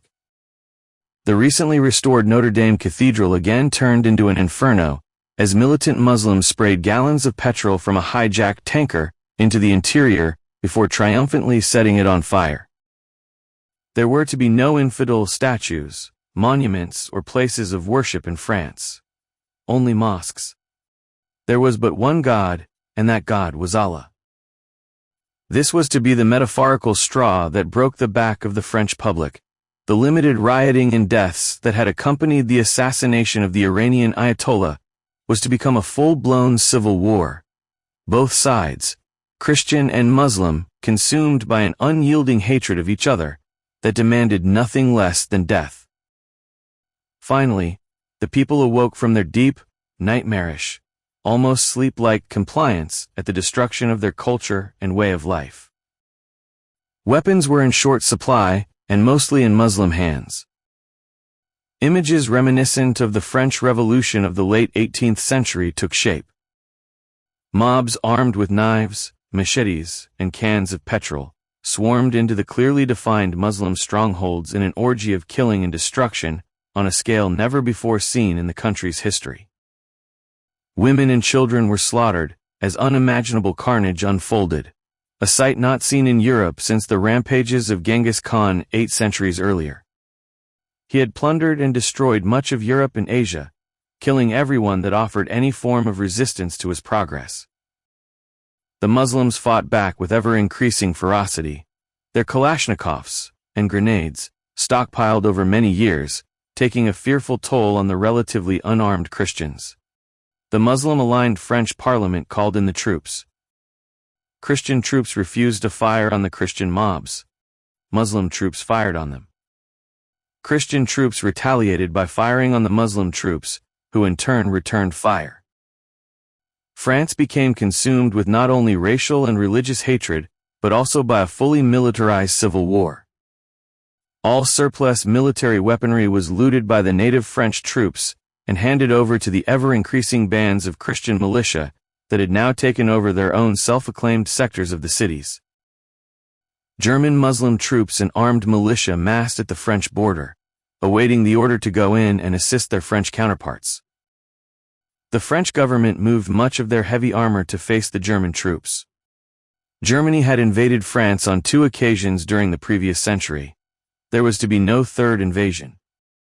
The German Christian military mutinied, securing both arms and ammunition, and began to move 2 whole armies towards the Belgian border in order to outflank the Muslims massing along the French border. This was an almost carbon copy amalgamation and simulation of the military strategies of both the First and Second World Wars. Belgium mobilized, as did Holland, memories of German attacks and occupation during the 2 world wars resurfacing.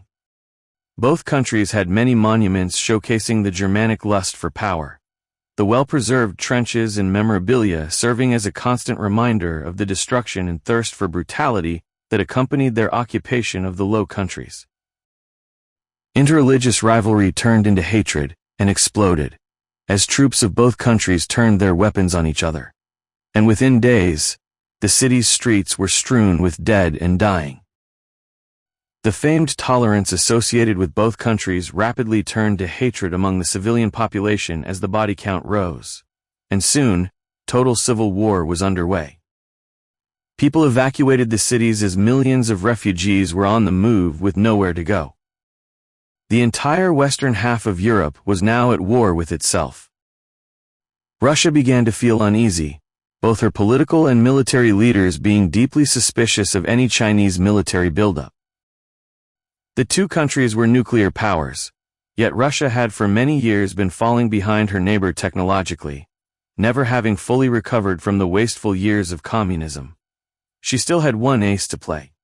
Both China and much of Europe were heavily dependent on Russian gas supplies, which fueled both industry and homes. This reliance had been warned about by American presidents for many years, and were Russia to turn off the gas, whole economies would be devastated, possibly even destroyed for years to come.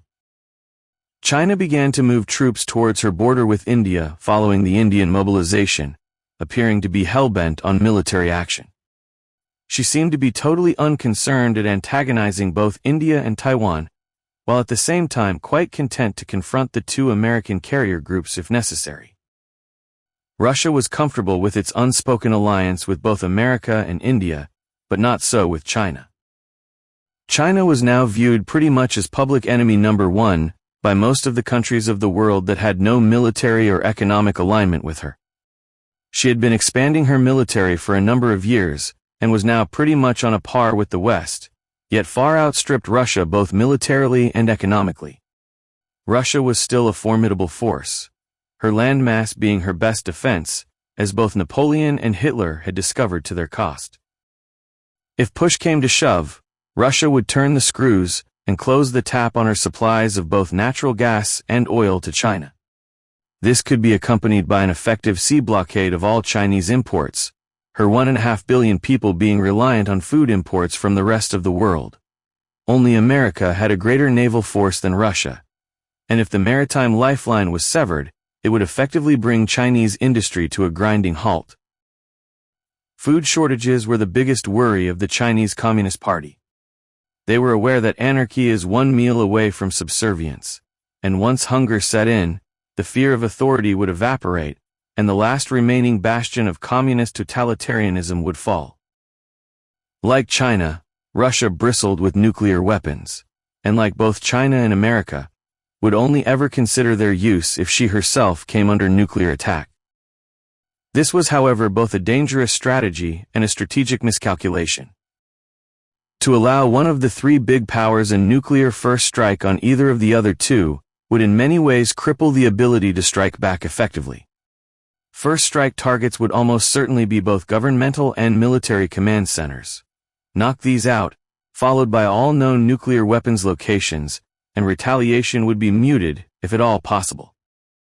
Maybe a first strike would eliminate the mutually assured destruction (MAD) theory that had kept the world nuclear-free for almost a century, since the first 2 atom bombs had exploded over Hiroshima and Nagasaki to end the Second World War. America had long considered the possibility of being on the receiving end of a first strike, and had built up her nuclear submarine arsenal to deliver enough destructive firepower to neutralize an entire country, maybe even a continent. Submarines, however, were no longer invisible, and could be tracked by all the three powers, their effectiveness as a deterrent no longer being strategically important. Rockets could also be immobilized or exploded in space long before they could reach their intended targets, and certainly, no long-range bombers would ever be able to breach the defenses of the three great powers. A limited nuclear strike would no longer be effective, the one true option being the launching of hundreds if not thousands of missiles in order to overwhelm the enemy's defenses. This would signal the end of all life on Earth for eternity. No country could ever win a nuclear war.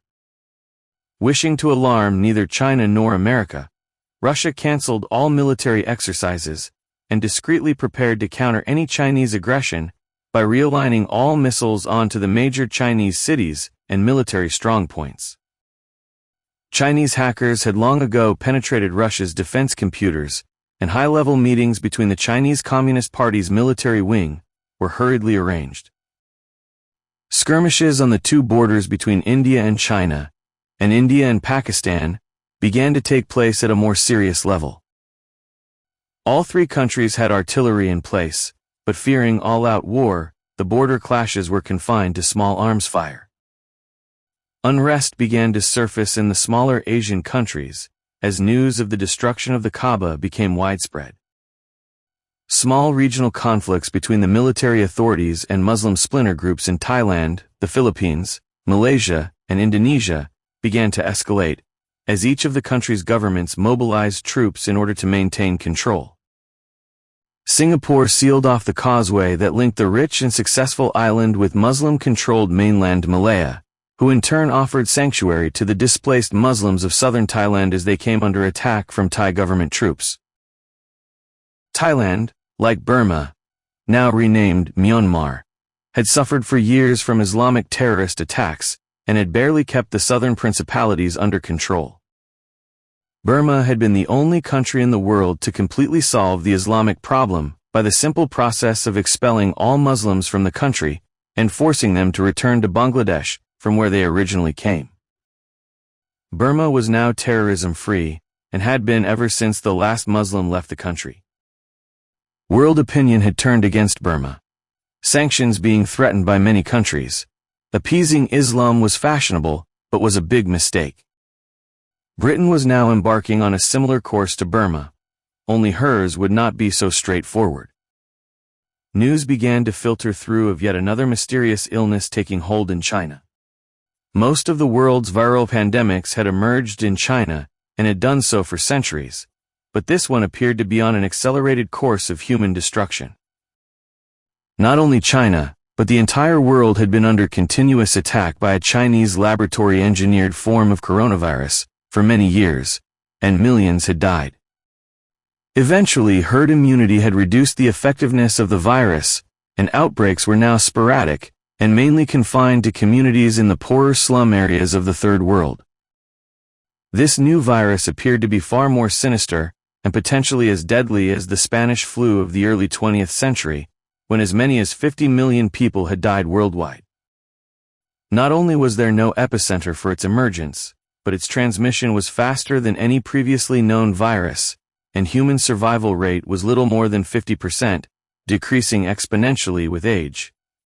China suspected foul play. Epidemics do not begin in several cities, hundreds if not thousands of miles apart, all at the same time. The virus had to have been planted.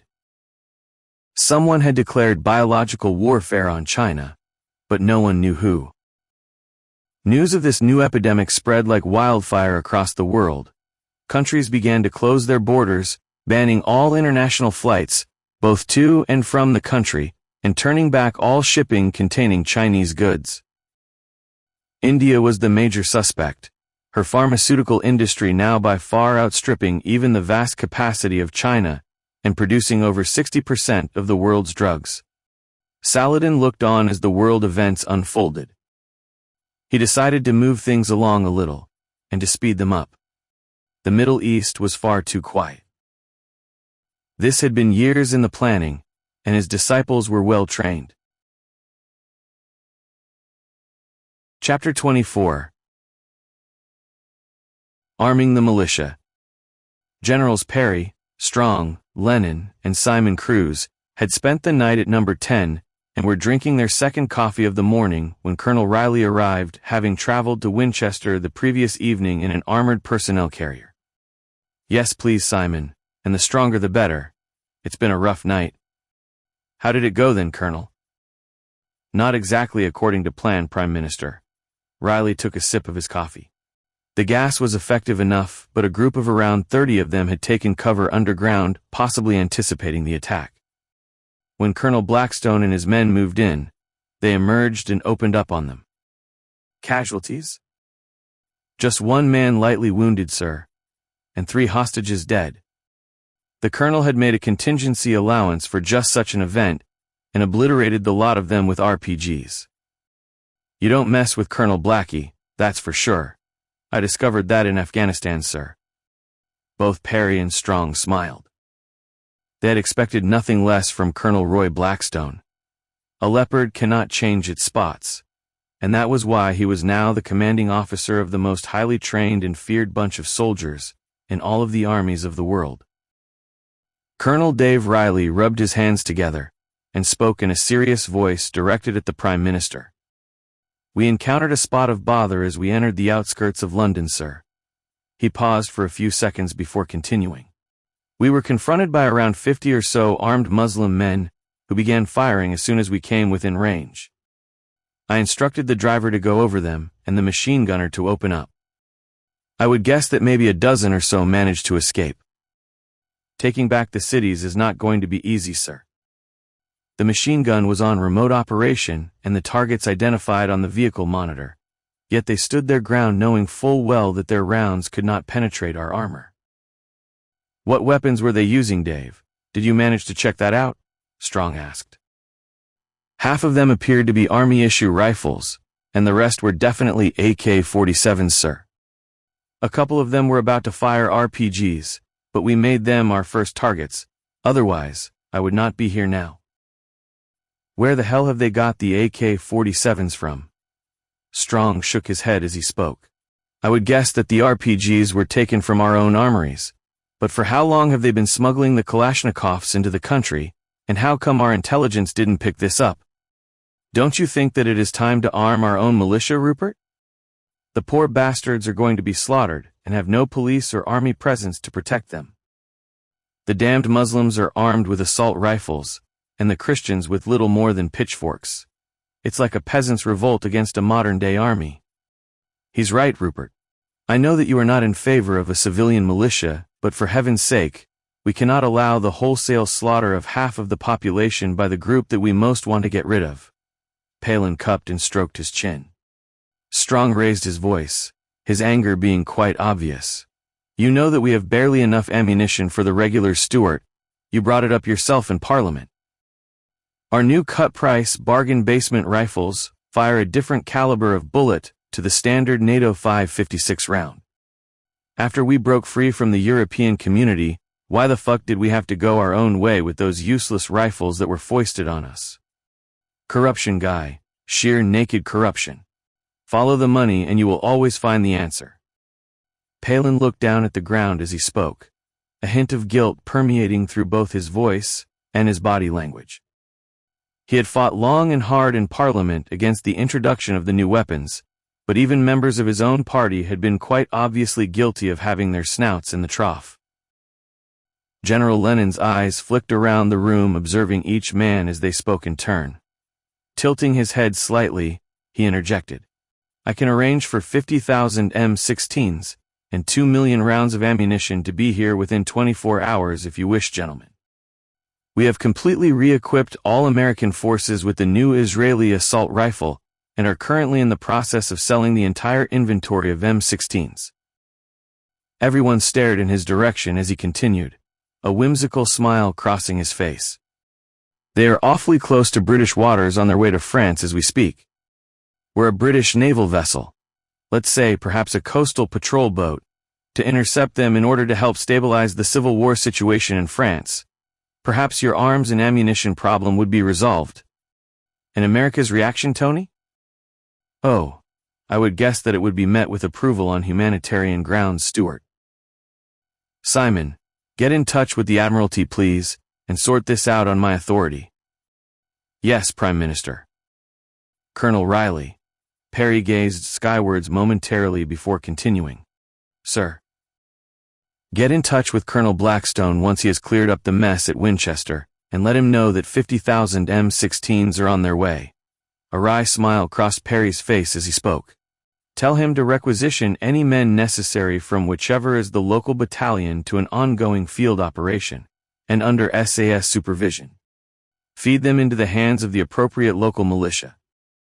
Inform them that there will be no judicial consequences for any of their actions. A completely free hand, sir? Parry nodded. A completely free hand. Simon Cruz's phone bleeped. He walked over to the corner of the room and picked up the landline, listening intently before returning to the group. It appears that the Chinese have once again attacked the Indian garrison stationed along their disputed border. This time artillery was used, and surprise, surprise, Pakistan have attacked them in Kashmir at exactly the same time. Not a very convincing coincidence. The Chinese have been blaming India for the mysterious virus that is now sweeping through their cities. I've been expecting this for a few days now. Apparently, they are falling like flies in Beijing. Palin scratched his head, pausing for a few seconds before continuing. It's beginning to look like another Wuhan disaster to me, only, this little viral bastard is unstoppable, from what I have been told. It's got an incubation period of no more than 2 or 3 days, and is fatal within 2 days of infection. Any sign of a vaccine, Simon? Parry asked questioningly.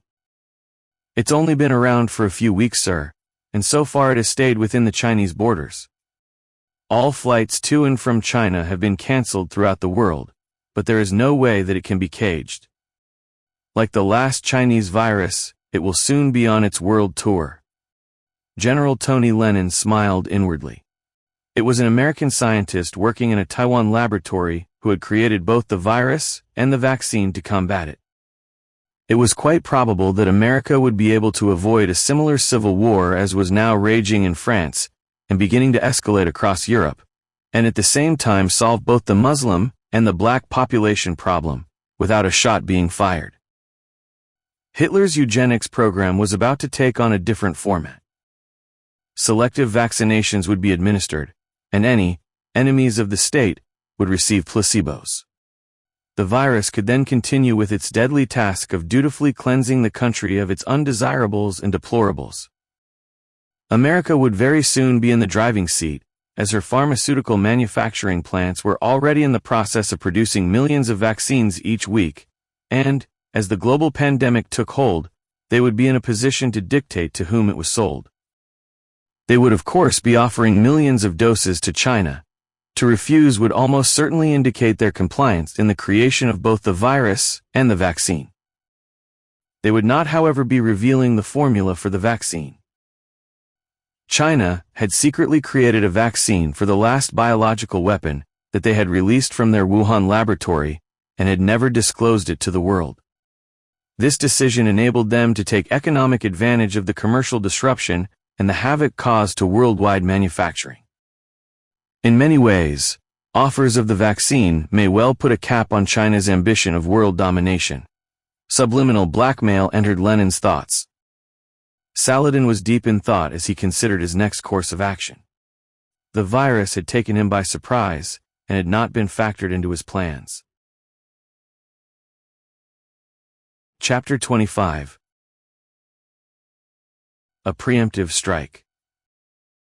Thousands of pilgrims were gathered together in prayer as the Pope delivered his address in Rome's St. Peter's Square. Security was strict, as well-armed, ever-vigilant men in plain clothes formed a cordon around the balcony where the holiest of living men in the Christian religion, now stooped and terminally ill with cancer, began his labored and painful address in the traditional Latin.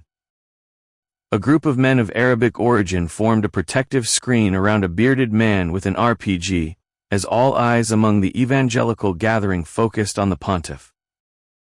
Suddenly the ring parted, and the deadly rocket headed towards its target. That was the signal the Muslim men had been waiting for. Multiple cries of Allahu Akbar filled the air as upwards of 20 suicide bombers, scattered strategically among the crowd, self-detonated and began their journey to Allah's paradise and the waiting virgins. Body parts flew in all directions among the still-living pilgrims, as heads from the bombers rained down onto the survivors. On the fringe of the square, away from the carnage, a lone camera crew continued filming, the live broadcast being beamed across the world in real time.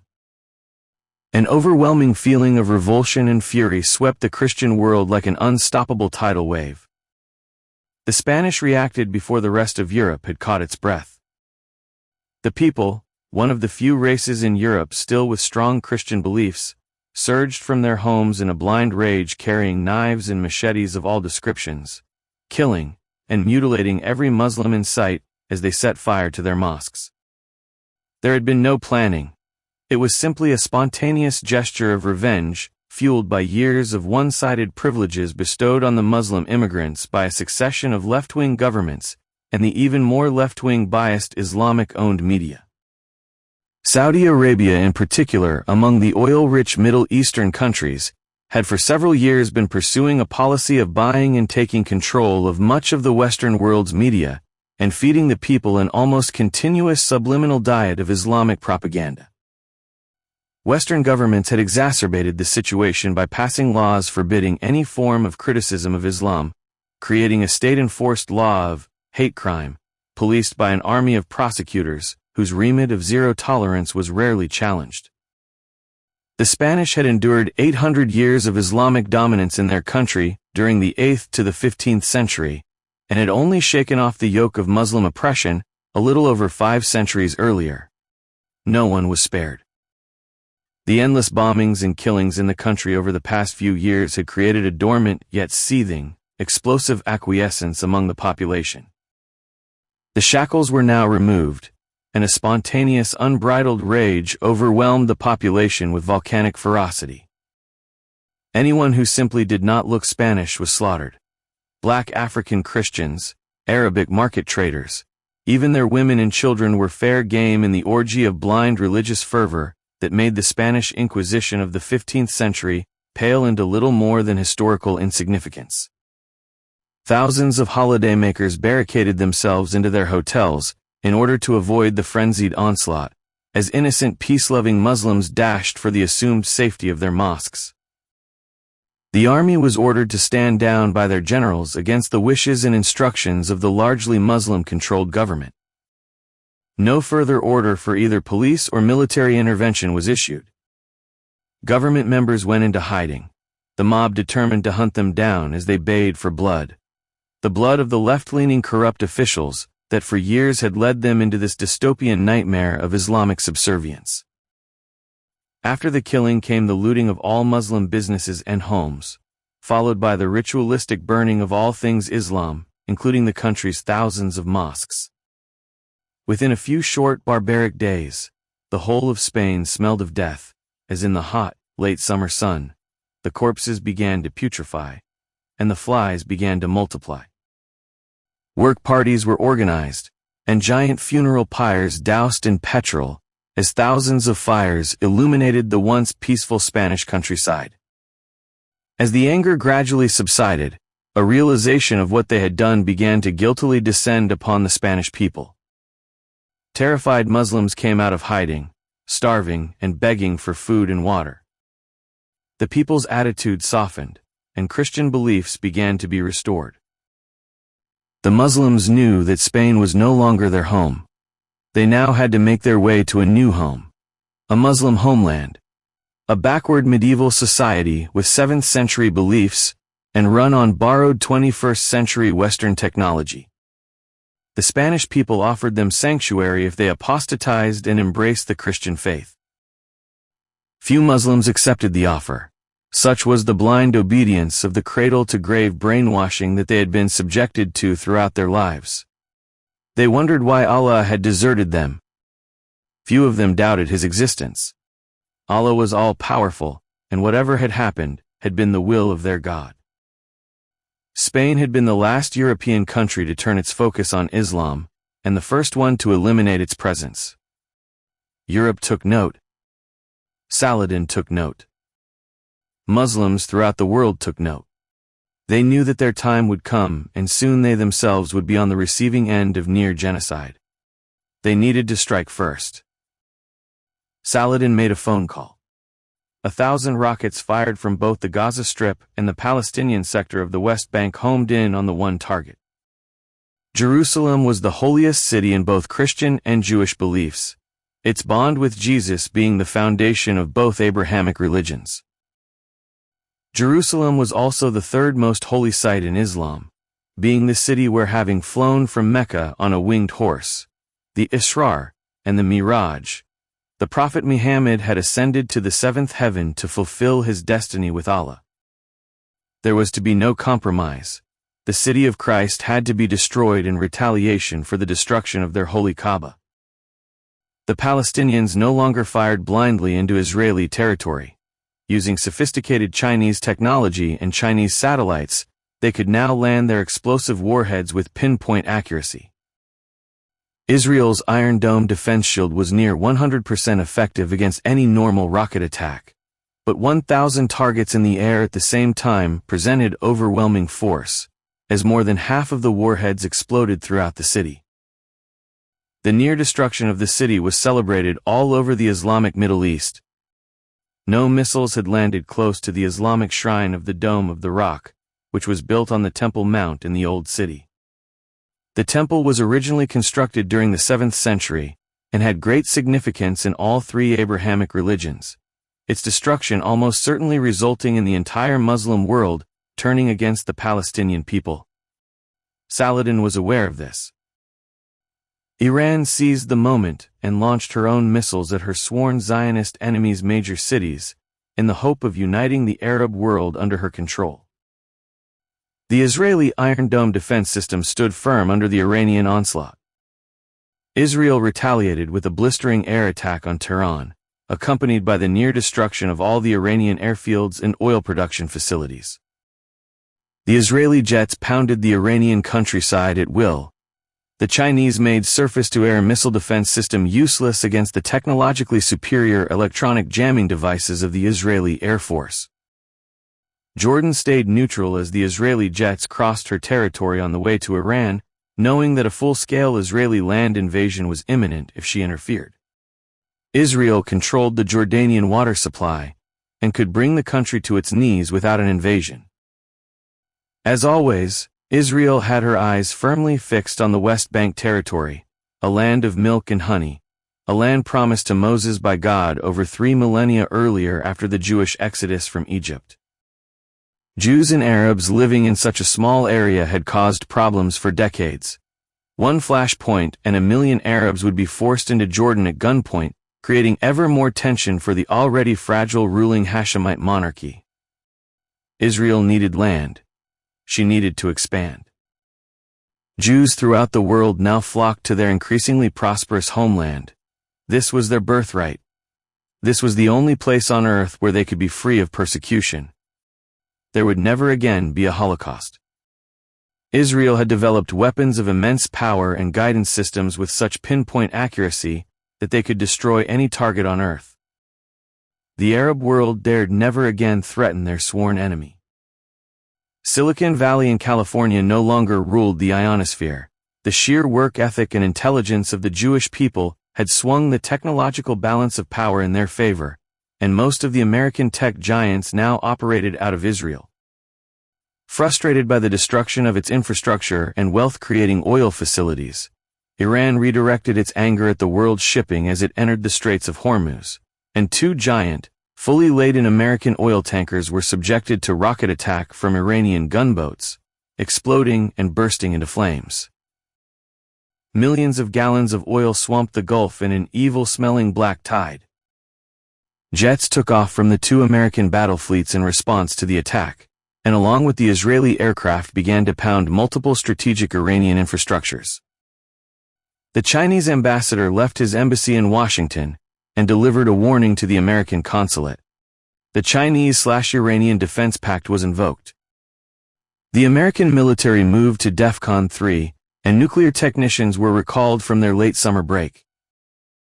DEFCON 3 is when military action is taken above the normal state of readiness.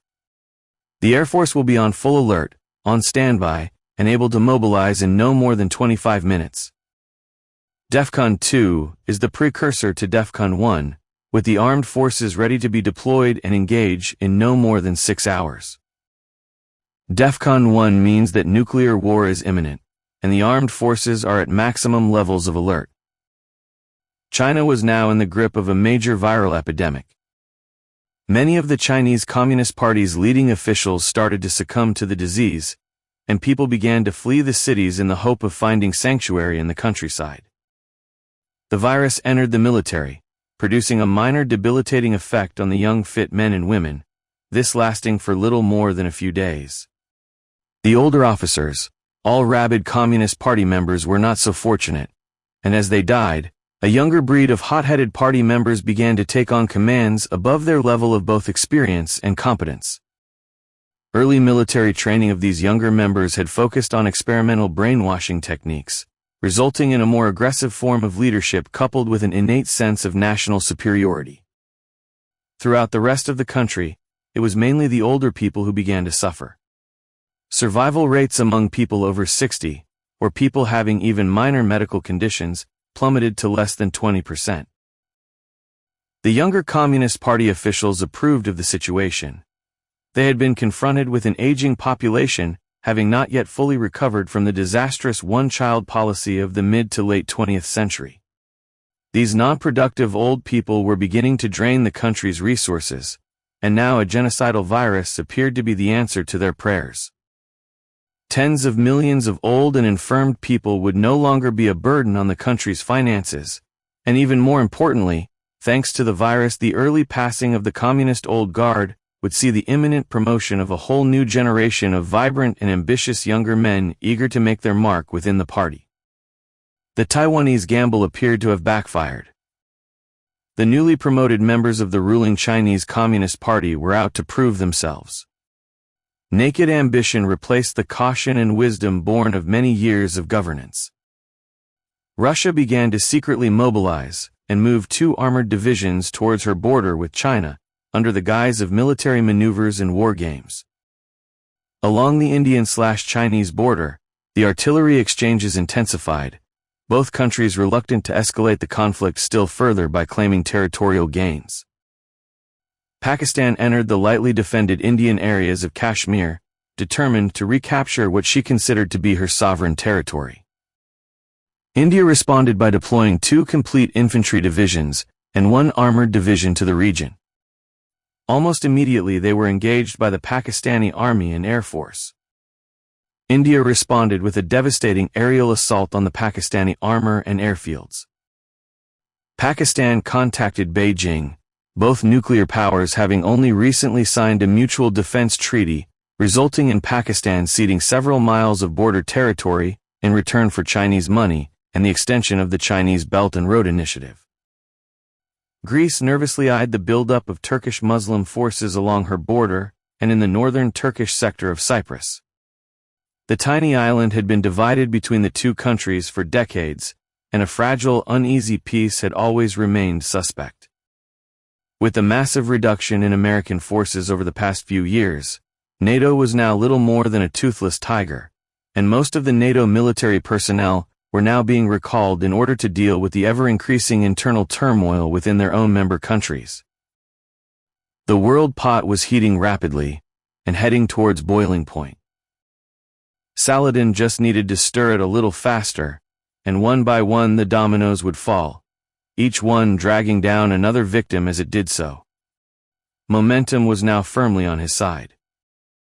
Just one final push, and his grand design, so carefully thought out and planned during his lost years in the psychotic wilderness of the rehabilitation institution, would come to fruition. The military had much to answer for. PTSD moved slowly within the brain. It was an invisible enemy, often producing periods of intense paranoia, followed by manic bouts of schizophrenia, where dual personalities became intertwined in a complicated entanglement of opposing ideas. It had the insidious ability to rearrange thoughts, to exaggerate memories, to create imaginary physical experiences and events, which when randomly combined could form a dangerous mental cocktail of assumed reality, coupled with an overwhelming sense of responsibility. It was his duty to cleanse the world of the new Sodom and Gomorrah. He was to punish the world for its sins. God had spoken to him during his rehabilitation and confinement. God did not like competition, and there could only ever be room for one God. Allah had to be driven from the face of the earth, and if this meant destroying the earth itself, so be it if that was God's will. Ever-escalating flashes of divine inspiration and sense of purpose were circulating around Saladin's brain as he descended ever deeper into the morass of madness. Disguising and controlling these bouts of near insanity required intense concentration. He had to complete God's work before he ascended to the celestial destiny promised to him during his confinement in the institution. Chapter 26. On the home front. The venerable Westminster Abbey walls collapsed as the RPGs smashed their way in. Among the cloud of smoke and dust, the much-revered ceiling began to collapse onto the congregation. Screaming, half-blinded worshippers headed for what little light was still showing through the dust cloud, only to be met by a further series of explosions. A few handfuls of people made it to the apparent safety of the road, where screaming Allahu Akbar in triumph, the Muslims mowed them down with gunfire from their AK-47 assault rifles. They were invulnerable. Allah was with them. This was their Islamic duty. There was no trace of remorse. They were carrying out the will of their God and the holy command of their prophet. Kill the infidel wherever you find him. There was no ambiguity in the text. The Holy Quran was the unalterable, unchallenged pure word of Allah. Horrified onlookers dared offer no assistance, as the guns were turned on anyone with a white face. Men and women were mowed down in a frenzied orgy of bloodletting. The band of young Muslim men moved through the streets of London firing randomly at men, women, children, and screaming Allahu Akbar, as dozens of victims were torn apart in the hail of 7.62 bullets sprayed randomly in all directions. They could fire at will, their ammunition stockpile numbering in the millions. They had long been planning for this moment. There were no police nor soldiers in London. The city belonged to Allah, and soon an Islamic caliphate would rule the entire country. The only TV station still operating was the BBC, beamed via satellite. Palin had instructed all journalists to remain at their post, and a well-armed company of Royal Marine Commandos to ride shotgun. This, together with the hourly radio broadcasts, were to be the only lifeline left with which he could communicate with the people. Word went out over the airwaves for fit young men to report to their local football grounds for weapons training. Army instructors, men with years of military experience, began to create and train freshly armed civilian militia groups. Pensioners began turning up at the football grounds and demanding to be armed. They wanted to be in on the action. They had witnessed the carnage in both Rome and Westminster Abbey through their living room TV sets. They wanted to kill any Muslim that came into their line of vision, man, woman, or child. Their wives were starving. Their friends were dying. They demanded revenge. Fit young men were the choice of the military commanders, and there was no shortage of those. Priority was given to ex-military men. These people required no training and were tasked with teaching the younger men weapon skills. The army would take the lead, and if resistance were too heavy, the tanks would be brought in. Once a degree of control had been achieved, the militia would be set loose, and the bloodletting would begin. The British people were in a state of near frenzy as pictures of the Westminster Abbey slaughter was beamed over and over again into their living rooms. People wondered who could possibly have been brave enough to have stuck around and continue filming. It was almost as if the whole event had been planned and stage managed. The thought soon passed as ever more fury set in. Muslims were no longer people, no longer human beings.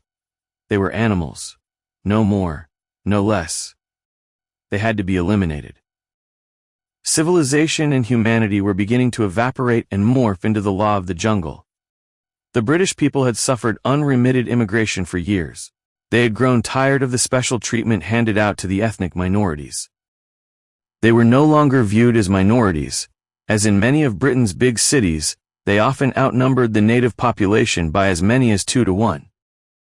In the inner city areas that the police now designated no-go zones, the takeover was complete, and for many years few white men even considered setting foot inside the gang-controlled Muslim ghettos. There had never been any form of integration with the British people. Islam forbids integration unless it is to achieve a political or financial advantage. Only the poorer white people now lived close to these Muslim-controlled areas. Whiteflat had seen mass migration to the suburbs or the British countryside. With them went the factories and the jobs, resulting in ever-increasing poverty among the black and Asian communities. This in turn led to ever more slave-like conditions and remuneration for the subjugated underclass females of Islam. Women were seen as little more than second-class citizens in the eyes of Islam, many of them beaten by their husbands for the slightest of assumed misdemeanors. The Quran not only condones this practice but gives explicit details on how to beat a wife. A raped Muslim woman, even a girl barely out of puberty, is assumed to have tempted the man into the sexual act, and is stoned to death. The Quran condones this barbarity, even detailing the size of stone to be thrown at the woman or girl, as she screams in agony, whilst buried in soil or sand, up to her waist. These 7th century practices carried out under Islamic Sharia law were now being reintroduced throughout Europe. Whole black and Asian Muslim communities had for years been fed an incessant diet of assumed white privilege by the left-wing media. Together with the Islamic doctrine that emphasizes the inferiority of the infidel, the cradle-to-grave brainwashing had produced a cocktail of jealousy and religious hatred of all things white. Inner-city junior schools had been turned into Muslim madrasas, where children were indoctrinated into hating all people who did not embrace Islam. As most inner cities were now classified as no-go zones, even the police and fire service stayed clear unless they themselves were Muslim. These same once proud, well-organized and disciplined policemen and women were now organizing the Muslim militia into a fighting force. Weapons had been quietly smuggled into the country over several years in readiness for this moment, and had now found their way into the hands of the more militant militiamen. The opening salvo of the coming civil war had been fired. The real war was about to begin. The Muslims wanted an Islamic caliphate. The native British wanted their country back. This was the country of Dickens, Shakespeare, Constable, and Wordsworth.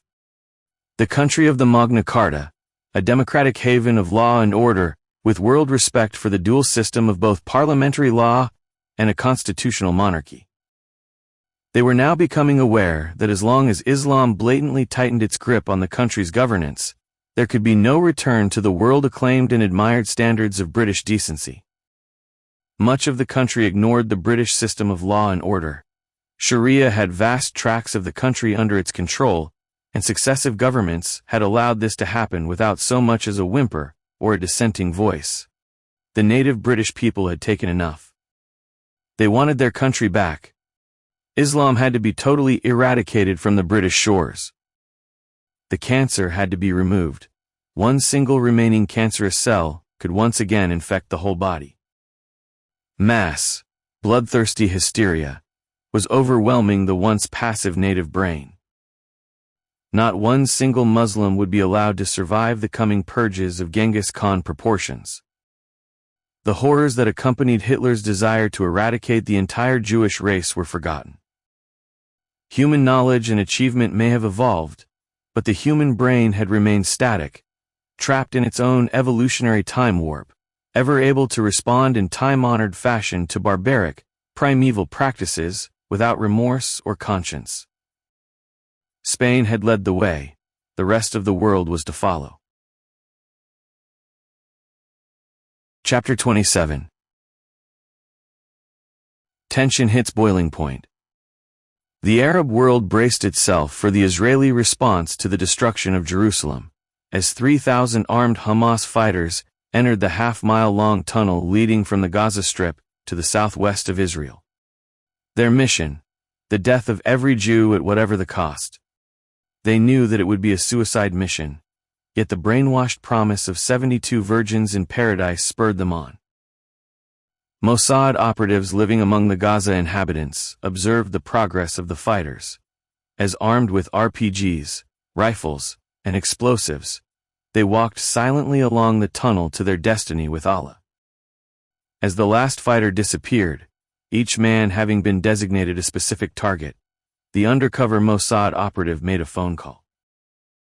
15 minutes was estimated for the first fighter to exit the tunnel, by which time all 3,000 men would be underground in Israeli territory. Israel detonated the already pre-laid, massive directional charges at strategic points on the surface above the tunnel, and soon, 3,000 men would be running out of air. It would be a horrible and frightening death, as thousands of tons of desert sand rained down on the fighters. The lucky ones died quickly. The unlucky ones would endure several hours gasping for air, as the oxygen slowly ran out. The Israeli army entered the Gaza Strip from the north, in a line stretching to the Mediterranean Sea, and began to move south, their tanks, heavy artillery, and rockets creating a creeping barrage as they advanced, the attack reminiscent of World War I tactics. The Palestinian people fled south towards the Egyptian border, unable to offer more than token resistance, as many of their fighting men were dead, buried beneath the desert sands. The Israeli progress was slow and thorough, as the line of troops and vehicles now stretched from the Israeli border in the east to the Mediterranean Sea in the west. Slowly and inexorably, the people began to leave their homeland and enter the dry, barren Sinai desert.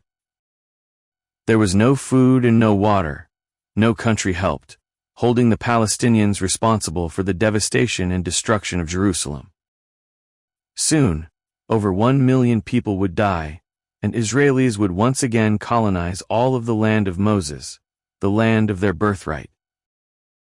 To the east of Israel, the Palestinians living in the stretch of land known as the West Bank began to move out of their villages in the direction of Jordan.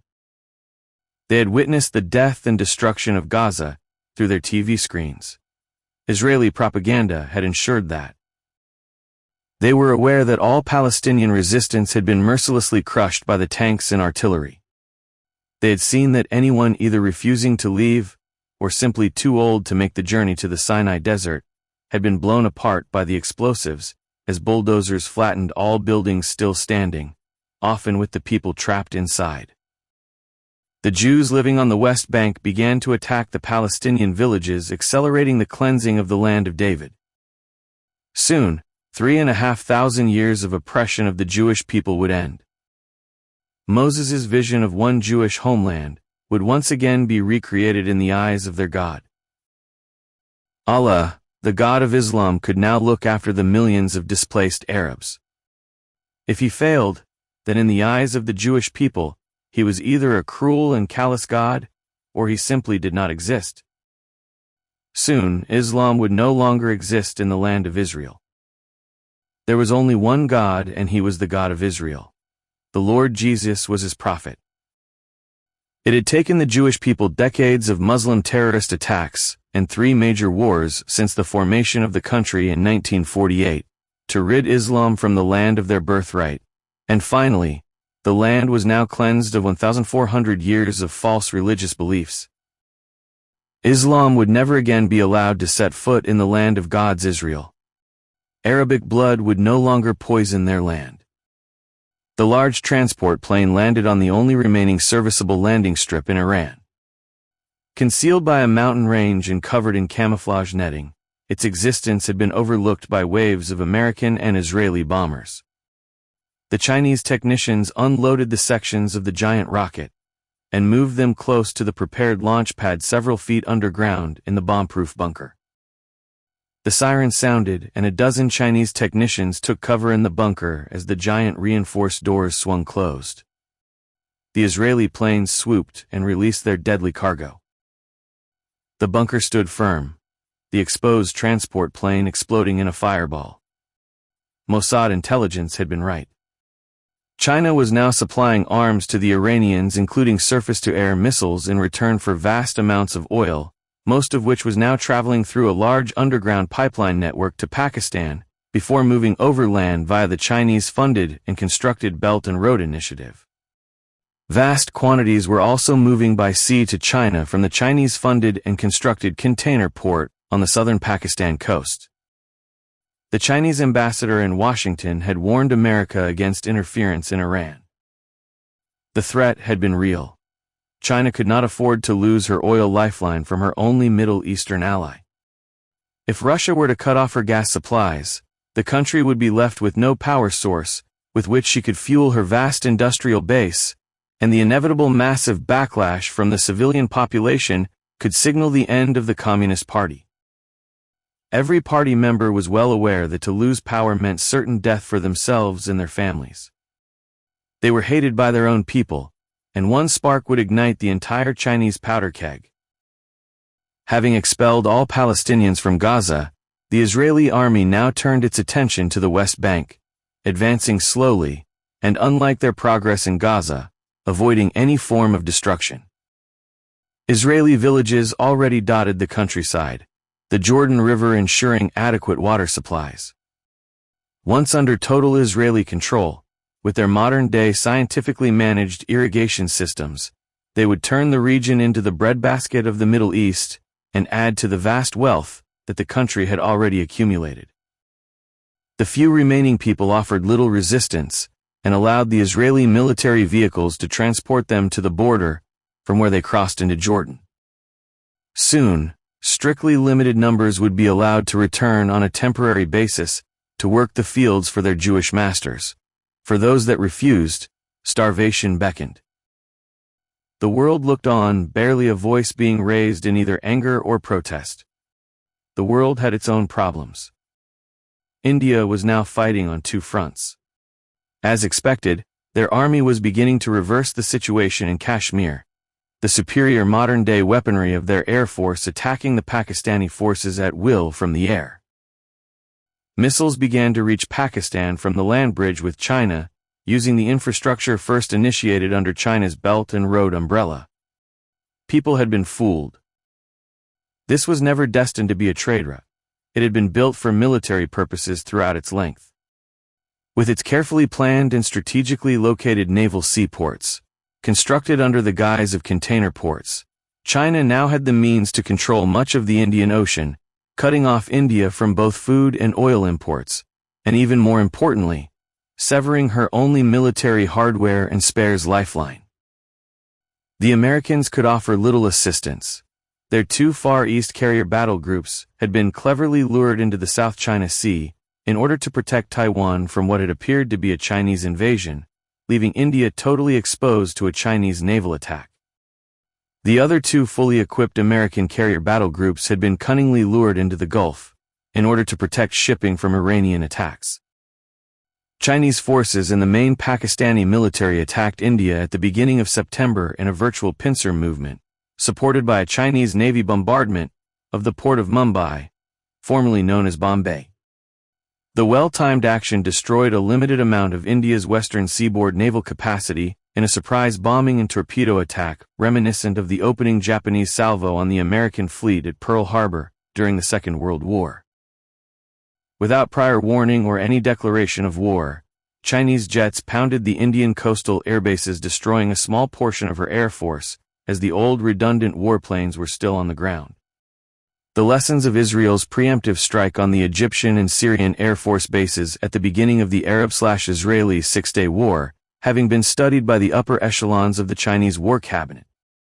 India had received sufficient enough warning from America of the Chinese movement, and her Air Force was on high alert. Multi-million-dollar American-made fighter jets concealed in bomb-proof bunkers took to the air and savaged the Chinese bombers. Years of military defense planning were put into practice in the ferocious initial assault. The Chinese bombers were escorted by fighter jets, each one bristling with state-of-the-art computers and armaments, all built using stolen American technology.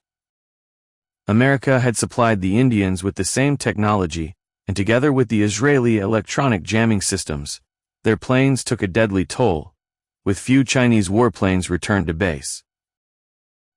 The Chinese Communist Party reeled in horror, forcing ever more draconian censorship on the people in order to hide its incompetence.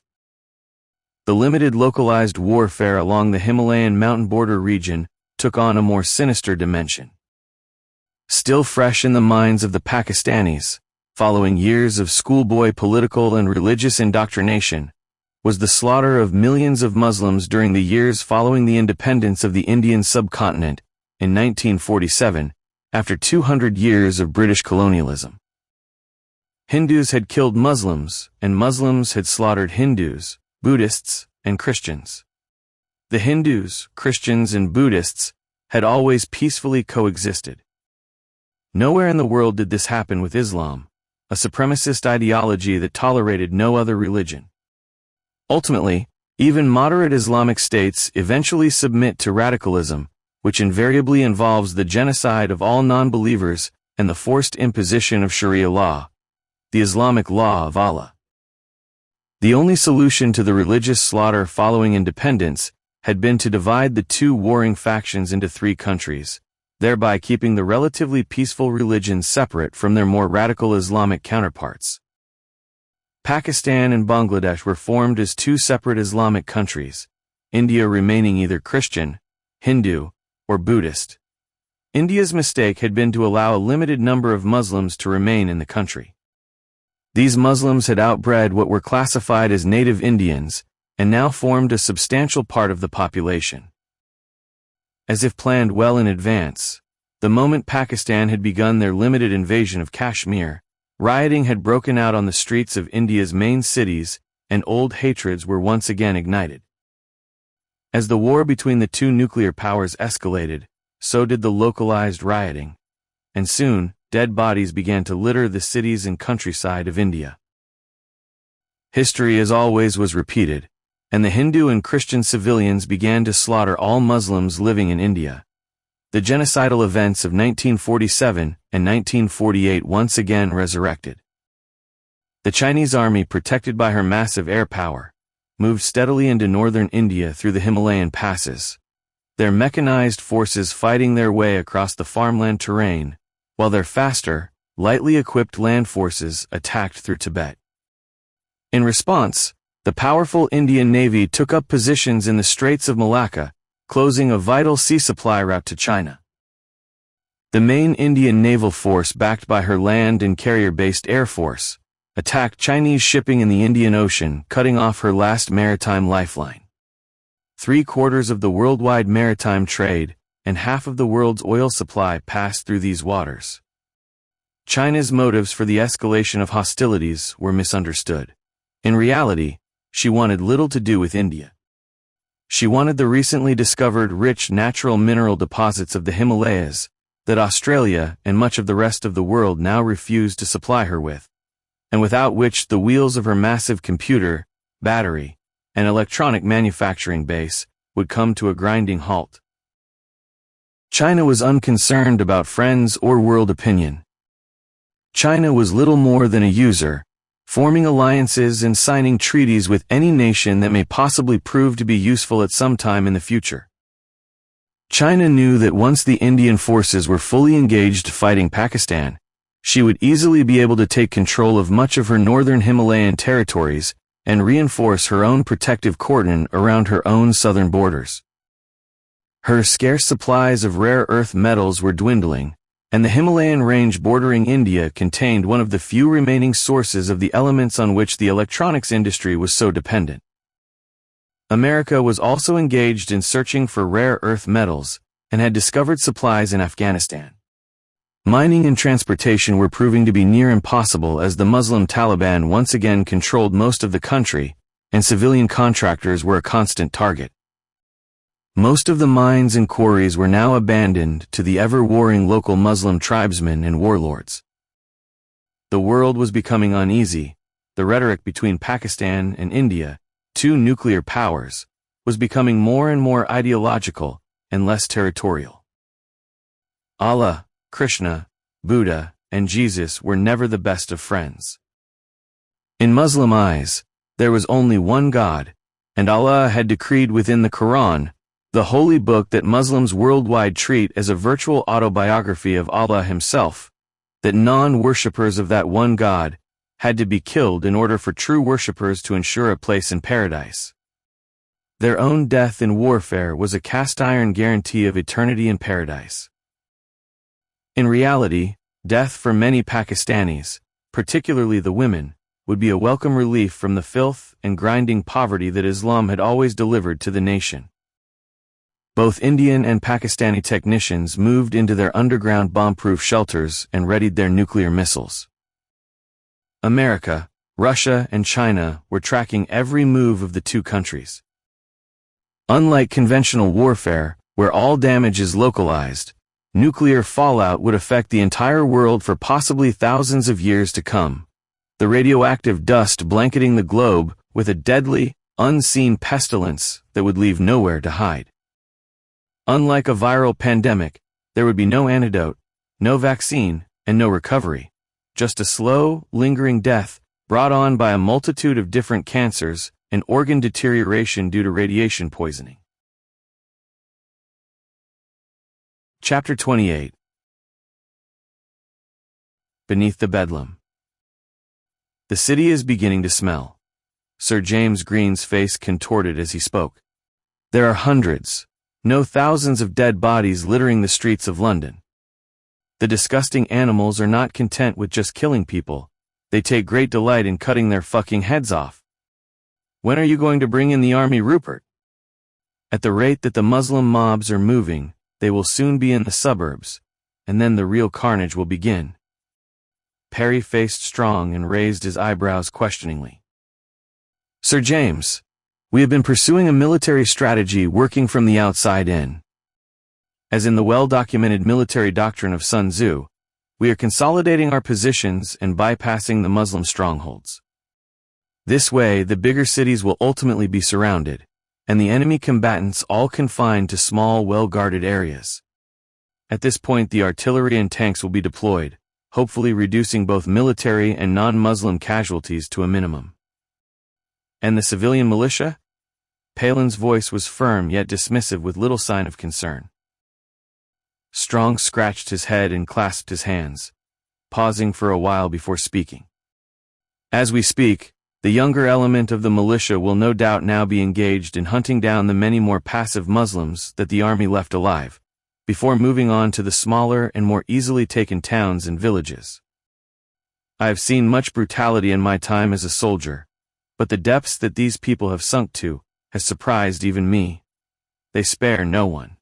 Heavily pregnant women, even newborn babies are being slaughtered. I really think that we need to call some form of a truce or ceasefire before we go full on with the big guns. Never! Palin almost shouted, suddenly becoming animated. We must cleanse the country of the cancer. Islam is a disease. How many children have the Muslims spared, Guy? Did they feel any empathy when they blew up Rupert's daughter? Their whole ideology is built around death. We never bombed Muslim schools. We killed no school kids. We beheaded no captured soldiers. One remaining cancer cell will infect and ultimately kill the entire body.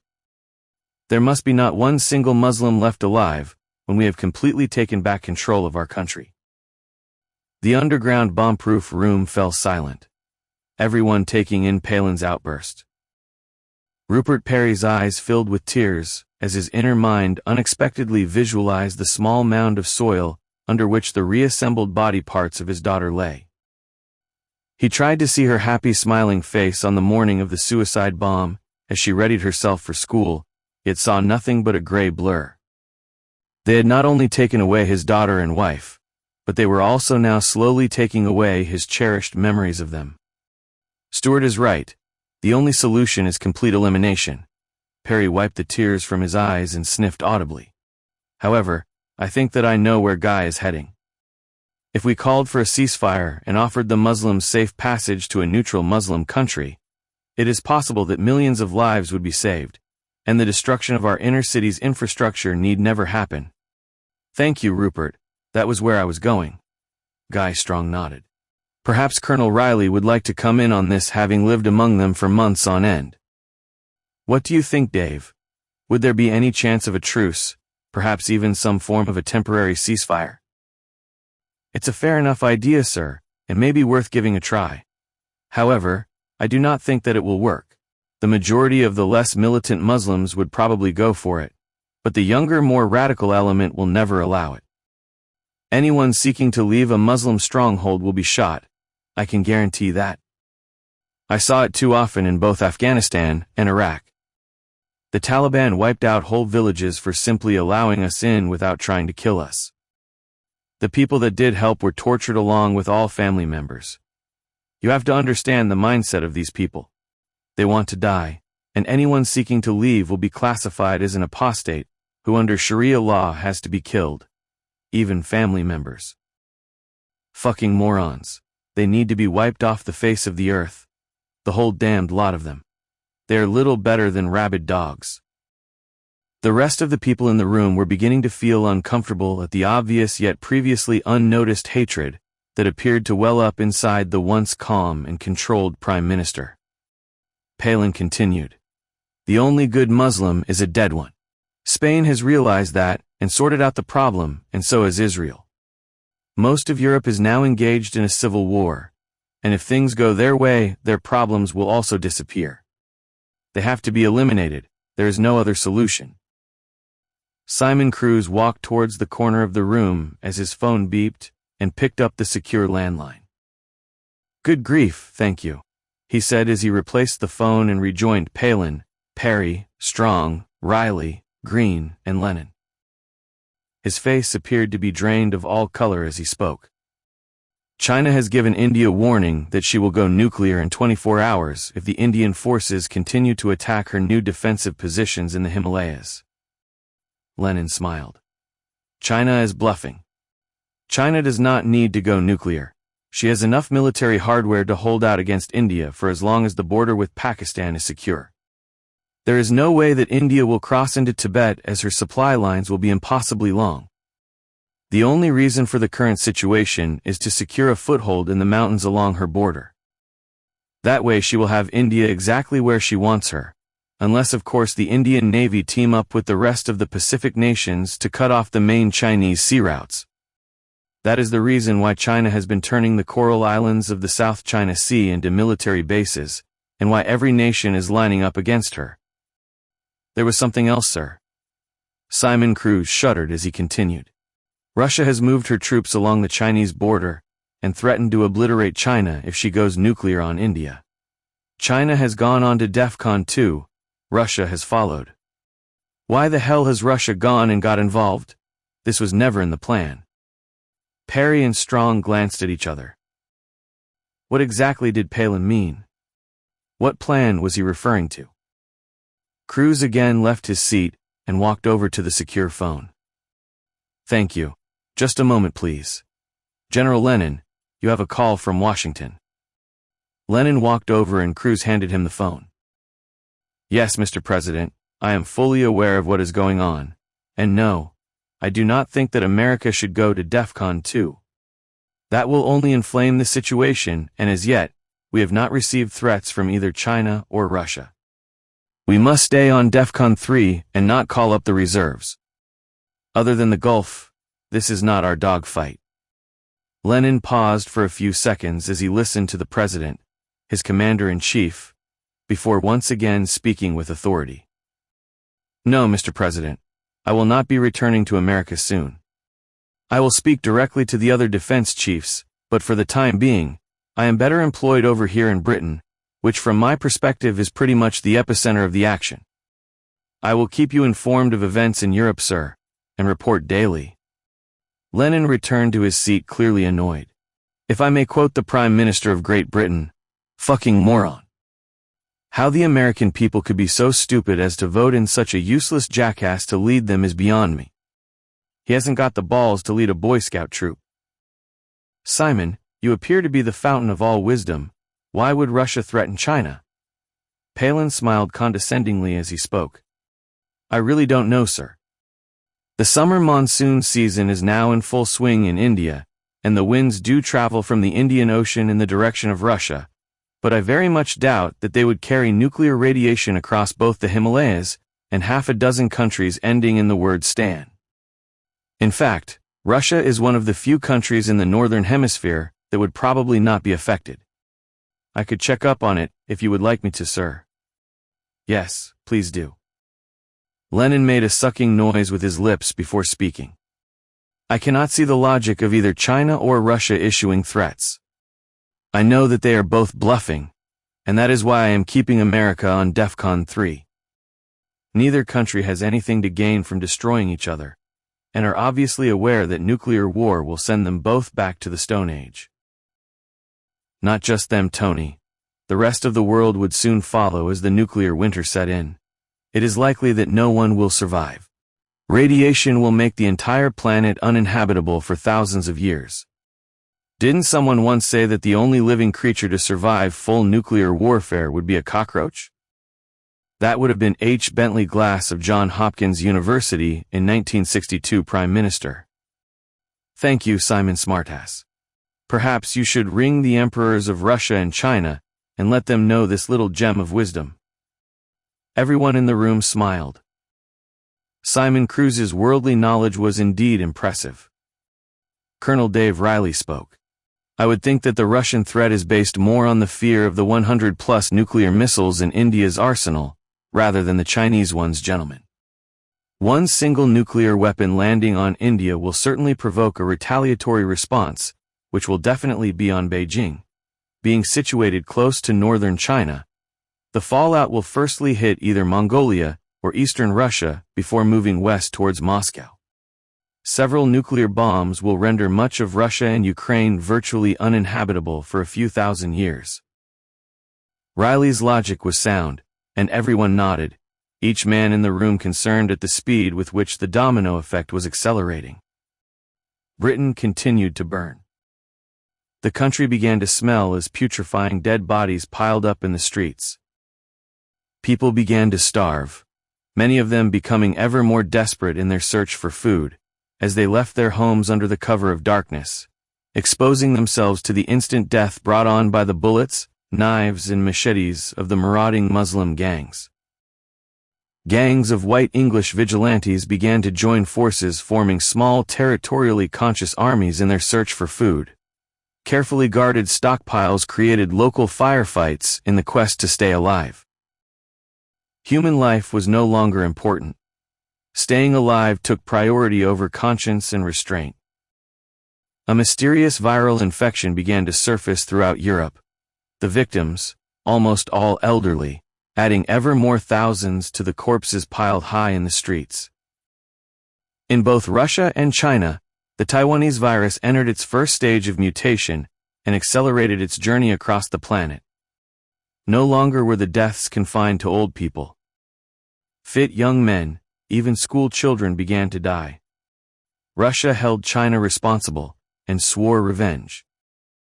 China held India responsible and swore revenge. America and Taiwan became concerned. They had been told by their scientists that the virus had been stabilized.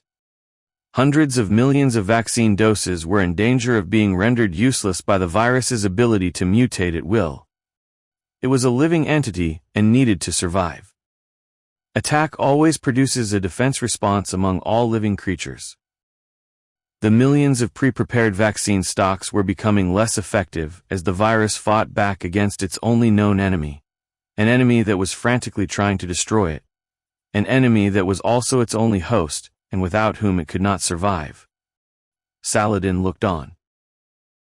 This was unforeseen and had not been in his plan. Chapter 29. Mississippi burning. Beneath the hallowed hallway and chambers of number 10 Downing Street, the assembly sat silent, each man in a state of near shock. In what appeared to be a choreographed movement, Palin, Lenin, Strong, Parry, Green, and Riley reached forward to lift their coffee from the table in front of them and took a sip. The mood was solemn. The world was going mad. The peace and stability of well-ordered societies the planet over had broken down and been replaced by the law of the jungle. It had only been 3 days since their last meeting, and the entire world had also gone into shock. America was no longer the world's policeman. America had suddenly been plunged into the second civil war in its history, this one far more deadly and dangerous to the rest of the world than the North versus South conflict of the mid-19th century.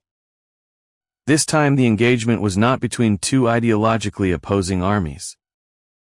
Two completely different races of people within the country constituted the warring factions.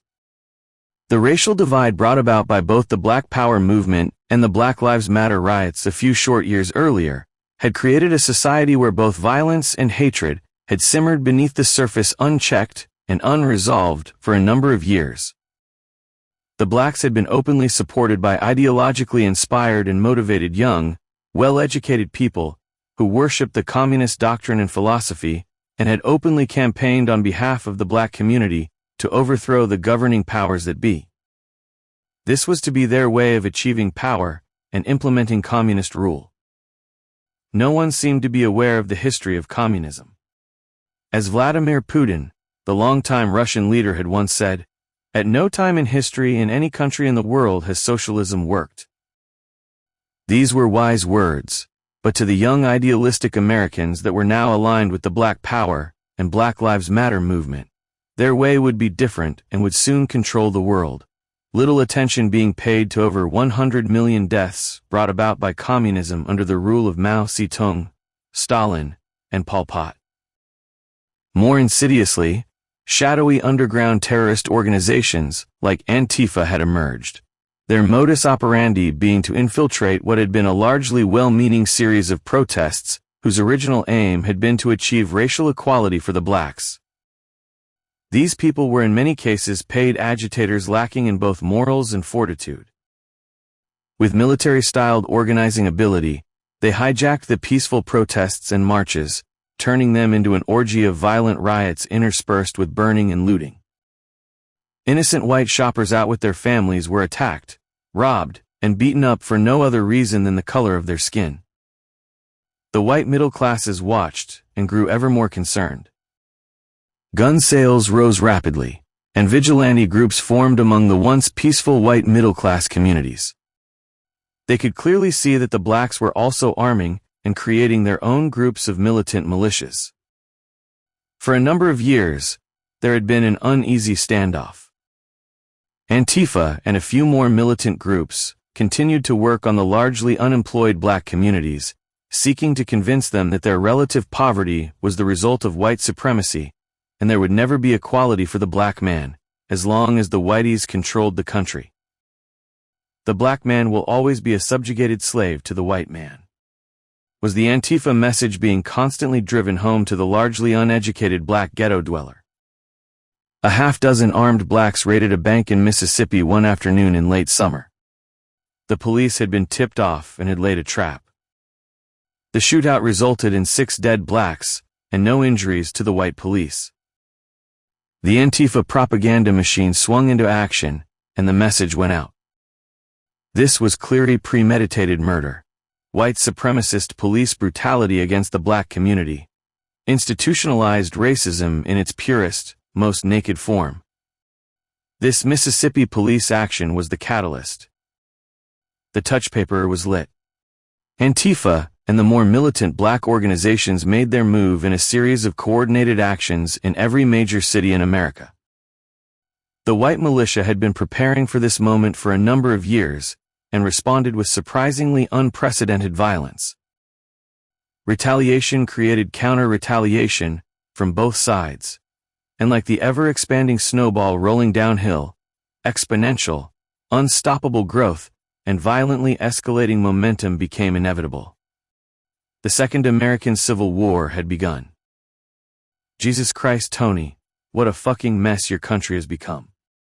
I thought that it was bad enough over here, but it appears that every man, woman, and dog in America owns a firearm and is now out on the streets firing them.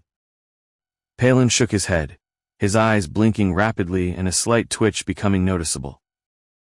The twitch had developed over the last few weeks and was increasing in its frequency. Simon Cruz was becoming worried. He had admired Palin for the 4 years that he had been his private secretary, but recently his behavior had become increasingly bizarre, and in many ways bordered on irrational fanaticism. Neutralizing the power that Islam had developed across the country had morphed into an obsessive need to eliminate the very people. Total genocide appeared to be increasingly on the cards. Strong's appeal for a ceasefire had been savagely put down. This was not the Palin of old, Cruz had concluded. Something was definitely affecting his reasoning and cognitive dissonance. Perhaps the escalating local problems were pushing him towards a mental breakdown? Cruz was beginning to believe this to be the case, but there was no way out of the current situation. Palin had to bite the bullet and hold out regardless of the cost to his mental health. It's sure as hell gone tits up, Stuart. Lennon paused, a slight smile barely noticeable. I have confined the entire military to barracks and ordered the police to stand down. The chiefs of staff have already met with the president and instructed him to issue the order. As long as he appears to be in charge of the country, they will accept the decision. And what do you expect to happen, Tony? Parry had noticed the faint smile. Lennon stroked his chin, his smile now being far more prominent. I expect that a few million will die on both sides, pretty much leading to the solution that we have all been seeking to our racially divided society. The whites will win, I take it then. Of course, Stuart. They by far outnumber the blacks, and their weaponry is far superior. The added bonus being that the millions of Arabs will take the side of the blacks, and at a stroke, we will also solve the Muslim problem. As long as the black military men can be controlled, we are in a win-win situation. The Hispanics are deeply suspicious of the blacks, and will either remain neutral or come out on the side most likely to win. Will you need the military to intervene at all, Tony? No, not really, Rupert. The chiefs of staff have agreed that in the areas where the blacks have the upper hand, the white militia will mysteriously acquire the appropriate weaponry to deal with the situation. RPGs in particular. These will only be deployed within the confines of the black ghettos, not the areas where the more affluent blacks live alongside the middle-class whites. Why now though, Tony? Surely the people can see that world peace rests on a knife edge, and whichever way things go, American military power will be decisive. That is exactly why the agitators have become so active, Guy. They know that we are now at our most vulnerable, and have been force-feeding the blacks with white supremacy and black slavery nonsense, in readiness for just this very moment. Simon Cruz smiled as he entered the conversation. It's quite ironic, really, all this slavery nonsense. The British never captured the noble black Africans in their homeland. They bought them from the Muslim slave traders in the many West African slave markets, and shipped them over to America, most of them going to South America and not the North. Their descendants, the modern-day American blacks, are probably the luckiest Africans alive, and have a lifestyle that is far superior to any of their distant relatives that still live in Africa. Is that so, Simon? Police Commissioner Green sported a whimsical expression as he spoke. The black kids here in London have been fed a similar diet of forced slavery nonsense, even though their parents largely came from the Caribbean. Yes, sir, I am aware of that, and have come across it far too often. Cruz shifted his gaze to Lennon and continued. Your blacks, sir, are even luckier than they could ever have imagined by winding up in America. They could have been shipped to the East, to the North African Arab countries. Lennon looked questioningly at Cruz. Before transportation, they were all castrated to be sold as eunuchs. This, of course, without any form of anesthetic or surgical knowledge. The estimates range from an 80 to 90% mortality rate, and I'm not too sure that the survivor's lifestyle as a eunuch would be up to much. Change the subject, please, Simon. My balls are aching in sympathy. Yes, Prime Minister. Parry tilted his head slightly to one side as he addressed Lennon. Do you envisage problems with your black military men, Tony? That is one of the reasons why I have confined all military men to barracks, Rupert. The lessons of the past weeks over here in England have been well learned. All officers have been instructed to keep a firm grip on the situation and to ensure that all weapons are under lock and key, with armed white guards covering all armories. You're at DEFCON 3, Tony, that is a major step and unrealistic to have all your forces confined to barracks. Yes, Rupert, I know. My chiefs of staff are not too happy with the situation, but as no one has yet issued a threat towards America, we have to endure a tricky balancing act. In the unlikely event of moving to DEFCON 2, all bets are off and so are the gloves. What a fucking mess the planet is in. Who would have thought that the entire world would be on the brink of war, possibly even nuclear annihilation in just a few short weeks? Who the hell created this mess? There are just too many coincidences for it to be random. Parry rubbed his chin as he spoke. Yes, Tony, I've been thinking along those lines myself for some time now. You are right. Coincidences happen, but not several of them, and all at the same time. This cannot be entirely put down to Saladin, no matter how many followers he has. This is being orchestrated by someone much more powerful than a terrorist. This would need the compliance of an entire government, a government with connections worldwide, not just in the Western world, but also throughout the Islamic world. Who would have the most to gain from total world disruption, Rupert? Follow the money, Tony. The money trail invariably leads you back to the source. Either that or we are dealing with a complete madman hell-bent on destroying the world, however unlikely that may sound. Chapter 30. The Middle East hots up. The Saud people were in open revolt at the destruction of the Kaaba in Mecca, the holiest of all Muslim religious sites, and the bedrock of all Islam. The Prophet Muhammad had been born in Mecca. He had received his revelations via the Archangel Gabriel in Mecca, and had begun the Islamic faith in Mecca. The fact that Mecca almost certainly did not exist other than as a tiny oasis at the time when Muhammad was deemed to be around was of little consequence. Historical evidence is never featured in religion. Blind faith trumps all. Factual evidence was of little importance to Muslims worldwide.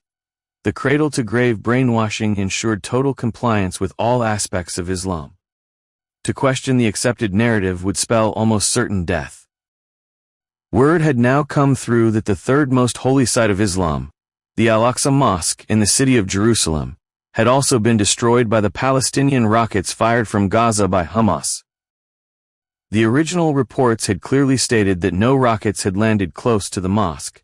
The Israeli demolition crew had slipped quietly away under the cover of darkness, their charges set to coincide with the Muslim morning prayers. For once, the Muslims could not blame the Jews. Jerusalem was the holiest city in the Jewish religion and the disputed capital of the country. Israel would never destroy either its capital or the holiest of all its religious shrines on Temple Mount. It had to be the Shiite Muslims that were responsible. Iran was Shiite and the most hated people on earth by the Sunni Muslims of Saudi Arabia.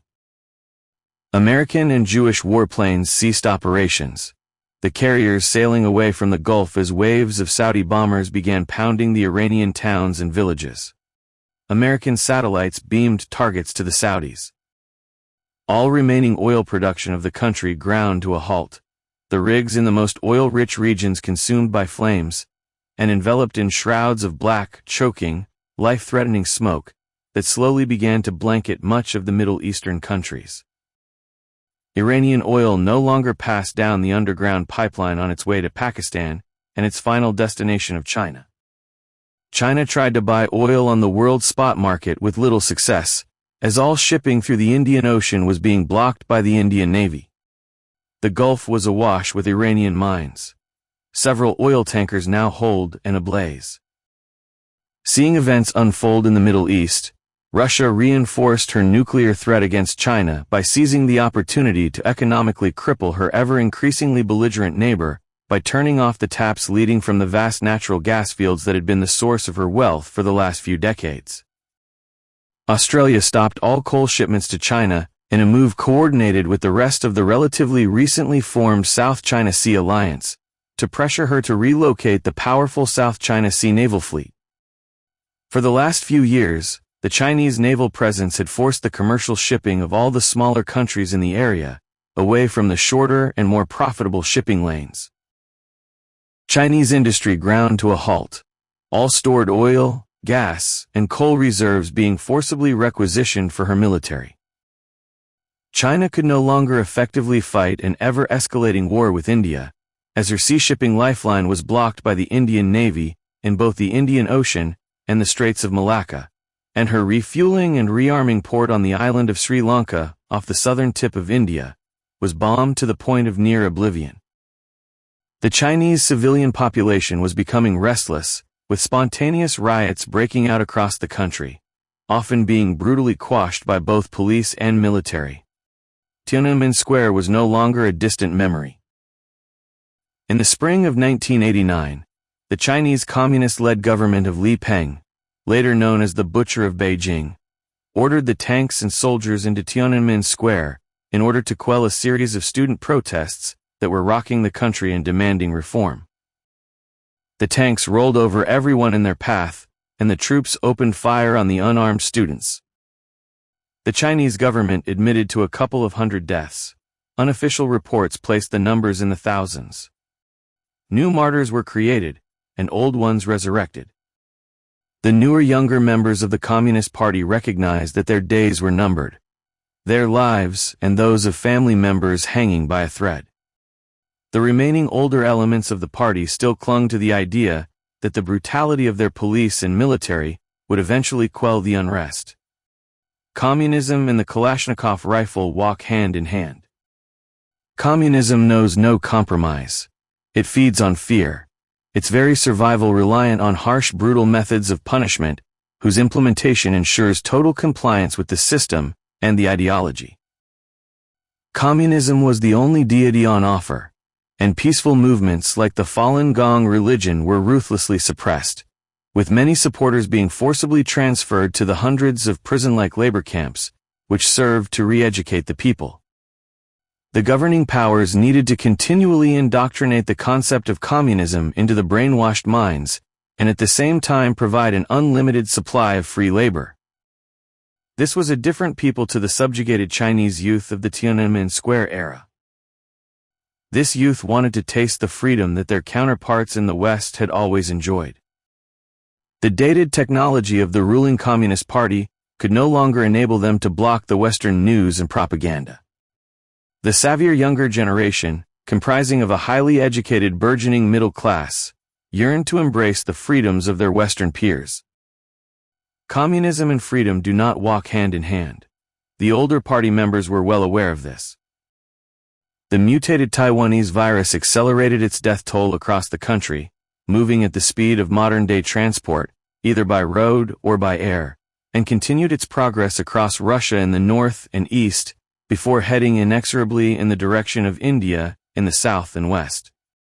Once free of any form of containment, it would accelerate its journey across the globe, and take appropriate defensive measures against human intervention in order to protect itself.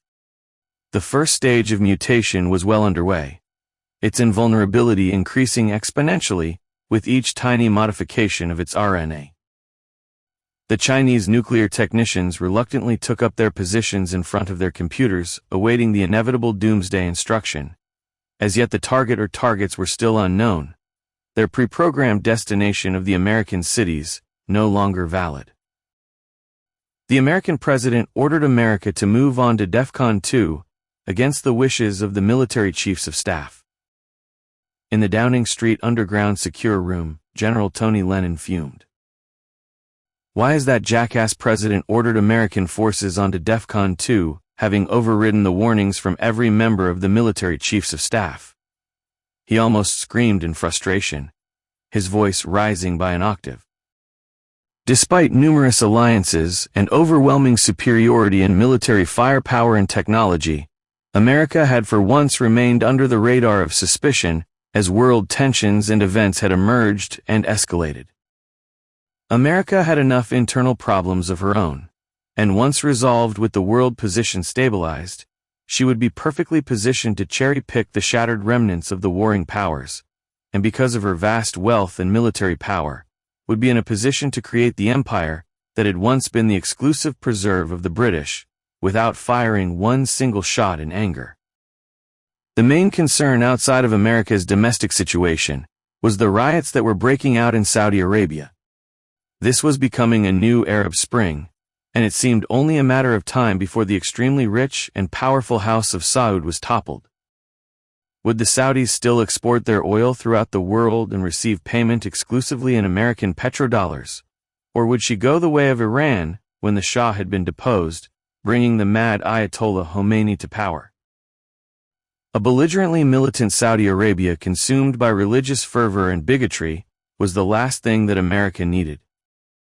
If the militant mullahs were to get their hands on the world's third largest state-of-the-art arsenal of military equipment, the state of Israel would become increasingly vulnerable, and America would once again have to come to her assistance.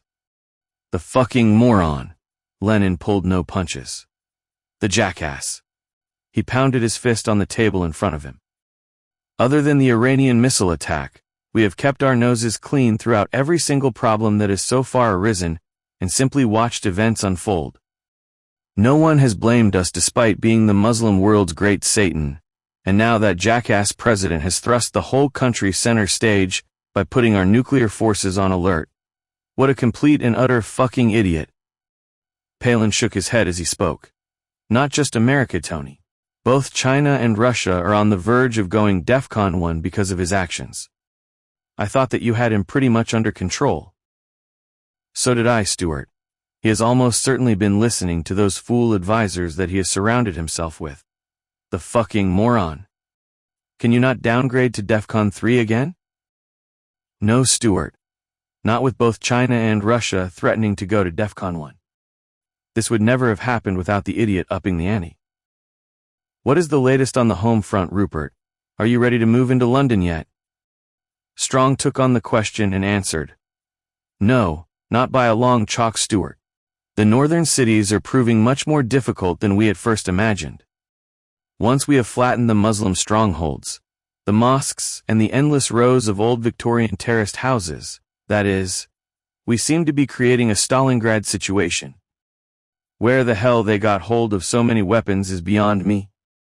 Some of their militia are well organized, and have obviously had a good deal of training. They are fairly good shots, and my men are being picked off whenever they get anywhere close to them. The only solution is the artillery and the tanks. I have even considered flamethrowers, but we haven't got any. They were all destroyed in the last major defense review before you came into power. Something to do with human rights, I believe, was the reason. Bring in the helicopter gunships guy, bomb the bastards into submission, and then send in the civilian militia to mop up whoever is still alive. Palin's eyes took on the menacing stare of a wild, cornered animal as he spoke. This is happening in France at the moment, Prime Minister. Simon Cruz seemed pleased with these events, as his face broke into a big smile. Holland and Belgium, however, are still fighting a small-arms land battle, and are losing as many men as they are killing. They seem reluctant to escalate the conflict, and will soon run out of soldiers, as the Muslim fighters outnumber their military by over 10 to 1, and in many cases seem to be better armed. Germany and Italy, Simon? Italy is gradually getting on top of the problem, but Germany is in big trouble. There were simply too many Muslim soldiers and too many Muslim politicians for a successful military takeover. It appears that the main army will ultimately comprise of Muslims only and may well take over the running of the country. The Christians appear to be regrouping and are forming a rival army. It's a real mess at the moment. France has moved another division, that makes 3 now, in order to strengthen her northern border with Germany. For some strange reason, France appears not to trust her Teutonic neighbor. I can't think why. Sweden? No bloodshed whatsoever, now totally Islamic, and the army has been disbanded. The rest of the Scandinavian countries seem to be prevaricating on whether or not to take any action whatsoever. So then, gentlemen, Parry spoke through gritted teeth. The bad news is that we may have to go it alone once again here in Britain. And the only good news being that we will win. And it is my intention to wipe the cancer that is Islam from our island completely. There is one other option, Rupert. And what is that, Stuart? When we eventually do take full control of Britain, we move our forces across the Channel and assist the French, possibly even the rest of Europe whether they like it or not? By the rules of the revised Geneva Convention, that would be classed as an invasion, Prime Minister, if they had not asked for our assistance. I am aware of that, Simon. Lenin shook his head as he spoke. I think that you are being a little presumptive there, Stuart. You will be stirring up a hornet's nest by going into France. Looking at the current situation, the German Islamic army will be the first to move into France. They will almost certainly team up with the French Muslims, and you will have the third full European war on your hands. He's right, sir, Riley broke in. The Muslims will completely overlook the racial differences, as, for them, Islam takes precedence over all else. Not only would you have the combined forces of France and Germany to contend with, but every Muslim radical from the rest of Europe will also be heading for France, plus a never-ending supply of jihadists from the Middle East. Parry chuckled to himself before speaking. Another thing that you appear to have overlooked, Stuart, is the little fact that France has more than double the number of nuclear warheads than we do, and as yet we have no idea who will have control over them. Who is most likely to take control of France, Simon? The good guys appear to be winning out on the streets at the moment, Prime Minister, but I have no idea who has either the physical control or the codes to the nuclear arsenal. I am half expecting Madame Guillotine to appear at any moment. This has usually been the French way of solving their internal problems. Each man in the room smiled. Simon Cruz had a very dry sense of humor and impeccable timing. Parry glanced at Strong as he raised his eyebrows questioningly before speaking. I think that we shall leave well alone in Europe, Stuart. We are no longer a colonial power, and nor do we have the military resources to conduct even a limited war outside of our own borders. Successive governments have seen to that, and not just the ones with a socialist flavor, I may add. Taking back control of our own country could take many weeks, perhaps even months, and then we will have the task of governance and reconstruction. Perhaps another Marshall Plan, General Lenin?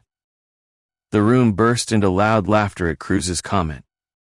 The Marshall Plan, also known as the European Recovery Program, had financed and helped to rebuild a ruined Europe after the carnage and destruction of the Second World War by using American money. Only when the continent has been completely cleansed of Islam, Simon. Palin's voice was serious. Who knows? By then, Britain may well be in control of the world's monetary system if things go according to plan. Prime Minister Stuart Palin was deadly serious. There were to be no other options on the table. Islam had to be driven back to the roots of its barbaric Middle Eastern origin, and like a wild, rabid animal, confined to within its own boundaries, where ultimately it would consume and destroy itself. The people in the room wondered exactly what Palin was referring to with his mention of the plan. That was the second time that he had used those words. Chapter 31. The home straight. The house windows rattled and shook as the tanks rolled noisily through the Birmingham suburbs, greeted by half-starved people who were cheering wildly and pointing straight ahead in the direction of the Muslim stronghold. Over the years, Birmingham had been transformed from an industrial epicenter of engineering excellence into an Islamic stronghold. There were several pronounced racial divides, most noticeably the almost complete absence of white faces wherever the Bangladeshi, Pakistani, and Arab communities lived. White flight had first become noticeable during the 1960s as an ever-increasing number of immigrants from the Caribbean and the Indian subcontinent settled there. The white exodus accelerated as the end of the century approached, the native population moving ever further outwards towards the city suburbs, only to find that the rate of increase in the Asian population was becoming exponential. They were forced to move even farther afield, as the Muslim communities became confidently more militant, often attacking butchers' shops that sold pork, and even people drinking in public houses, the social bedrock and grandest of all Britain's institutions. Islam hates alcohol, and soon shops and supermarkets in the city ceased all alcohol sales as their meat products were replaced by halal-only substitutes. Family pet dogs were poisoned. The Islamic hadiths stated that the Prophet Muhammad did not like dogs, and he was the perfect man. Homemade signs marked the boundaries of the Islamic territories, displaying messages and threats to all white people. These areas were now out of bounds to the native British, all operating under Sharia law and not British. The Islamic ghettos, now known as no-go zones, were rarely entered by the emergency services unless the vehicles were manned by Muslim-only personnel. They had become self-contained communities, and rarely had any dealings with what had virtually become the outside world. A large proportion of Britain's welfare benefits and payments disappeared into these Islamic black holes, and attempts by the authorities to investigate suspicion of corruption were invariably met with resistance and violent riots. Much to the disgust and ever-growing grievances of the white population, the authorities took the line of least resistance and left well alone, continuing to plow billions into these communities for little return other than a relatively peaceful coexistence. Behind the tanks came the artillery and the infantry, followed by hundreds of militias, each one armed with the American-supplied M16 rifles. Many of them had fixed bayonets and carried swords. Killing Muslims had become a sport, and bets were regularly being taken on who could achieve the greatest number of kills on any given day.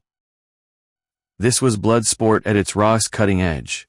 So consumed with bloodlust were the young, untrained, and extremely gung-ho militia that no Muslim lived through the assaults. White flags of peace and surrender were waved by hordes of crying women and children, the gestures ignored as a murderous hail of 5.56 caliber bullets ripped into them. Wars had always brought out the worst in mankind, and barely weeks earlier, such actions would have been unthinkable to the men who were now the main perpetrators of the carnage. The tanks and artillery opened up with an ear-shattering roar. Buildings exploded in sheets of bright orange flame. Debris and body parts scattered in all directions. People screamed in both fear and agony. The tanks rumbled forward as the infantrymen opened fire on any moving target. The infantry regrouped and took cover behind the slow-moving tanks. The civilian militia moved in to complete the carnage. No life was spared. People who had locked themselves in basements found themselves engulfed by flames as petrol tankers sprayed the smoldering remains. They had become improvised flamethrowers. The Middle Eastern powder keg heated to an unsustainable explosion point as both Sunni and Shia played the blame game, on their minds the destruction of the Holy Kaaba and the Al-Aqsa Mosque in Jerusalem, the two centerpiece foundations of all Islam. Throughout the region, mosques began to explode and burst into flames, always timed to coincide with mass prayer gatherings. The Saudi people stormed the great palaces of the House of Saud and systematically beheaded the staff of the ruling princes and kings. They were disappointed to find that the entire royal household had fled the country, taking their vast wealth along with them, and were now firmly ensconced in their long-planned, well-equipped African bolt holes. The rest of the Middle East stirred and suddenly exploded into interfractional religious warfare, Sunni against Shia, each religious sect fighting against any one of the dozens of different branches of Islam. The beast was beginning to consume itself from within as each Gulf state declared war on its neighbor, following mysterious explosions at their own holy religious sites and mosques. The Israeli agents slipped away undetected and resumed their normal life among the ordinary people. The Saudi jets no longer pounded the Iranian military and industrial targets. The Saudi military no longer existed. They had been the instrument that had kept the corrupt Saudi royal family in power for generations. Uniforms were ditched as military men tried to blend into ordinary Saudi society. Those that were recognized paid the ultimate price for their former misguided loyalty. Iran was in ruins, its cities destroyed, its oil fields and installations ablaze, and its people and military in open revolt. The generals took control of the country, the ensuing violence beginning with the mass genocide of anyone not Shia, an action that mirrored 1,000 military conquests throughout the history of mankind. Beheadings took place in the public squares of all major cities, their buildings, places of worship, and family homes, now little more than mounds of rubble. The crowds cheered every execution as each severed head represented either a Jew, an American, or a Saudi Sunni. The country had been bombed back to the Middle Ages and had nothing to lose, nothing to live for. The giant steel doors containing the massive Chinese rocket slid open, and the Chinese technicians began arming the missile, its guidance system set for Tel Aviv in Israel. The Indian forces, having consolidated their position in Kashmir, moved their vast military hardware into Pakistan, destroying whole divisions of the Pakistani army with ease. As they swept through the countryside on their way to the Pakistani seat of power, the conqueror's time-honored reward of killing, raping, and pillaging inevitably surfaced, as it had always done throughout history. The Indian officers turned a blind eye to the atrocities. The victims were only Muslims, little more than animals. The Chinese threat along their northern border had been easily contained owing to the stretched Chinese supply lines. An army may fight on its stomach, but it is even more reliant on ammunition and ordnance. Moving vast supplies through Tibet and along Himalayan passes proved to be logistically impractical because of the threat of Indian airstrikes. Slowly at first, the Indian war machine moved northwards, gathering momentum as it reclaimed the Chinese land gains. The Pakistani government was well aware of world events. They were seeing civil wars erupt throughout the world and watched as governments toppled. Pakistan was an Islamic country, and her duty to Muhammad, the one and only true prophet, was to prevent the infidel Indian army from desecrating the land of Allah, the one and only true God. As the Indian army moved steadily through the country, the giant lids of the Pakistani nuclear bunkers slid open. The technicians took their place in front of their computers. The Indians were watching. India knew that she must strike first. India knew that Pakistan had over 100 nuclear warheads. The whereabouts of every missile in Pakistan was already known and targeted, as were the major cities of the country. China was in flames, the people taking total control of most of the major cities, slaughtering anyone with Communist Party connections. They blamed the Communist Party for the industrial unrest, the lack of fuel, the lack of freedom, but most of all they blamed the party for the disease that was now sweeping the country. They were well aware that the last coronavirus to infect the world was a genetically modified biological weapon created at Wuhan. The Communist Party had always denied all involvement in creating the virus, but the overwhelming evidence of their complicity had been in circulation for a number of years. Family members were dying in their sleep.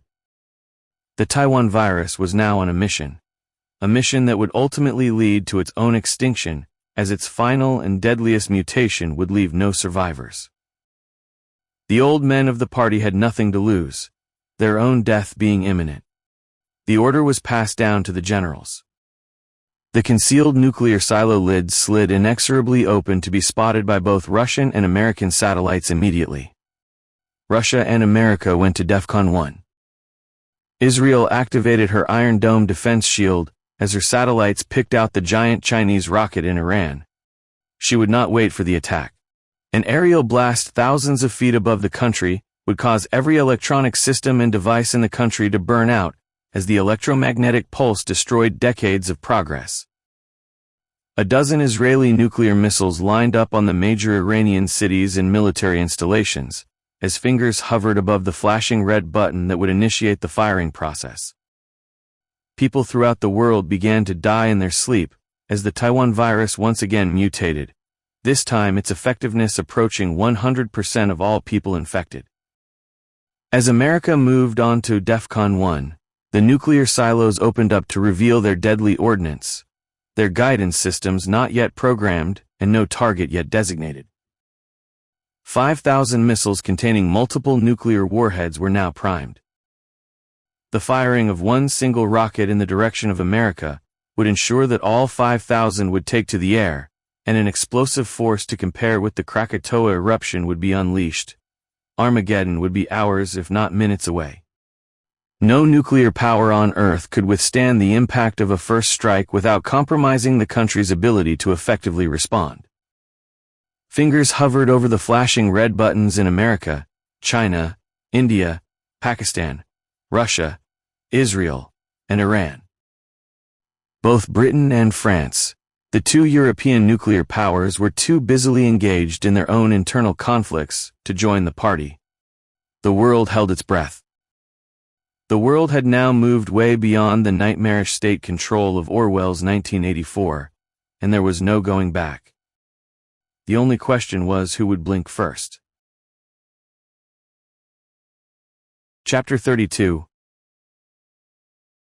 Unmasked. The people in number 10 bunker were confused. Palin had asked Cruz to assemble all of his senior officers for one final push before he was to triumphantly declare victory to the world. Victory over whom? The entire country was still engaged in a genocidal civil war, and deaths may well run into millions. Infrastructure would take years to repair. This was to be no victory. An ethnic cleansing perhaps, but definitely no victory. Lieutenant Parry. Palin stood as he spoke. You have completed your tasks with distinction, and have earned your promotion to captain. Everyone in the room felt a cold shiver run down their spines. There was a common feeling of foreboding, a sense of worse to come. Was Palin regressing into his own fantasy world and entering the realms of full-blown complete madness? I am Saladin, gentlemen. One and one alone have saved the world. Parry's inner vision exploded into the reality of the tiny mound of earth. He heard the excruciating monotone of the heart monitor as his wife joined his child in the void of nothingness. I am Saladin. Palin was now screaming and repeating over and over again.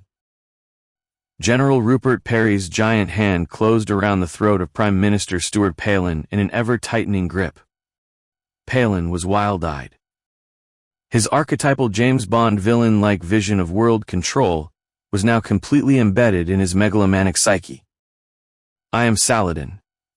He continued screaming over and over in triumph as news of successive military victories filtered into the number 10 bunker. Birmingham had fallen, and now the main British military force was on its way to the capital. I have single-handedly rid the country of Islam, and soon the whole world will be free.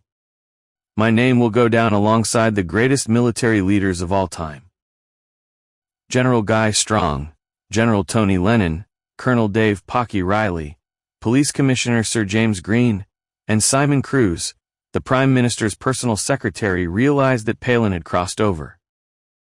The 2 years spent undergoing psychiatric treatment had been lost in the paperwork of military expediency and had never surfaced in the public domain. Simon Cruz had studied Palin's descent into madness, excruciatingly torn between loyalty and duty, unaware that a small, once benign tumor had activated itself, and was now pressing on the important reasoning and decision-making section of his brain. His whole body was twitching, a dribble of sputum running down his chin as his mouth foamed. General Rupert Parry's eyes narrowed as he tightened his grip on Palin's throat. No one moved to intervene. Why did you have to kill my little girl? I needed you on board, Lieutenant. Without you I could never have carried out my grand plan. You didn't need to kill her. I would have taken this course of action anyway. You will do whatever I tell you to do, Lieutenant Parry. You will obey my orders. I am the commanding officer of the Parachute Regiment, and you and your sidekick, Lieutenant Strong, will not drag down the regiment's name with your drunken antics. The once proud, competent, commanding officer and British Prime Minister's descent into a morass of megalomaniac insanity was complete. His face turned blue as he gasped his last breath, a triumphant smile still hauntingly creasing his face. General Rupert Parry fulfilled the promise that he had made when standing over the tiny mound of earth containing the reassembled pieces of his little girl. His mind briefly wandered to the hymn that had been sung with such solemnity at her funeral. In England's green and pleasant land. The words and the tune again became very real as the dam burst and tears finally flooded his eyes. He knew that very soon the hymn would no longer be relevant. It would never again be sung on earth. England's green and pleasant land was soon to become an inhospitable, uninhabitable barren wasteland, devoid of almost all forms of life. Only the cockroaches would survive, And in perhaps millions of years, maybe even billions, they would eventually evolve into a life form resembling Homo sapiens, and the cycle of life and self-destruction would once again be repeated. I know not with what weapons World War III will be fought, but World War IV will be fought with sticks and stones. Albert Einstein.